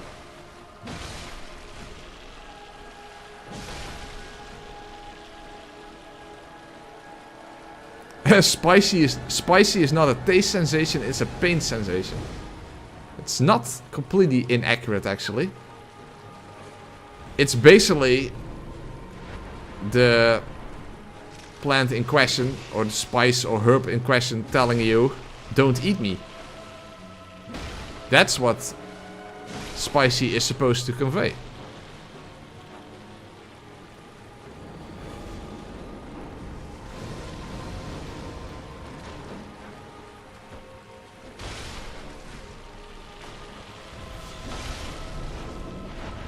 Oh, ooh.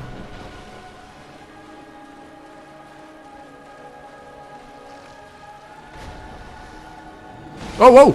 Shit! Oh! I was barely just in time.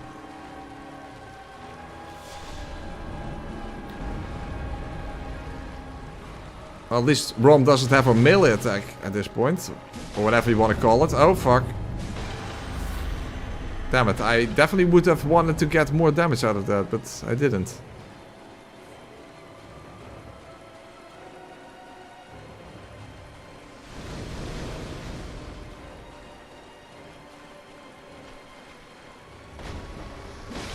Okay, run.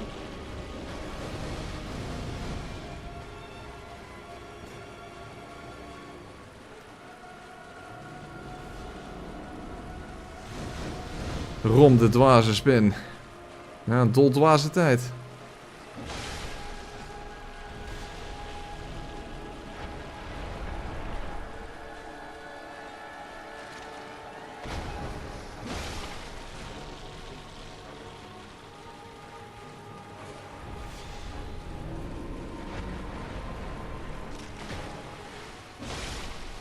By the way, speaking of spicy food, I definitely do really like spicy food.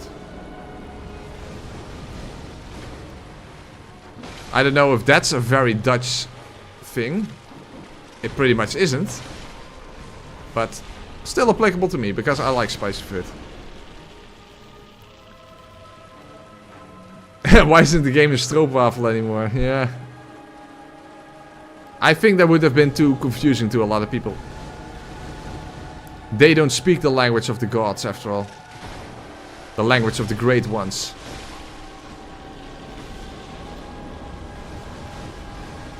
By the way, speaking of... Oh, see, that's twice in a row. I told you.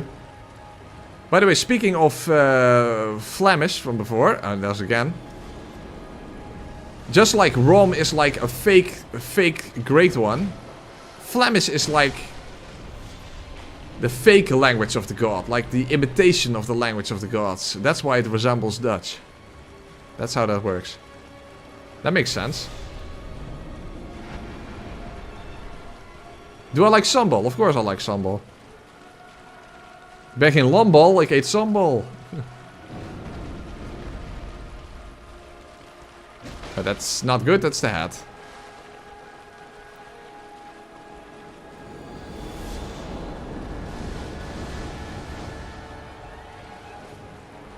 Oh, crapalicious.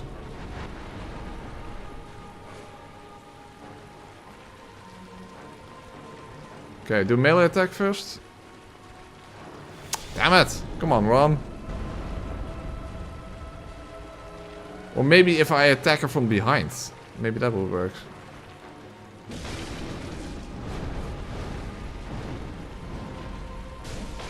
Okay, kinda worked out.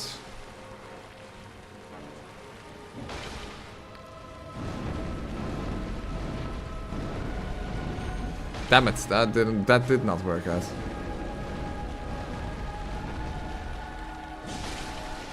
Oh, whoa, don't dodge into her.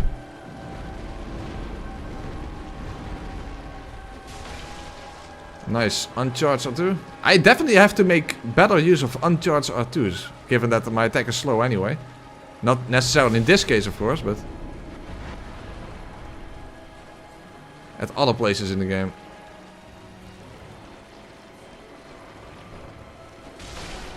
Alright, that was wrong. Hey, as I said, if I win the first try, I have a gift to give to the queen. Very nice. If I just could scoop them up with my wheel, that would definitely be very helpful. But unfortunately, that doesn't work that way. Come on, guys. Go to the queen. You're insects. Why wouldn't you want to go to the queen? Come on. Come on, guys. I mean, dogs like give dead birds to their owners, even though they're not very happy with that. So I guess this is similar. Come on. Get to the queen.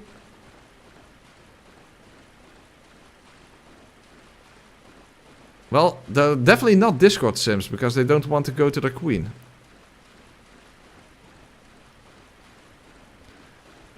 Yeah, come on. I have a gift for you, Queenie. Maybe this qualifies as insectual harassment. So that's not a good thing.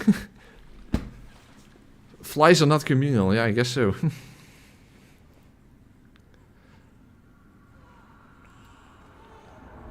Well, Queen, at least I have a small little hat on my head.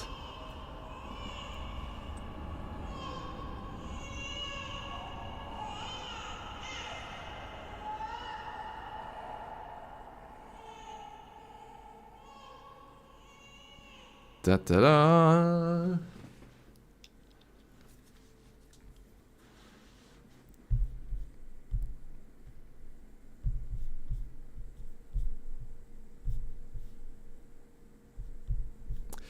Oh boy, the next boss on the list is the one reborn. Who is, just like Logarius, has the highest arcane defense in the entire game. So arcane damage is not good. But for some reason, and that's very strange. That's very strange. It's the one boss you would expect to be weak to blunt damage.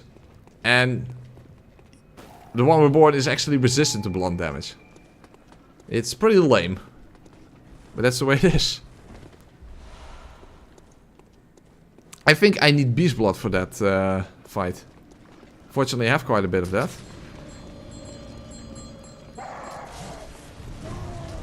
And, of course, I can now collect enough bloodstone chunks to get my wield to +9. Oh! Elite's questline, I completely forgot about that. So, I think now Eileen should be... But then, that's where the Bloody Crow... Okay, we'll check that later on. Matthias, I do have that run on my list. So, I definitely think it's possible, yes. I think it's probably rather painful. Given how much health you lose then, constantly. Oh, whoa, whoa, whoa, whoa.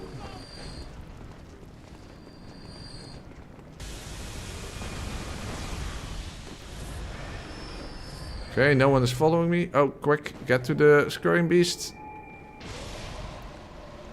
Don't scurry away. Yeah. Yeah, I got it in time. That's better. Alright, how many bloodstone chunks do I need? 3 more.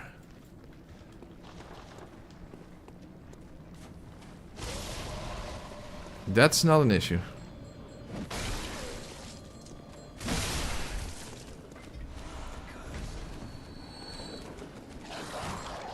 His gun will probably one-shot. Oh boy. That's gonna suck. Well, we're simply going to check it out. But maybe I should actually... I don't think it really matters when you do that questline after all.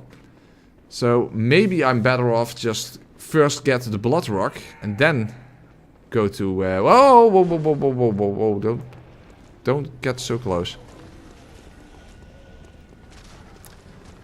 Yeah, also on my list. Don't know how interesting that specifically would be. Maybe that would also have to be at minimal stats to make it more interesting, but that's also on my list. As I said, I have way too many Bloodborne runs on my list.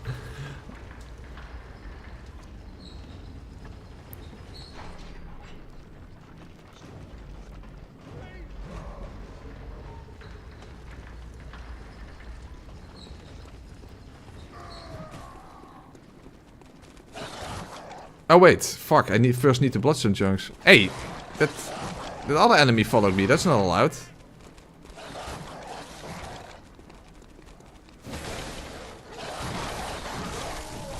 Okay, that was not smart. Okay, let's... at least I opened up the shortcut. That's fine. It's called a Wandering Madness. Yeah, basically it has 2 names for whatever reason. Scurrying Beast and Wandering Madness. Don't know why it has 2 names, but... To be fair, in-game they are never actually named, so I don't even know where those names came from, but yeah. What about one of these games at New Game Plus 6 or 7, Fresh Start SL1? Oh boy, that would be very time-consuming. So that's a bit of an issue. And unfortunately, those type of videos... It's one of the reasons why I kind of stopped doing those type of playthroughs, is because they take a lot of effort, and actually it turns out that people don't really care for those type of playthroughs. It's much more important what the entertainment value of a run is than the actual difficulty of the run. So that's one of the reasons why I kinda moved away from those type of playthroughs, even though initially I was very much interested in doing those type of things.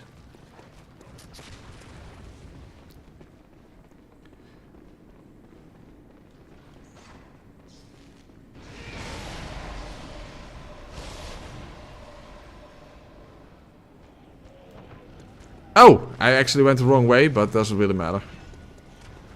Because I opened up the shortcut, but that's fine. Oh, don't shoot me in the back. What is my favorite Bloodborne one I've ever done?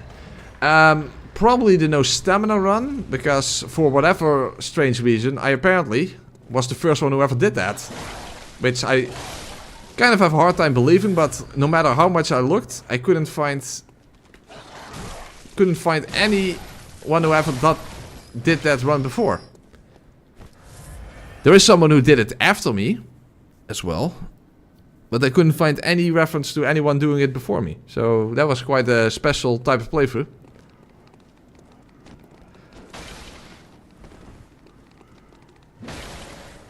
Unfortunately, that was before I realized that you have to make separate recordings when streaming a run. So the video quality on that playthrough is unfortunately kinda bad. Which kind of ruined that video if you ask me.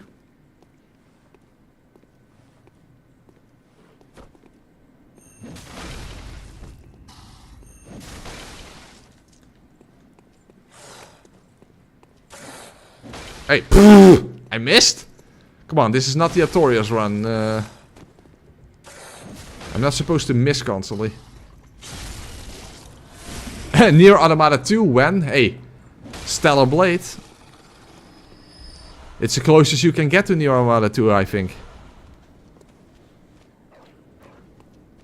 I really hope that game turns out well.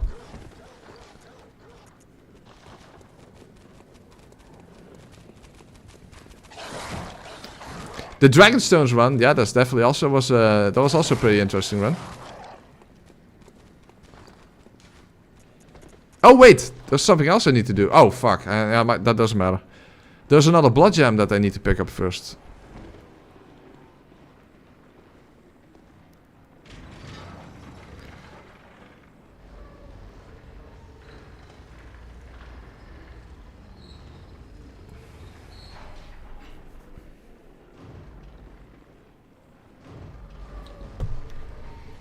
Nah, that has been done so many times, Elden Ring, with bubble blowing, that that's not that interesting anymore.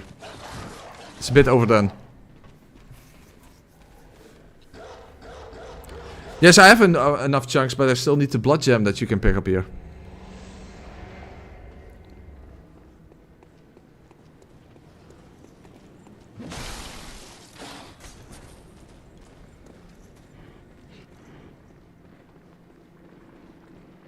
Holy crap, delicious, that was a lot of damage. Okay, now you deserve some punishment then.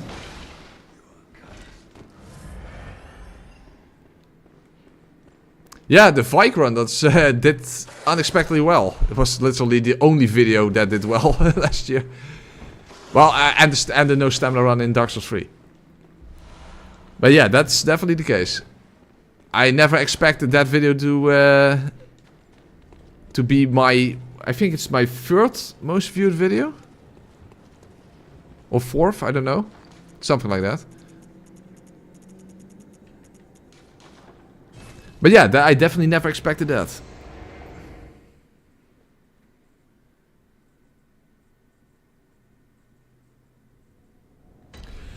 Well, Elden Ring DLC, when that comes out, I think a whole bunch of new options for challenge runs are available. I mean, 8 new weapon categories, who knows how many spells and incantations, and Ashes of War. So I think there's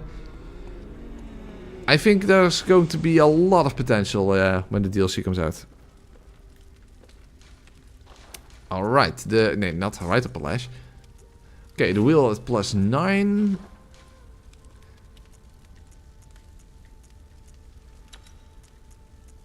Yes. So 12.6, 18. It's the best I can do it right now. It's not bad. Not bad at all.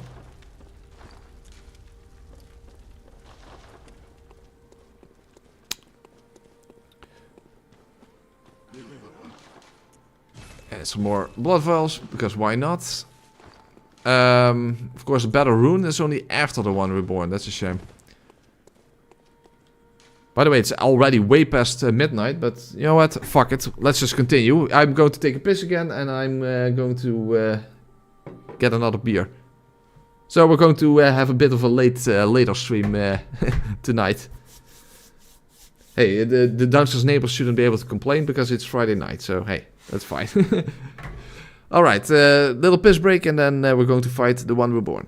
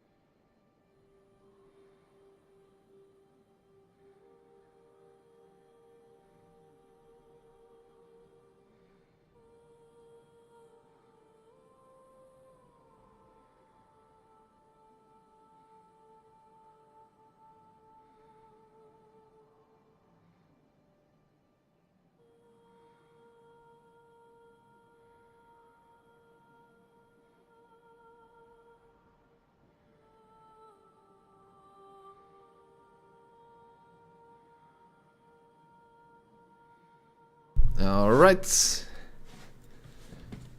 And there we go. The first one we need. And let's hope that the one reborn is not hard to keep down on the ground, because we don't really have the right attack for that, I think. But when I think about it, if I simply use that transform attack to build up my beast blood meter, then I might have enough damage, even with these slow attacks, to stun lock the one reborn.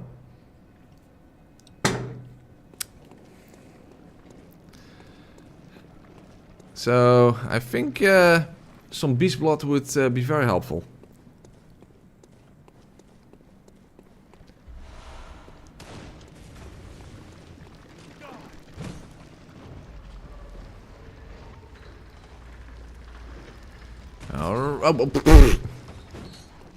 Guy just followed me for absolutely no reason whatsoever. By the way, what is our AR at this moment?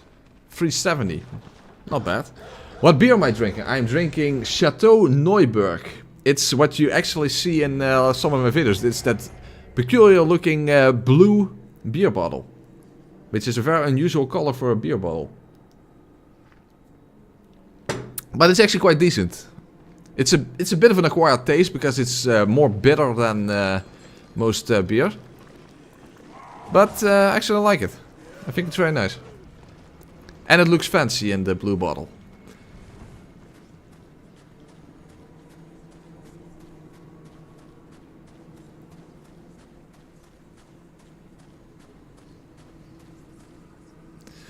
Oh boy.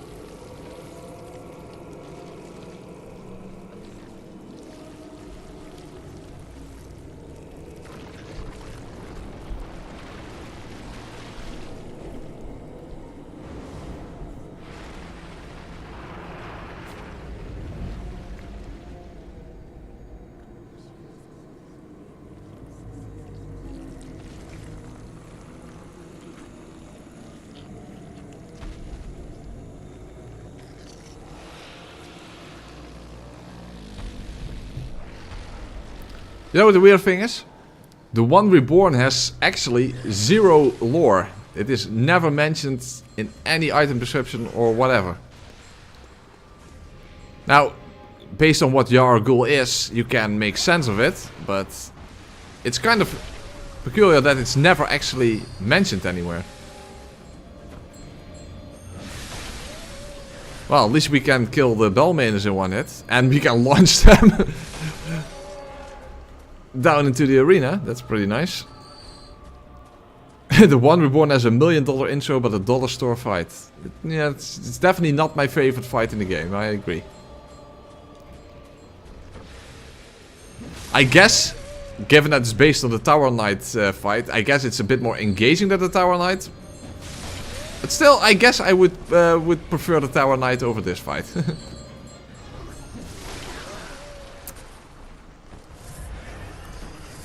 By the way, I wouldn't be opposed to doing another Demon Souls challenge run. But unfortunately, those don't really perform well. On the other hand, nothing that I do right now performs well anyway, so again, nothing really to lose in that sense. Okay.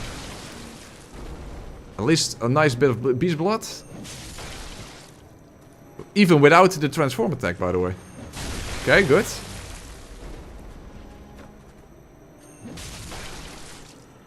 Wow, I'm so slow. But hey, as long as the beast blood is active, this works out.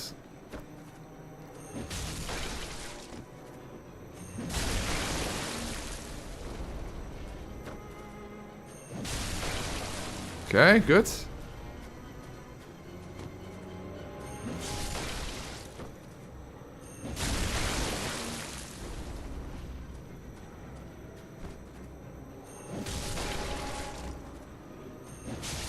Okay. Oh, I can just finish it now. Oh, that wasn't difficult at all. That was just... Hey, that's the power of Beast Blood. That's the power of Beast Blood, absolutely.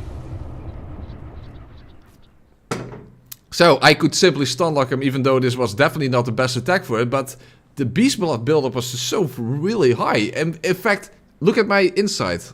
I have so much insight, which is not good when you try to use Beast Blood. And it's still...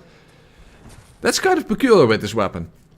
It's not really the type of weapon that would benefit the most for Beast Blood, as you would think, but it doesn't have a high rally potential. But the Beast Blood buildup somehow is just very high on this weapon. It's very peculiar. I mean, it's good. I think it's actually going to be very helpful against the DLC bosses now, come to think of it, like Lawrence, for example. But yeah, that's definitely unexpected. But welcome. Welcome discovery, at least. Alright, so I was worried for no reason for the One Reborn. Maiden Throwing Olympics, gold medalist, press continue. Hey, would be a great type of sport if you ask me. Actually, isn't there like yeah, isn't I think there's actually in some part of my country there is like a sort of village sport. Where you have to carry a vrouwenschouwen. Where you have to carry a woman over like a certain amount of distance. Vrouwenschouwen. But I forgot where exactly that was. It was kind of a very localized thing, I think. Yeah, cheese wheel, yeah. Okay, now we have to actually confront Patches. By getting past this very peculiar giant, by the way, with his flaming hands.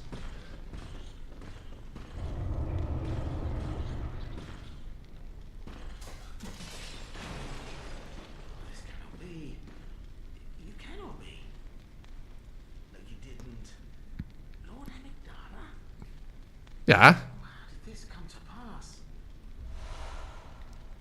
It's kind of weird. In the original DS1, and I think Demon Souls as well, he hates clerics, but here he is essentially is one. But he's also a spider, which, yeah, I don't know. Do you think you love me? Yeah. It pains me to hear it. You've made yourself a misreckoning. I shared with you a thing most secret.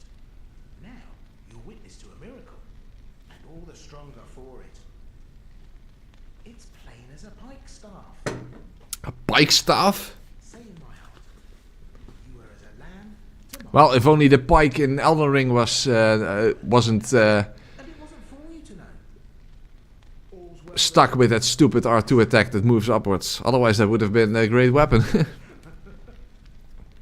matter, such details are trifling. Let us express what... There we go. We don't actually have to kill him. I thought we had to kill him for it. my... But we can still do that. That was uncharitably done. That was uncharitably done, dear friend. Hey, that's the Lobos sound effect when you give him a give him a donation. But with the un cut off. Okay, now I have to go back up. But now we have 10% extra stamina, I think. Yeah. 10% extra stamina. That's very nice. Ow. Really? I died from the fall? Coom, or some say gasm. What the fuck? I've heard of that. Doesn't the winner get his wife's weight in beer? Well, that's pretty interesting. Well, if your wife weighs a ton, then you definitely need that beer, I think. To cope with life.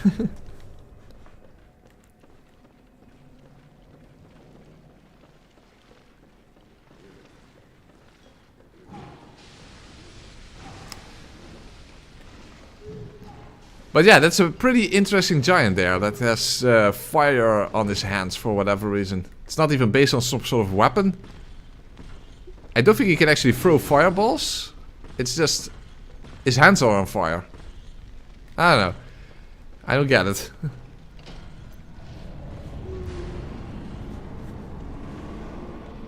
This is Spider Patches, but why is Patches the hyena and DS1 not an hyena? Good point.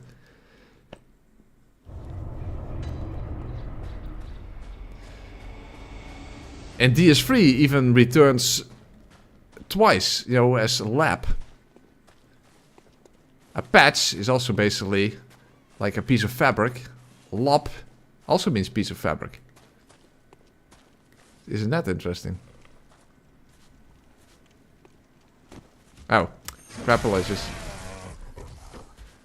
Because this one does release the worms. Oh, he's still alive. However, not if you kill it with a visceral attack, by the way. Or with fire.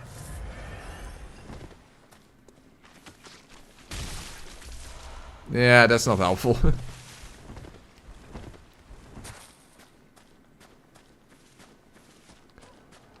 Well, one cool thing is when you have a weapon that cannot be buffed or infused with bolt or fire. There are some challenge dungeon gems that instead of a curse have like they add fire, not in the sense of like a percentage, but just a flat amount of fire or bolt, and they can actually be placed on weapons that cannot get that effect in any other way. So at least visually, it doesn't really add any meaningful damage, but at least visually, you can get the benefit of fire or bolt.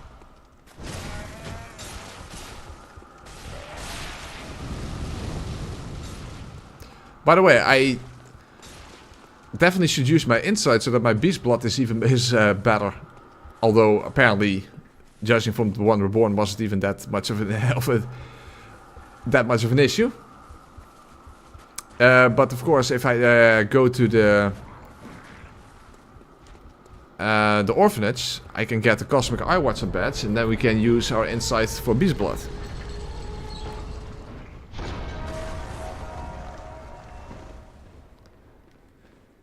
There's an event called the Gloucester Cheese Roll, or whatever it is pronounced, in England, where contestants chase a wheel of cheese down a super steep hill to win it.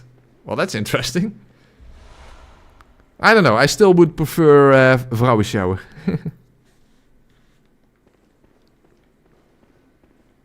Can I hit him? Yeah, I can hit him. Nice. By the way, it's quite rare, but this giant spider there can also be encountered in the challenge dungeons. But only in very specific ones.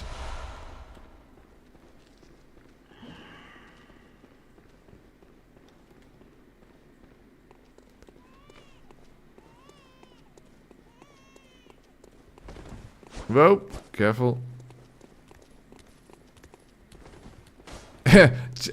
Patches was playing 3D chess while we were playing 3D checkers. That kind of makes sense. They have paramedics waiting at the bottom.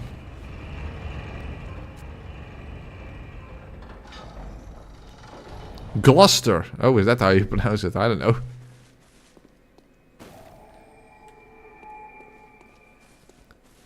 You know, I always think that there is there's another useful gem right before Mikolas, but is that... I'm not actually sure if that's even true. After all, after Mikolas, you can get the plus 15 attack up, which I guess is helpful for us because it also boosts our arcane a little bit. And the 18 plus, of course, is the one we already picked up. And then another 18 one, you can get, you know, the circle one near the Winter Lanterns. Because those are basically your go-to main game gems. But I also thought there was one before Mikolas, but maybe I'm just mistaken. Okay, let's get some light out.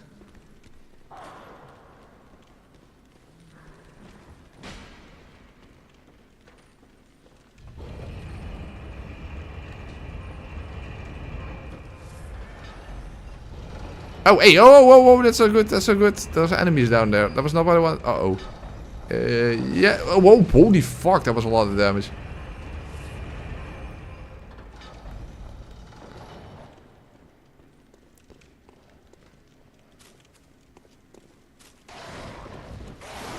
Oh, wait, I think in this cage there's another gem, but I'm not actually sure if that was even all that useful.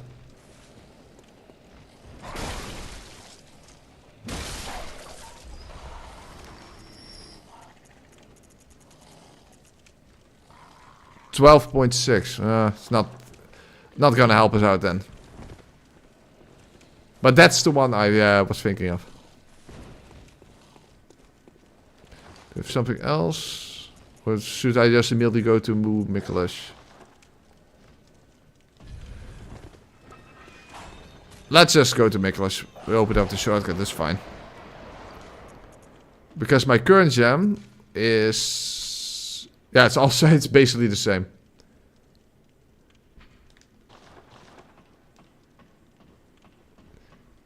And more rally. Okay, that's actually a good point. By the way, that's weird. These guys are one of the only enemies in the entire game that don't trigger the rally effect. I don't know why. Some say But for whatever reason they don't.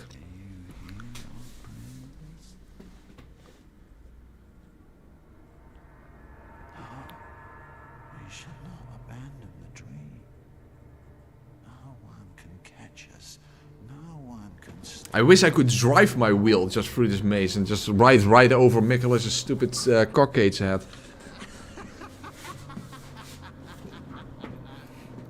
You know, I don't always like cheese tactics in these games, but when it comes to the poison knife cheese tactic on Mikolas, that always feels actually quite satisfying.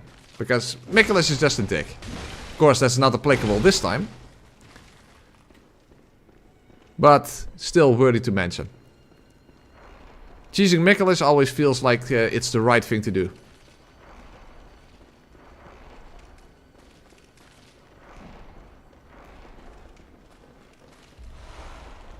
Oh, whoa, careful.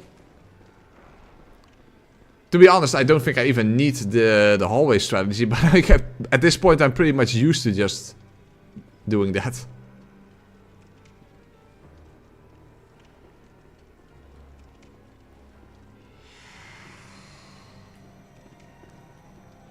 Okay, that's not helpful. I can actually attack multiple times because he is a humanoid enemy.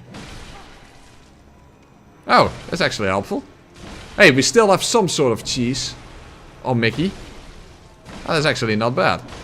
Okay, I do have to watch out. Oh, that was... Oh, okay, now I'm just fucking up. That was stupid. I wanted to be too fancy. I wanted to finish with a charger too. Okay, that almost very much backfired. Majestic. Oh, my Bloodtinge build, I just chased him around and shot him until he died. And rightfully so, if you ask me. Alas.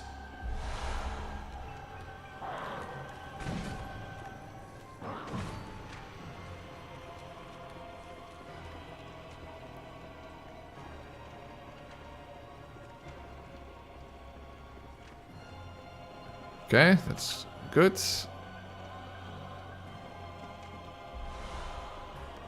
Well, I want to just jump down and hit him with on the head, but you remember what happened last time? You know, I think that was in the Rose Mariners run. And things definitely didn't turn out the way I thought they would.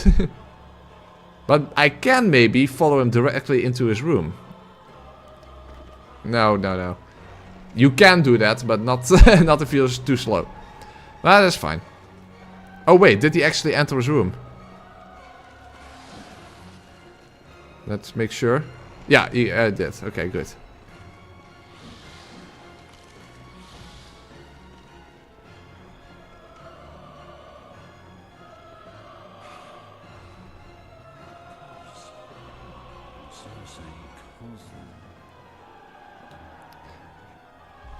The weird thing is that that dialogue, depending on how early this was recorded in the process of making this game, but early on, Cosm was actually not the name of the DLC character, the DLC Great One, but was actually the name of Brightus, which is kind of weird.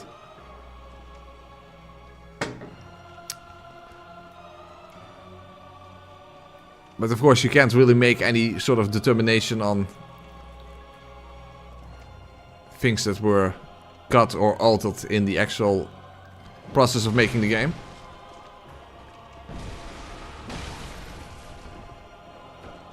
Okay, whoa, fuck, Alicious, whoa, whoa, whoa. Oh, whoa, whoa, whoa, whoa, whoa, not good.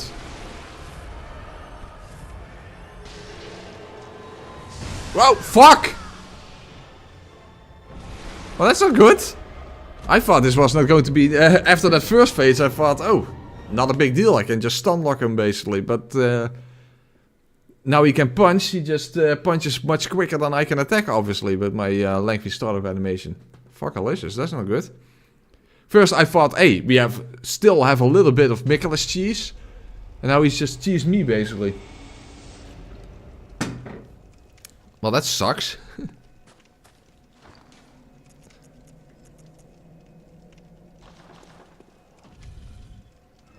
Yeah, I didn't dodge. I didn't time that correctly. I did not time that correctly. I mean, as long as you're dodging into it, the Calbiant is not as hard to dodge as you might think it is. But, yeah, I just mistimed it. I was too late.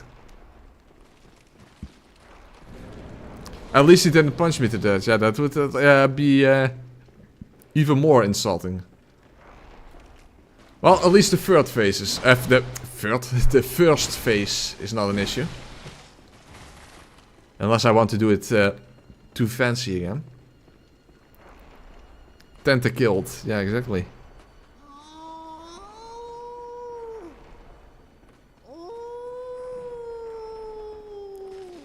But this noise, he might as well said or some say gasm.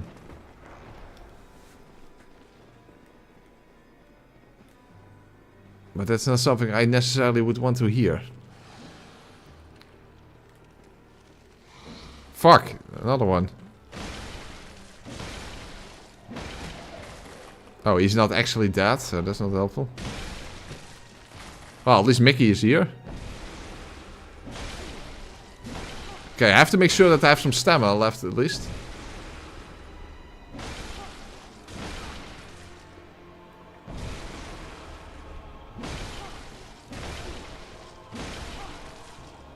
Well, then again, I only need to sidestep, but just to be safe.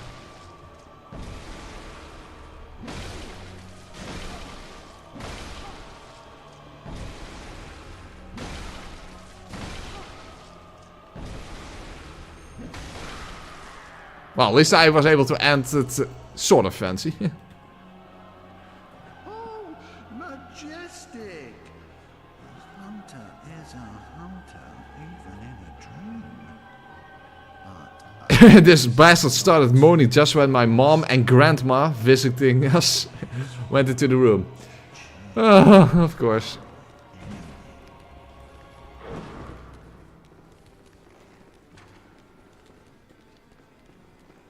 And that's why he's surrounded by skeletons. He likes playing with his boner. That does make sense. Woo-hoo-hoo-hoo-hoo-hoo. Well, he's called Nicholas, so that was him going Mickey Mouse, I suppose. Woo-hoo-hoo-hoo-hoo. Shame. How's the transform mode? Well, rarely all that useful, because this is basically to add arcane damage. And blunt and arcane damage is not the best mixer. Although I did say that I like the amygdala arm as basically my favorite weapon in the game. But that has much more to do with that it's just a really fun weapon to use. Not so much that it's the best when it comes to things like damage types. Although you can actually, with the right gems, but that applies to basically any weapon, you can actually squeeze a lot of damage out of that weapon. But of course, with the right gems, you can make almost any weapon do immense amount of damage in this game. Uh-oh. Really? So I didn't land on him, and he immediately did call beyond. Son of a bitch. Ah.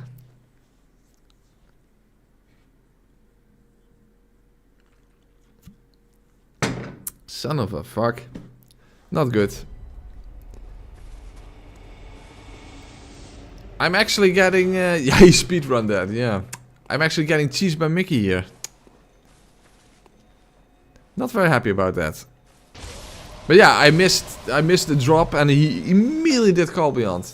Usually he doesn't really do call beyond when you're close to him, but he was like, yeah, yo, go fuck yourself. That's call beyond, yeah. Nicholas just does whatever he wants, basically. You see, and that's one of the reasons why I think cheesing Nicholas is always very satisfying. He's just a big dick, and that's why he is wearing a cock cage on his head. That's just how it works.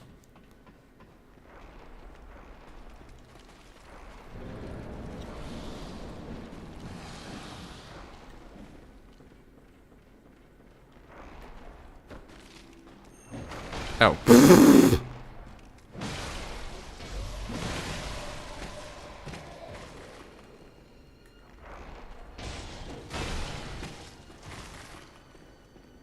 You called? Yeah. He called me into the great beyond. Okay, watch out that the other skeleton isn't following me. Okay, no. Not this time.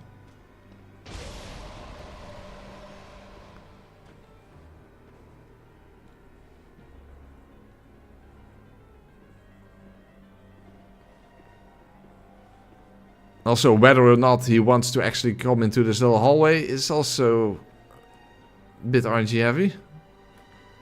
At least today he's doing fine. Okay. Oh, now he goes to the other end. Come on, Mickey. No! Ah! Because you have to wait until he attacks first, but he very often doesn't want to do that. Come on. Oh, come on, Mickey! I just mentioned the RNG. He's such a troll. Come on. Because the annoying thing is those marionettes will wake up again. And then you're fucked. This sucks. Come on, Mickey. Yeah, those marionettes are definitely going to wake up before he dies this way. Come on. See? I told you.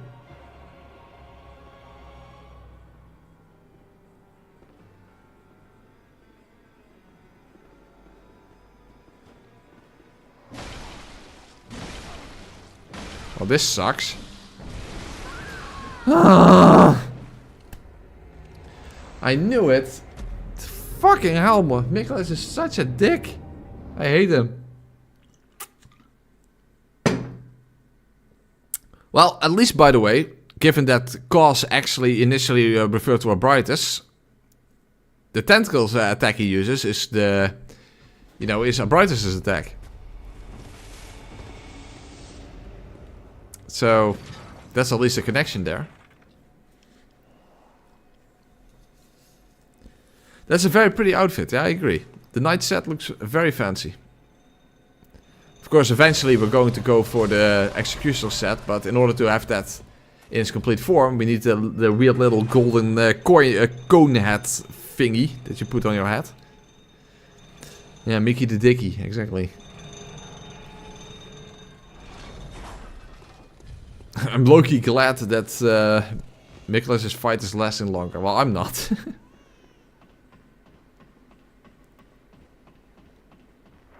Yeah, Nicholas likes to play with his boners and his tentacles. Spooky, scary skeletons and shivers down your spine. La la la, flop the on. I don't really know the text there.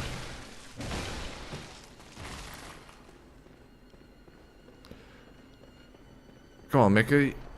Work with me here. Some say Cosmo. Do you hear our prayers? No.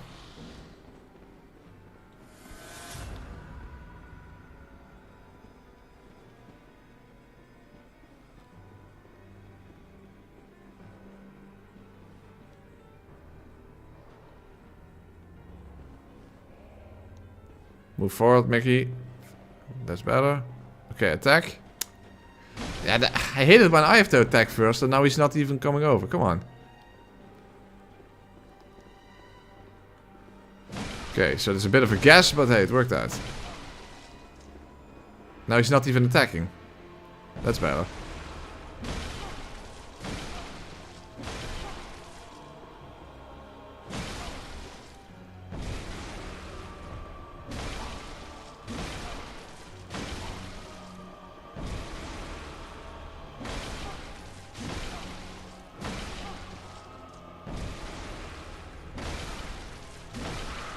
Okay, well that at least takes care of the first phase, but that doesn't really mean much as we have seen before. Bloodborne is really just Nicholas's wet dream, that's why he doesn't want to wake up. Well, it's one of those days when you don't want to wake up, everything is fucked, everybody sucks.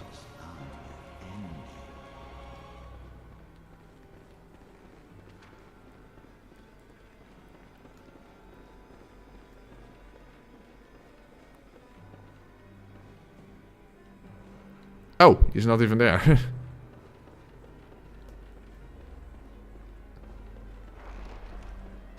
Okay, jump into the mirror. Oh, holy crap. Almost hit me. Well, that's what Nicholas just does. He's a bit weird. Fun Polish.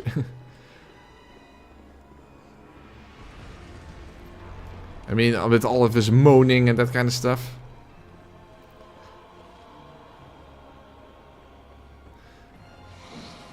Okay, hopefully I can now actually land on top of him and not fuck this up. Yes, I did B-end. Not even the first time. And not even the first time in the Bloodborne video. Oh, he was going to do Call Beyond, so that's at least good.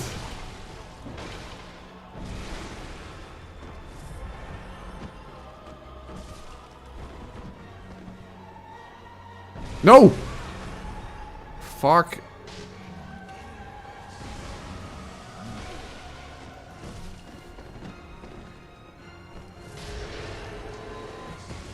Oh, really? Oh my god. Yeah, but I'm not at full health. I want to be at full health. But the moment I move away, then I'm getting fucked. Well, people at the start of the run were complaining that the run was too easy, so hey, I guess you guys got your wish. By the way, to come back to the whole Dutch language, Master Willem. That's not how you would normally spell that name. That's very Dutch-like, Willem. You would expect it to be Wilhelm, but it says specifically Master Willem. Interesting thing.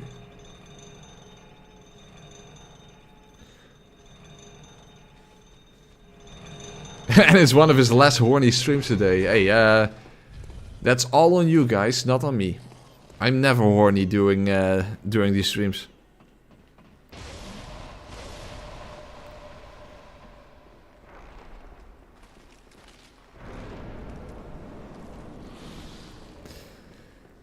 I really hope that this is the final attempt, because this is getting really tiresome.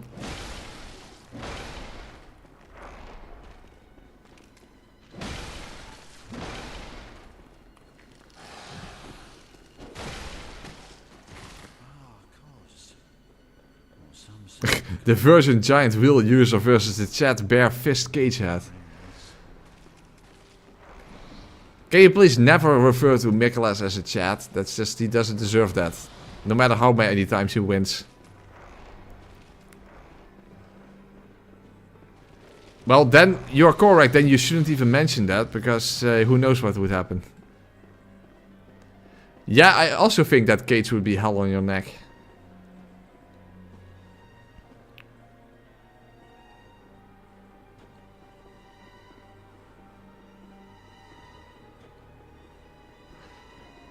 Hey, it's not going to be the first playthrough in which Nicholas was a bit of an obstacle.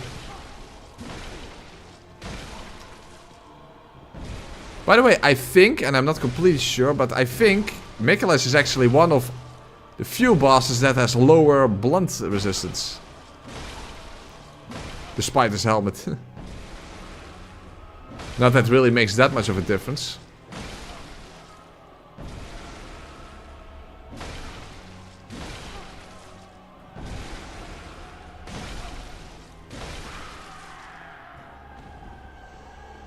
Bro is neck maxing with the cage. A chat, Miko chat beyond.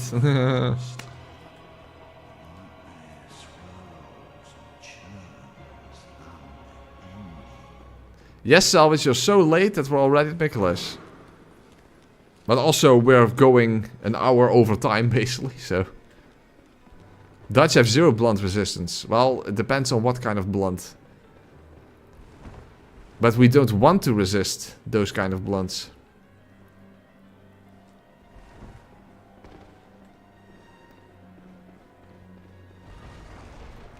That's because he's not that sharp. Yeah, that's a good point.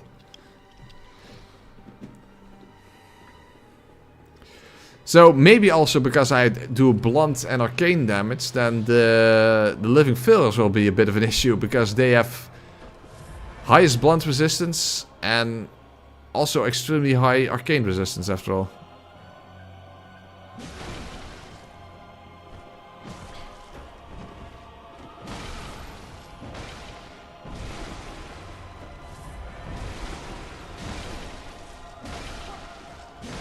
If I had more stamina, I could stun lock him in the corner, but maybe this will work. If he does do... Oh, fuck, no.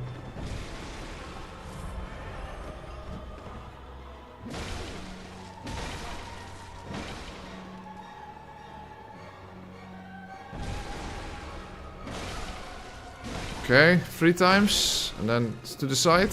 Very good. Yeah, this should be it. This should be it. Yes! Alright.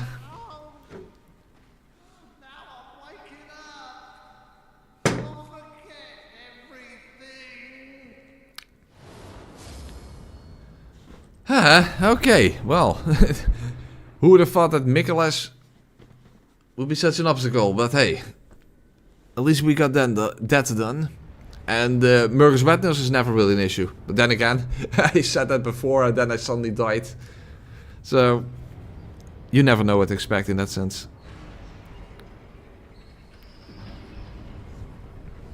Yeah, people were actually complaining salvage, but then suddenly I started dying against the shadows and even against one of those large scurrying beasts in the Nightmare Frontier. Hey, and we still have like a Brightus, for example, with also high blunt resistance. And of course, I guess this is in general not a very good weapon against her. Logarius. Second phase is always going to be a shit show. And we have the entire DLC. And also, I actually expect that Gurman is going to be... I think Gurman might actually be a difficult fight in this playthrough. But at least now we can get our wheel completely upgraded. And we can get our final blood gem. Oh, blood gems. There's also the 15% one.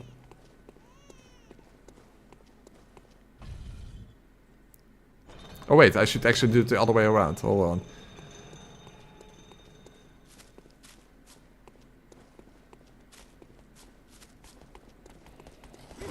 I don't need any chunks anymore, but... Past the pig...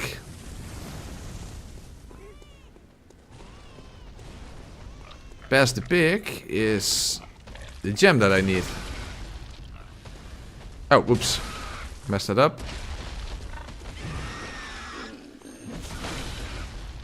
Also, by the way, Murgo's Wet Nurse is quite weak to arcane damage, so actually the transformed version of this weapon will actually be good against her.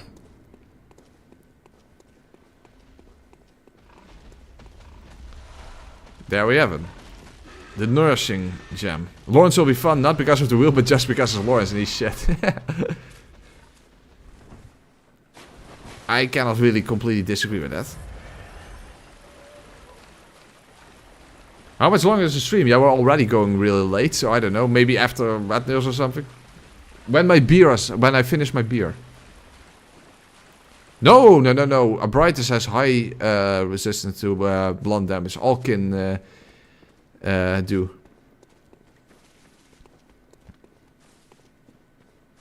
Although, given that you mentioned the Kirkhammer, when I did the Kirkhammer run, the Charger 2 attack run, I did pretty decent damage against Brightus' head, so I understand why you would think that. But no, a Brightus is weakest to thrust damage, and then bolt, then fire, then blood. That's actually one of the bosses that doesn't have the same standard physical and blood defenses, which most bosses have. And well, compared to Living Village, arcane defenses are not that high, but so her highest defenses are standard physical and especially blunt damage.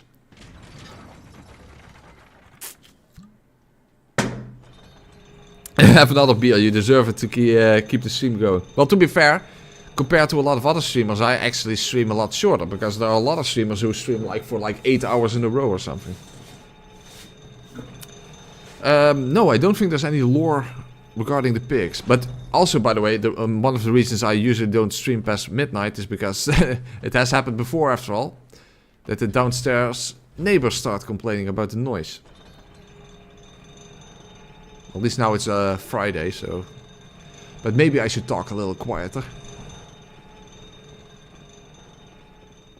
The pigs are to make giant sausages for the moon presents. Well, there you go. There you have the deepest lore. Maybe there's not that much difference between Kanor's Castle and Baron's Castle. Oh, that's also, by the way, I have a lot of insight, so... low frenzy resistance.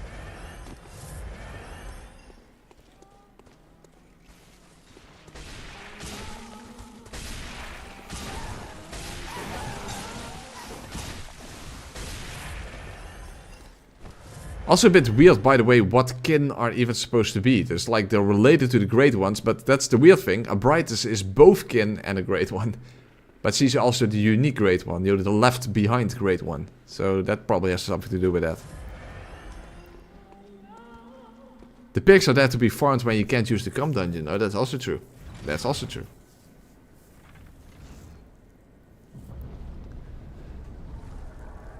Oh, not even through the walls, it's through the floor. It's the downstairs neighbors after all.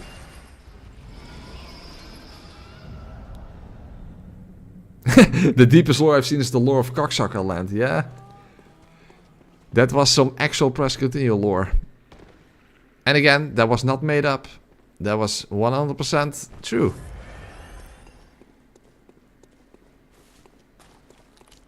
Oh boy, I picked a good time to find the stream.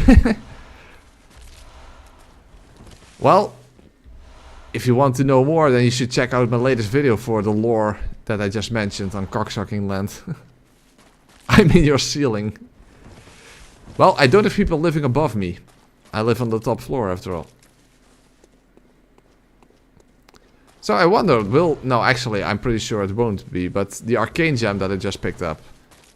No, because this already doesn't have that much arcane. No, that wouldn't be smart. That wouldn't work.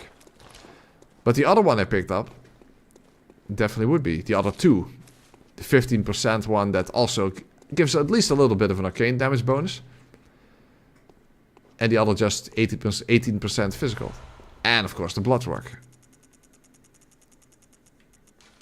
Alright then.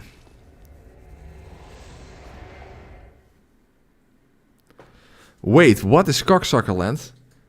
It's World 7 in Super Mario Bros. 3 for the NES.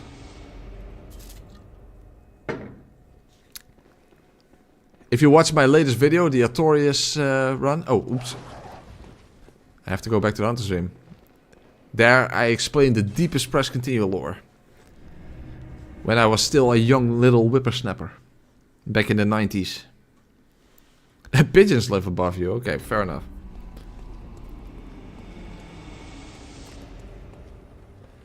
Alright. Fully upgraded wheel. And...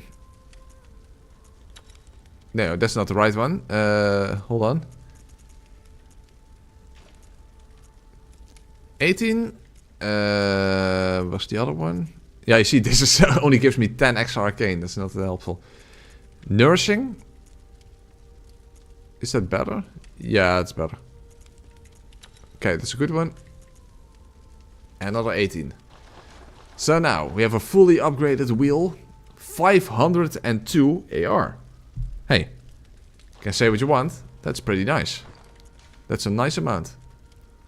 Mostly physical. A little bit of arcane. Of course, once you transform it, that's going to be different. Unfortunately, you can't really look. You see, if I... You can't really see it here. You can see here the arcane damage going up. Hold on.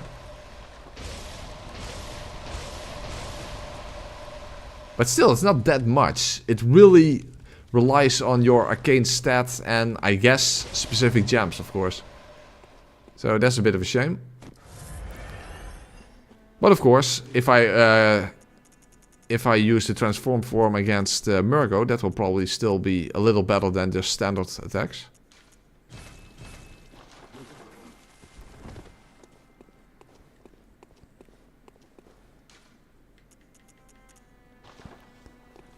So I suppose Murgo should go down relatively quickly.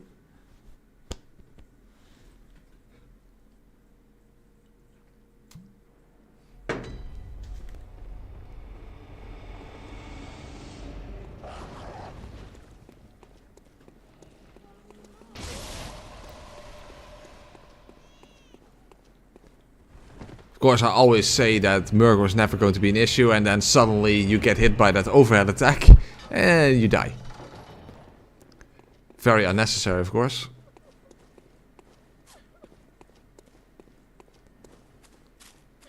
Is there any sort of wordplay that you can do with queen and wheel?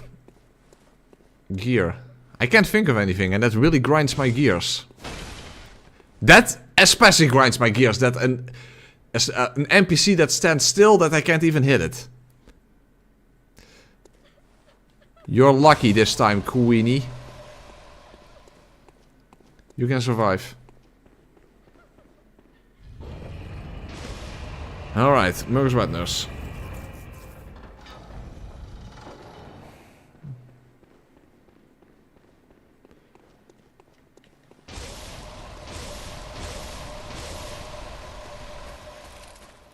Let's make sure I don't die from our own damage.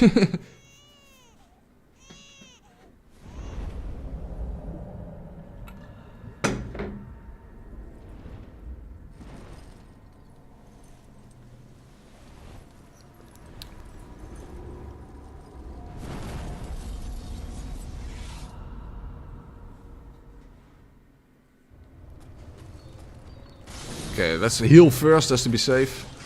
Oh, whoa. Oh, whoa!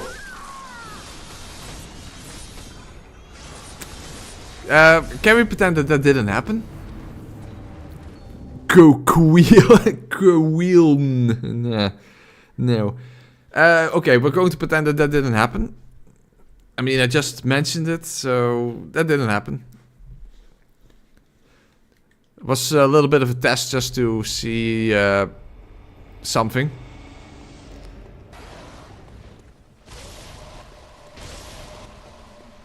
Alright, let's have our first attempt against Murgus Wetners. I mean, it's an easy boss, so it's going down very quickly. No problem. It's completely first attempt, so that's probably going to be a first try victory. Very good. This boss never causes any issue. No, it was not Dino, it didn't happen. Well, that's weird. The elevator's already up. Normally when you get here first time, it's down. It's a bit of a glitch, I think. Bit of a glitch, but yeah, sometimes that happens. Let me guess, the fork wall is there. See? What a weird glitch. It happens sometimes. Oh, and not even a cutscene. Yeah, the game is acting very weirdly today. So, our first attempt against Murgus Wetners. Very nice. Wheel lag.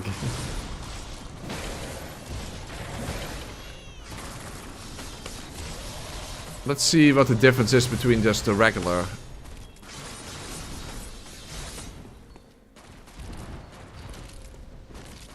Oh, already? Oh, that doesn't matter because... Oh wait, it does matter because it changes the moveset. So even though no clones appear, it's still better to dodge it. Yeah, the transformed version does more damage. Definitely. And we get one free buff, although that's single digit. I think 10% by the way. So it's actually better than you might think.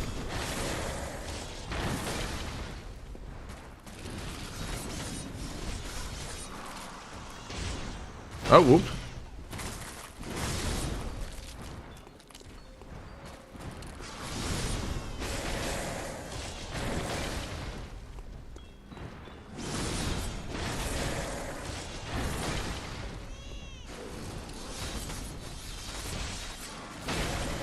Oh, whoa! I didn't even know the Wetners could stagger like that. Actually drop to her knees. That's interesting. Has anyone ever seen that? I don't even remember that happening with the Kirkhammer run. It's like she literally tripped.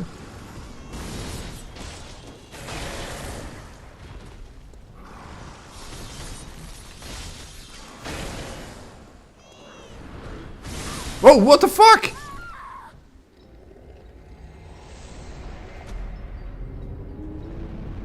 She turned the other way around. I was like... She started up the attack facing away from me and...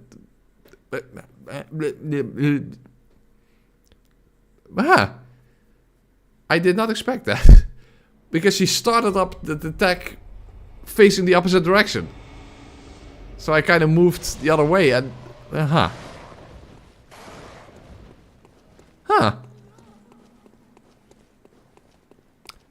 Did I just die twice against Murgus Wetners?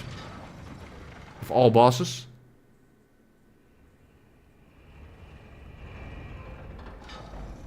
Something is really off in this playthrough.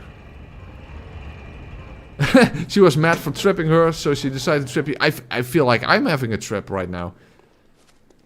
Yeah, the game is glitching so much. This is not right. I feel like I'm indeed having a trip. Huh.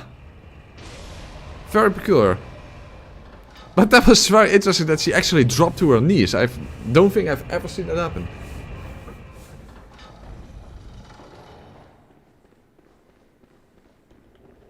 It's crazy, you've seen the flaming workshop, but there's still little animations that can pop up and surprise you. Hey, you're never done learning in a Souls game. The jump attack is kind of cool, guys, by the way. The annoying thing is I have actually 2 very difficult Bloodborne runs on my list that both revolve around jumping attacks, but that's the problem. Doing those consistently. It's way too... You can't just do those consistently. Sometimes you will just do a regular R2 attack. So that's basically what's keeping me from doing those runs.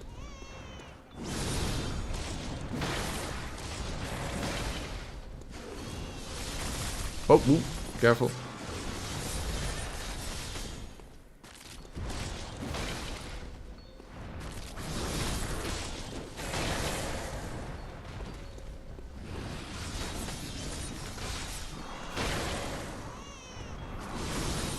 Oh, and now she does that attack away, facing away from me. Okay. It's so weird that that attack can be dodged. That even counts as attack. That's so weird. You would think that's just a phase transition, but no, it's not.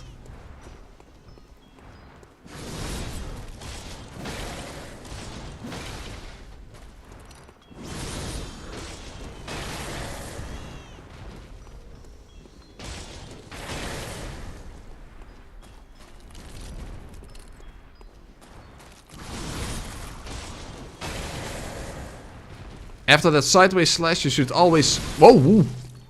And that you should just dodge with better timing. But after the sideways slash, you should actually always wait a second, because she can do a 3-hit combo after all. So I have to make sure that she doesn't actually do the full combo.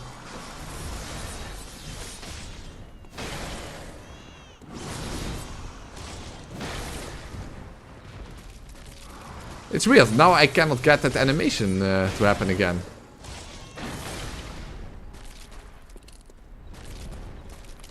Because that's basically a stagger animation after all.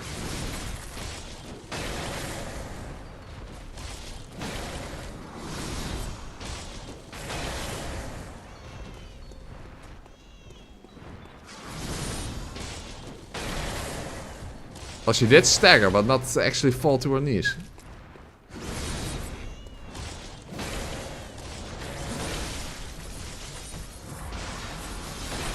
Oh, there she goes again. Goes again. That is definitely interesting, that I never actually seen that attack before. So that makes me wonder what kind of weapon can also make her do that.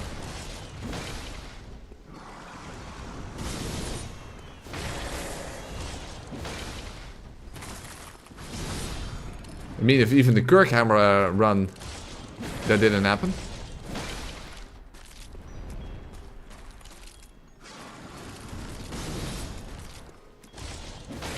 Uh-oh. Ooh, that almost went wrong. At least ended with a nice grinding jump attack. Alright. Does she even have knees? Well, not visible ones.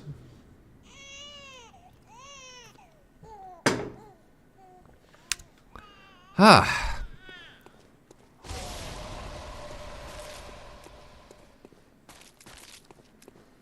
And now we have to wait for the baby to die. I mean, hey, it's a From Software game. This game is pretty fucked up when you really think about what is happening. Does this count hits? So multi-hit might work? Maybe. But hey, we got any percent done at least. We got any percent done. Oh, by the way, there's something weird about Murgus Wetners. The amount of echoes you get from this fight is the same in every new game cycle. Which is kind of weird.